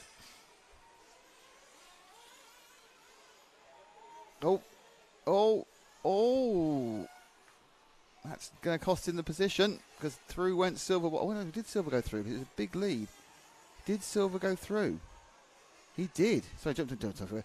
Did Suarez go through past Silva? And he did. Let's see that again where it all went wrong. Just kind of fell over, falling off the. That's weird, that one, wasn't it? He just came off and then lost everything. So that's your battle now. It's Silva versus Suarez. There's Suarez in the blue ahead, currently bumping up. There's Silva. Oh, that's an aggressive jump, which worked for a second, then didn't. Menendez, Hazelwood, and Tavernon's had a massive drop. What's happened to him? Hugo Tavernon's down to 3rd. Has he broken down? Where is Hugo Tavernon? Hugo Tavernon, the early favourite, and the man who was the fastest here has dropped out. He's missing officially. He's already a lap down. So Hugo Tavernon, the runaway leader and certainly the favourite to bump up, it's just not been a great event for him. He had a marvellous Wednesday. But Thursday and Friday have just been a nightmare for the Frenchman. So he drops into an out of position.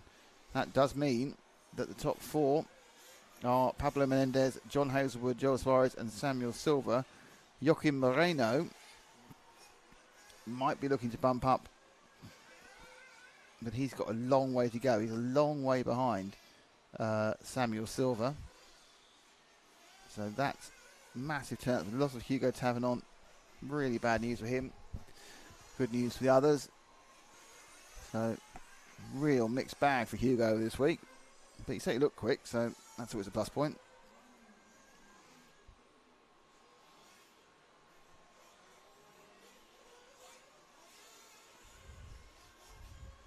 Okay. Driving down the hill. Suarez and Silva right together, but they are both currently bumping up, so it's not the end of the world. Hazelwood's taken the lead. So that means he will start in 9th if he stays in the lead.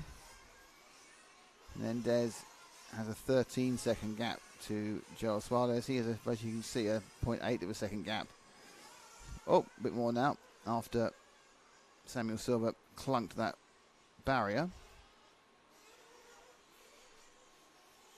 So, main story from this one is the bad luck for Hugo Tavernon breaking down whilst comfortably leading. His best lap was a 34.8, but I think it's over a second faster than anybody else. Showing the pace he showed on Wednesday afternoon, which got him into those top heats. But this is the problem with it. One of the things about Nitro racing is, it's not guaranteed you're going to finish. There's so many things that can go wrong, many more than an electric car. And that's what's taken Tavernon out. Hazelwood now has finished the race. Menendez finished the race. So it's Hazelwood wins. Pablo Menendez second. This is the Suarez and Samuel Silva run to the line. There goes Suarez. There goes Samuel Silva. That's your final bump up. Kim Einhardt. Sorry, Joaquim Moreno is the first unlucky one missing out. Kim Einhardt ends up 6th. Voldemar Santos is 7th. Luis Rodrigo is 8th. Manuel Perez is 9th. They were on trip, and then 3 cars didn't finish because they were broken. Hugo Tavernon, Iago de la Gazia, and Fernando Almeida. So that is it for today, before the qualifying and lower finals. We are back, believe it or not, at 8:30 tomorrow, where we start with the 1:30 seconds, and we have hours and hours of bump-up finals for you here on all the various outlets. And then, of course, we have our big final show from when the semi-finals start. Now, I haven't quite got time for that yet, but we'll blast the world with the information of what time the big final show is starting. There's still some movement on the when the actual timings will be, but it'll be probably around the semi-final time. So if you pencil it in for somewhere around about 1:30, perhaps a bit before that, 1:20 may well be when we'll be doing the final show, and we've done an awful lot of work for that, and hopefully it will show. I'd like to thank James for sorting out so many technical problems. I'd also like to thank Zach for working in very difficult conditions today in the hot and doing 5 things. I'd also thank JQ for coming in and entertaining us a couple of times. That was very pleasant of him. See you, also, obviously, I'd like to thank iswillspeed.net. I'd like to thank S-Works, RCGP Series, and of course EFRA, who make this all possible. My name's Nick Damon, and we will see you tomorrow morning, 8:30 UK, Portugal, 9:30 Central Europe. RCGP loves Great Britain. So much so, on August the 5th, 2022, we're coming home for some British hijinks and all-out Nitro Buggy racing action.